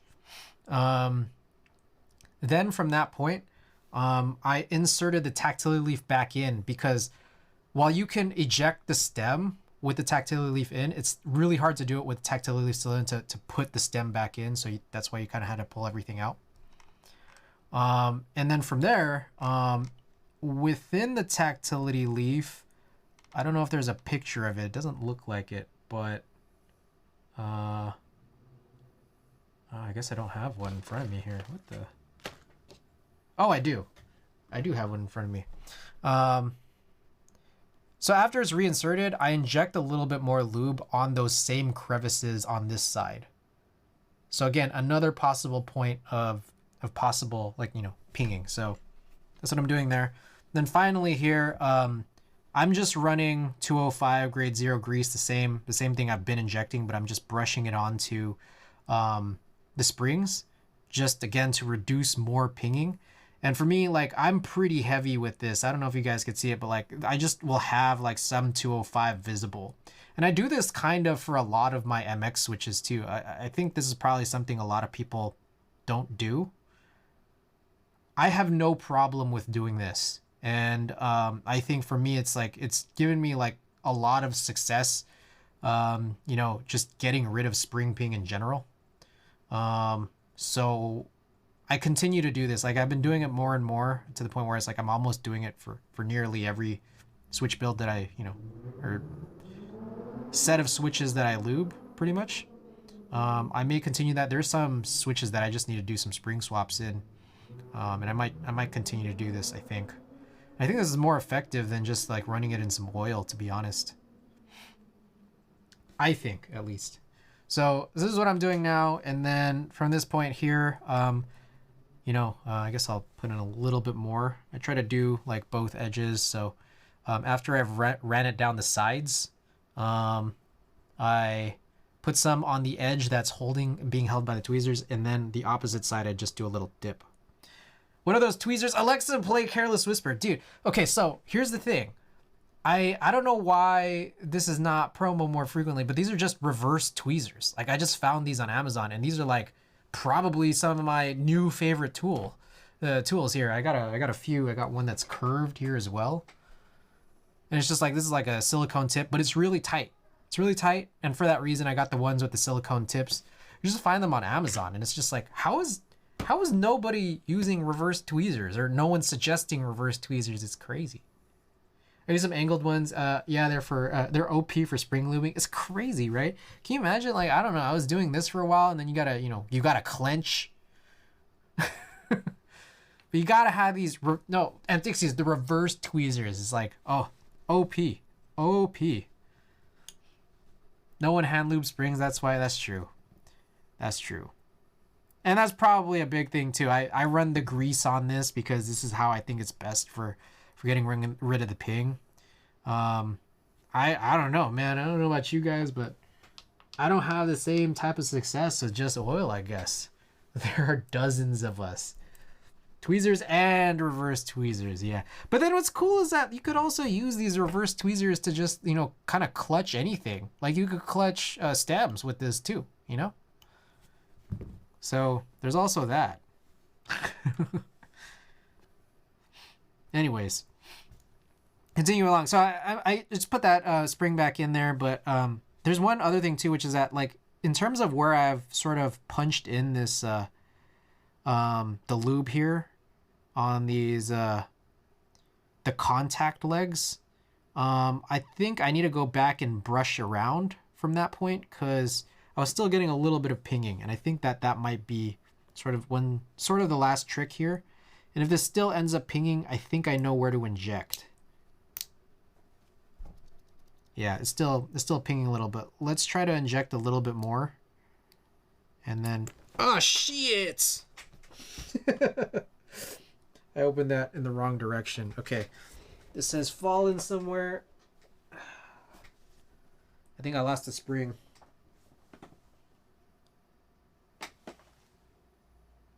Oh shit. Okay, wait, I found something here.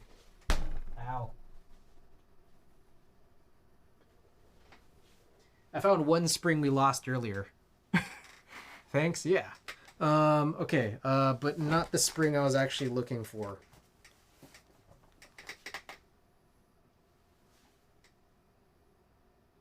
I mean, it's not like I can't just use another one. So it'll turn up. It's just a matter of when. Alright, I'll just do a new one.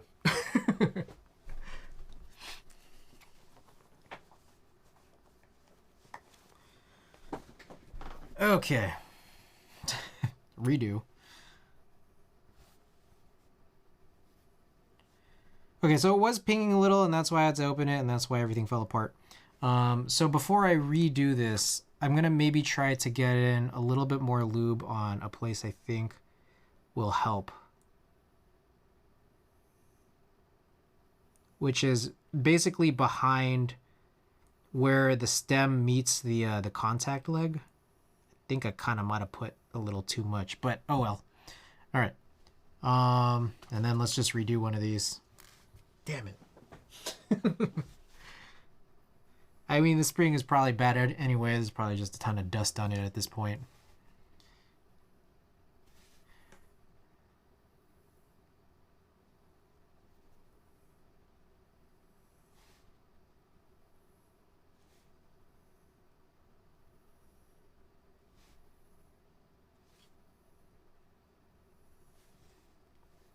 Are these switches compatible with any PCB? You need specifically those like Heine style PCBs that have both MX and Alps compatibility. You can't just have one or the other. There are PCBs that do Alps only. These won't work with them. The bigger point of contention past that, because you can just buy an H60. The bigger point of the contention is that you need a plate. Like the plate cutouts are different from both MX and Alps. They're a little bigger than Alps, basically. Chris sucks. Okay, so there's still a little tiny bit of ping here. Actually, it's basically mostly subsided. I think we're good.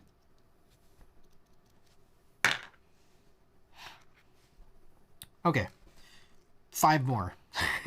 5 more, and clearly we make this take a long time, so this will be a longer stream, right? We'll probably be on for another half hour or so to win 5 switches.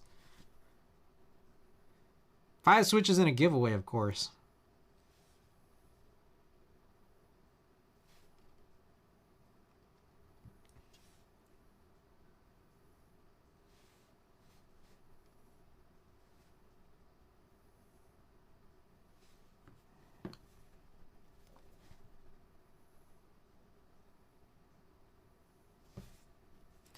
I still argue that in general, reverse tweezers would be useful even if you weren't using them specifically to lube springs. They're still useful for handling springs, I would say.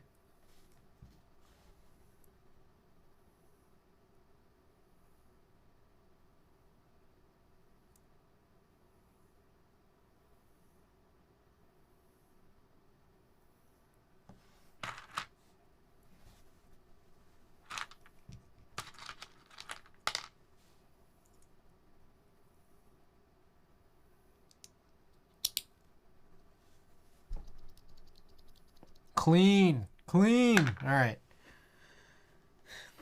I know where to lube.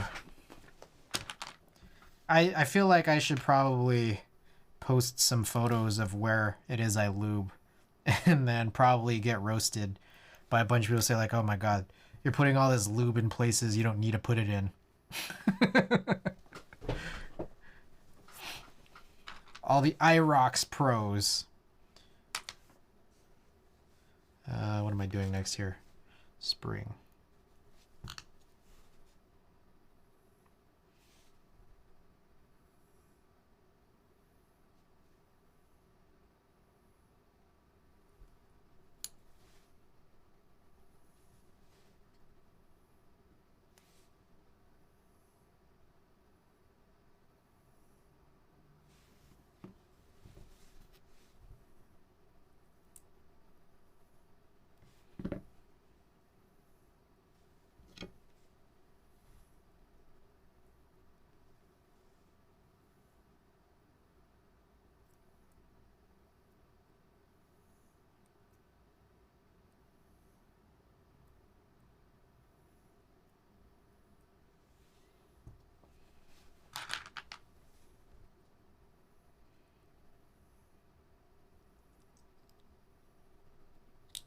There we go. Clean! Clean! Oh, so good.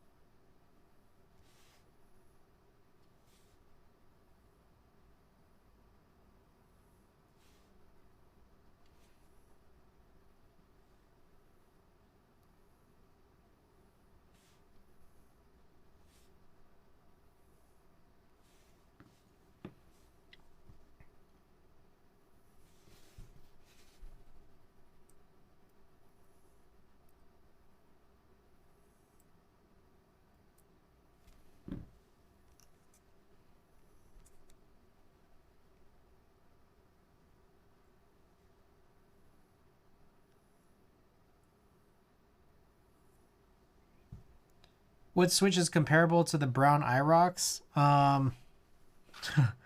Probably cherry brown. I feel like that was the whole comparison they were trying to make, is just it's like a light-ish tactile, and in the same capacity it's like, you know, the whole cherry theming where it's like you know, reds are linear,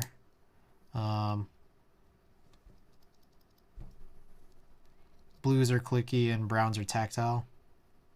That's what I just figure, at least.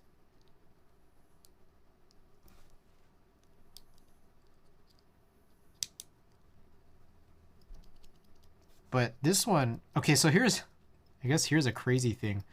This one feels really tactile. And what I gotta bet is I might have bent the tactility leaf so that it's like really strong. I don't know. I want to put this one off to the side there. Maybe use that for a space bar or something. I don't know what happened there.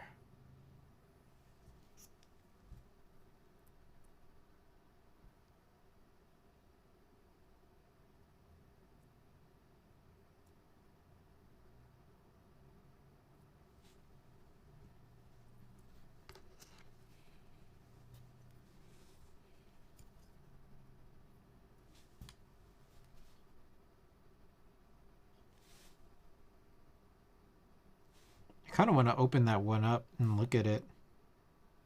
See what happened there.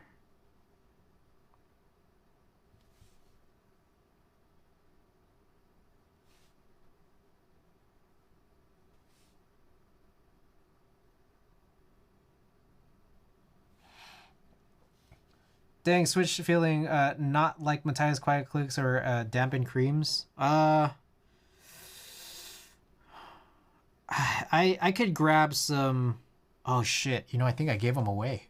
I think I gave away anything I had that had Matthias.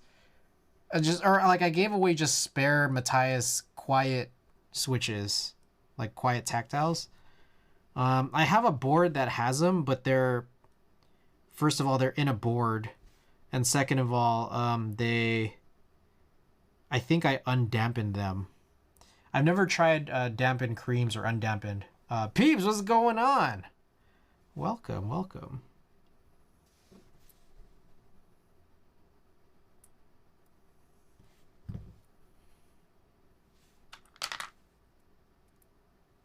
What do I want to do here?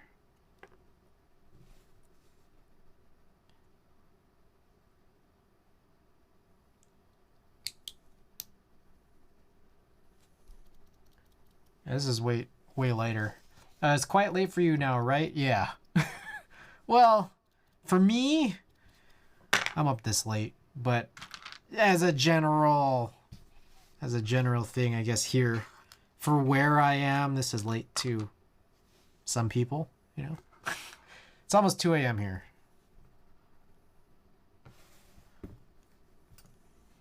All right. I think this is what I needed to do is there's like one additional place for me to inject lube in, and maybe just maybe there was a chance that all of the previous injections might have been unnecessary.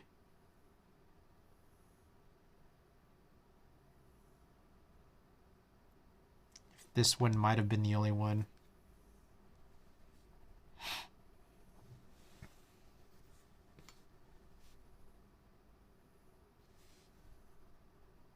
I think maybe this is how I'm going to end up using my 205 faster, is if I use this for all these springs now.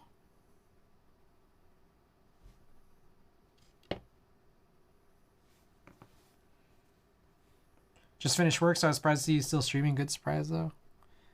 I stream late sometimes. Just sometimes. Very often.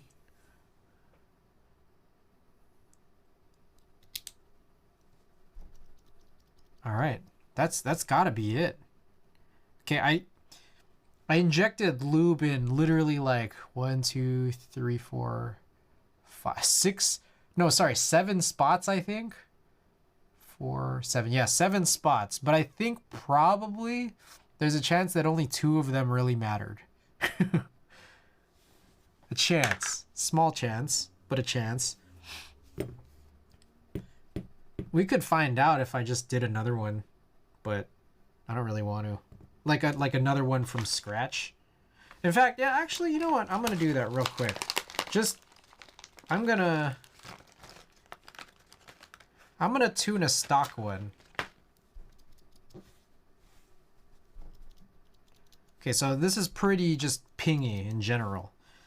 Just completely stock. I'm not gonna do any spring swaps. But I'm going to just try my best to get rid of the ping. I'm not even going to lube any other friction point, basically. But I just want to check to see if there's something we can do here. The 2 spots I'm injecting are basically behind the legs the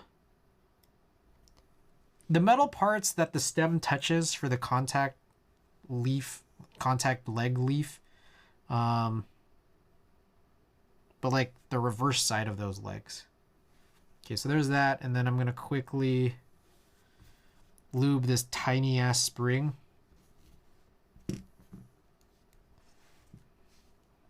And then we'll just see, does this get rid of all of the ping? If it does, then maybe everything else we did was a little unnecessary. Let's find out.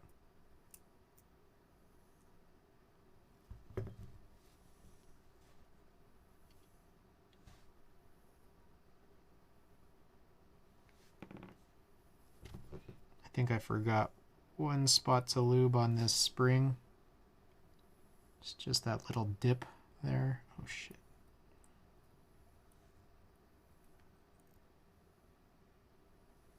Okay. Let's try this now.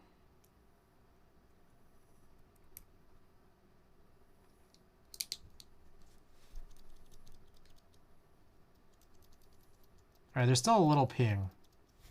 Let's try.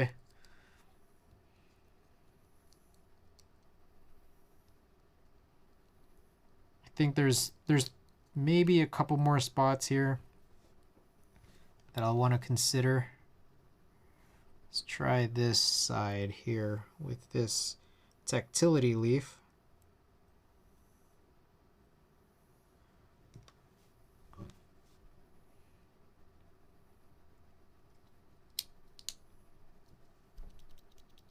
All right, still some ping. Okay. Ah, it's a little bit of everything. You need it all basically. Kind of crazy. All right, so here's what I'm gonna do. I'm gonna pull out the tactile leaf that we literally just lubed. And then I'm gonna knock out this the stem.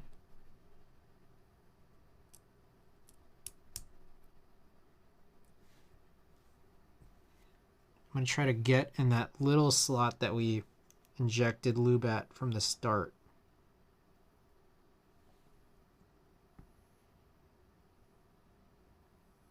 Just try that for now.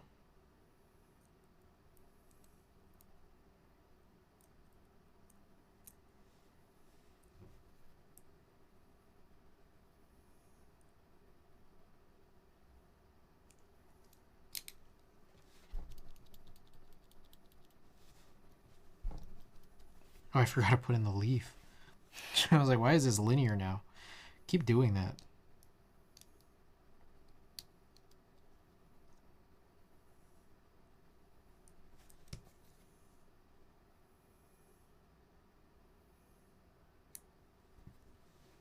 All right, I just put it on that last spot there. So basically, I think I hit all the same 7 points.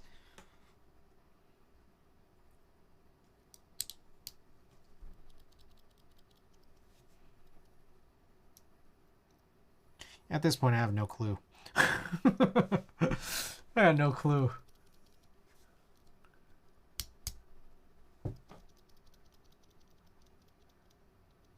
All right, I'm going to pretend like I didn't just waste a bunch of time there.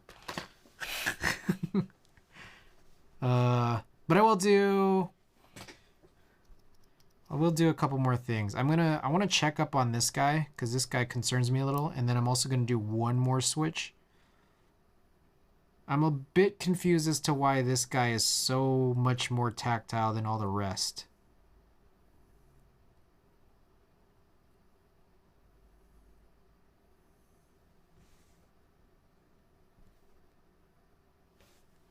My guess is...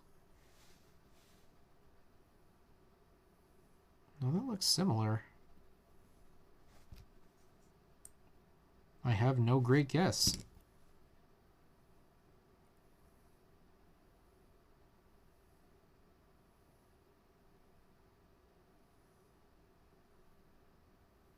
Yeah, it looks the same.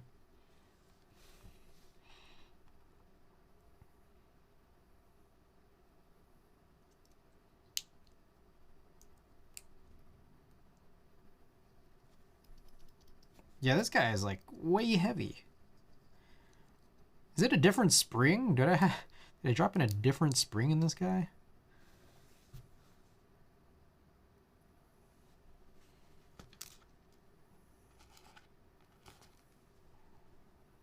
Looks like the same spring.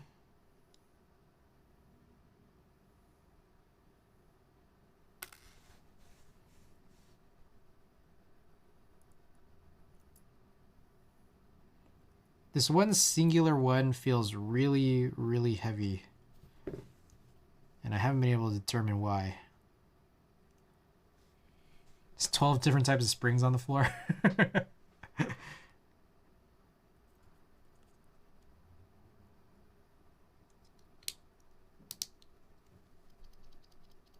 I mean, I guess I'll just keep this separate.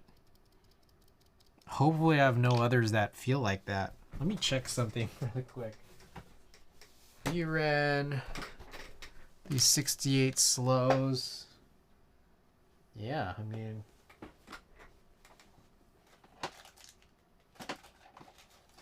No weird abnormalities that I could see. All right, well, I'll do one more here. Let's do one more switch, and then I'll find something to give away to y'all. Does that sound cool? Little marbles.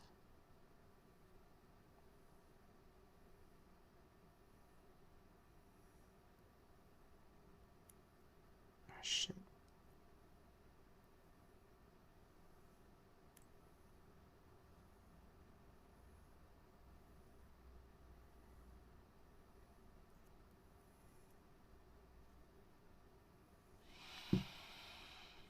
Okay.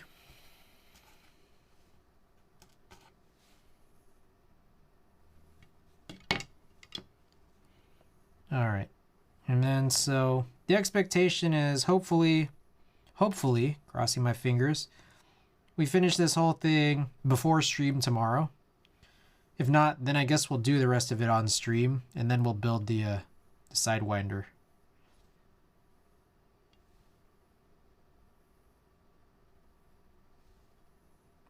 The goal is to have the Sidewinder finished by tomorrow night, by the end of stream tomorrow night.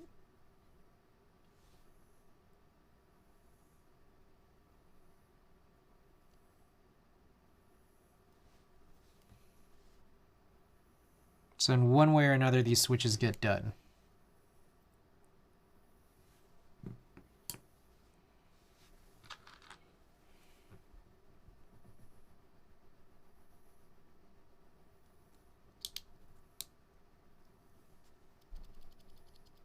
All right, sounds good. Okie doke. That is our collection of completely finished switches. 2, 4, 6, 8, 10, 12, 13. And then I guess the 14, the weird one here. Oh, I think I found the spring. All right. Yeah, there's like a hair on it. Got all this. All right.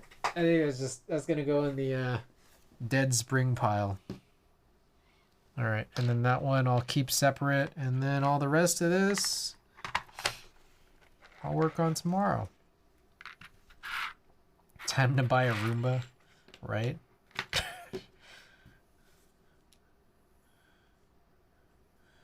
Alrighty.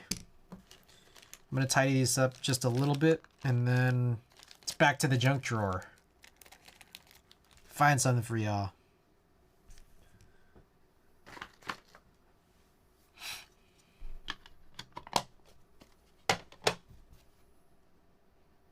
Dang, we've been streaming for almost 5 hours. Really takes me that long to loop switches, huh? Okie doke.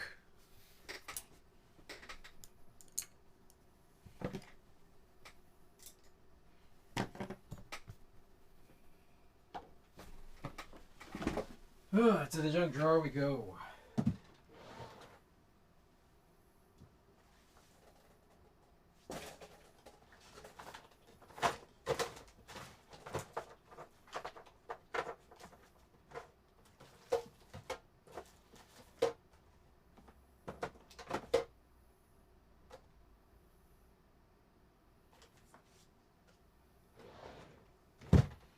Alright, I found some dumb shit for y'all, but before I show it off, I gotta do a little digging here. Gotta find out some information. Oh no. Okay. We're gonna do it. Guys, up for grabs tonight on this junk giveaway. First of all, we'll do a stream sticker, as we usually do. I'll preface with that. We'll do a stream sticker. I found this extra sticker here, Nakatomi. It's a hand-printed posters from Austin, Texas. And this is, I think his name is Tim Doyle. He's done a bunch of these. Like, he was really famous maybe like 10-ish years ago. Maybe, through more recent times from 10 years ago. He did a bunch of these like screen prints, these like illustrations that he screen printed of like pop culture settings. Pretty cool. But I ended up buying some prints from him, and then it came with a sticker. But there's also another thing I found here. We got a little mini De'Aaron Fox, Sacramento Kings De'Aaron Fox. I don't know really what this was. Is it a pencil topper? I don't know what this is. But De'Aaron Fox was an all-star, did play in the NBA All-Star game just earlier tonight, and scored a whopping 0 points in 9 minutes of action. So if you guys are interested in a little mini De'Aaron Fox figurine and a stream sticker, and also this extra Nakatomi sticker, I gotta get marbles open. MVP right there. MVP right there.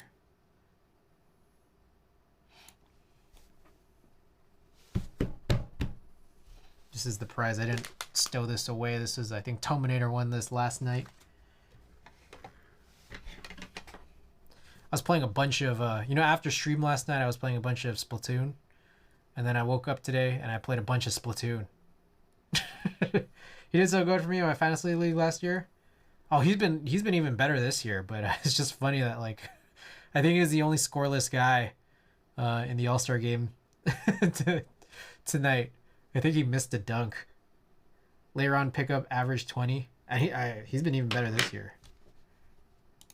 Okay. All right, guys. Here's marbles. Abyss Airy Map seems to have a 4% elimination rate. Looks like average time about a little under 2 minutes. So let's do this.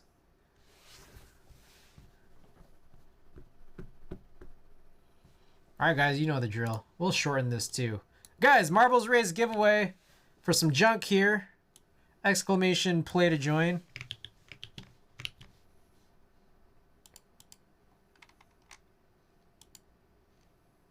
Oh, I guess I must... Bro, I'm still on followers only mode. I thought I turned it off. I don't know why this happens. Like, I swear I'm turning off followers only mode, and then, like, it seems like I was on followers only mode for the whole stream. Exclamation play to join.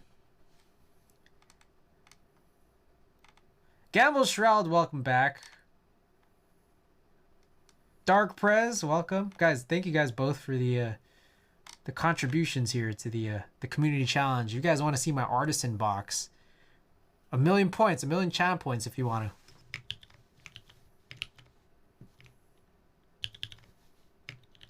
Where's my cursor? There it is. Whoa, whoa, whoa. There we go. Tominator, welcome back.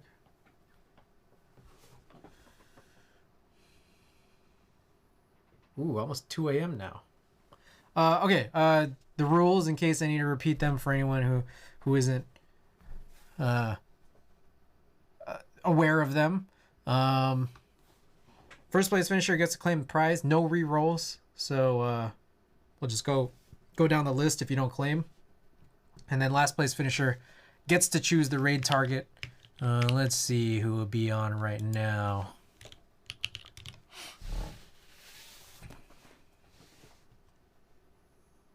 Zestrion. Looks like Zestrion is on.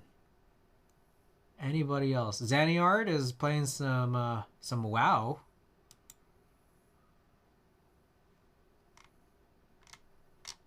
So those are some options here. Oh, Frank, welcome. But also you could choose anybody you want, including any booba streamers you wanna see.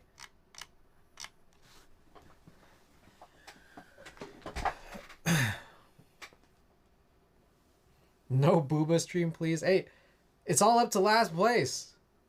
As long as they can accept raids, it's just part of the deal. Last place finisher. Again, we have some hints here. We got Xaniard and we got Zestrion. But anybody.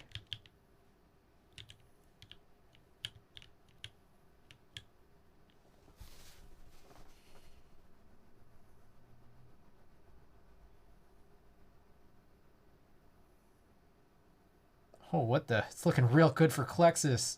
Oh my goodness. Klexus is crushing it right now.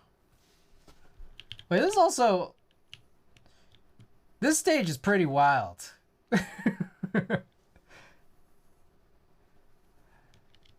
Oh, Starfy? Could it be? Starfy, I still... You know, okay, oh, Starfy, I don't know if I told you this, but maybe I did already, but you know the hot swap? I heard that you were there for a hot second. I had your BMO wrist rest, but I guess you'd already left by the time I got there. I don't know if I mentioned that to you already. But, you know, it's looking real good for you, so, you know, there's a chance here. There's a chance here that I'm giving you way more. Starvey, you want this De'Aaron Fox little mini figurine / pencil topper? And a couple stickers? Rigged. Oh, sorry about this, guys. What the...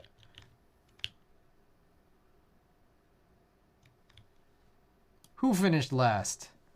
Tominator finished last. Oh, hell yeah. So you claim? Is that how you claim? Sorry, Radimus, sorry I missed you.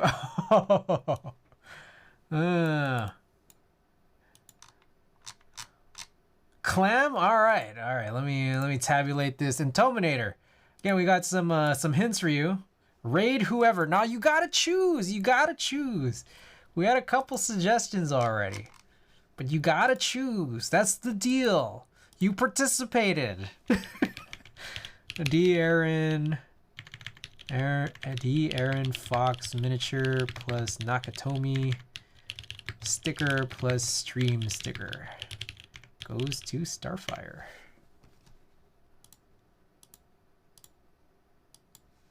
Hints. The hints were Zestrion and Xaniard. It looks like Xaniard is playing WoW.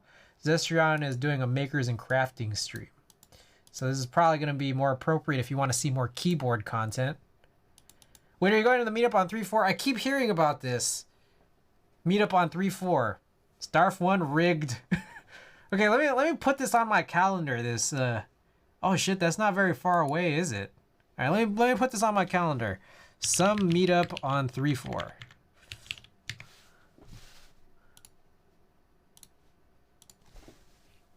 And it's the one in, what was it? Bonestown. Chris, you better show it. Let me DM you details. All right. I know that, like, the details are there and just, like, really bad at looking them up. I really don't want to drive to Stonestown. You're not a big Stonestown fan? I need to figure out the hours. Oh, they sold out 60 already? Okay. I mean, if they sell out before I remember to go buy them, if you guys want, you guys can come here and we can record some type tests. If you guys want to see the little museum of 60%. I mean, I would be chilling here one way or another. You guys already in the city, you know.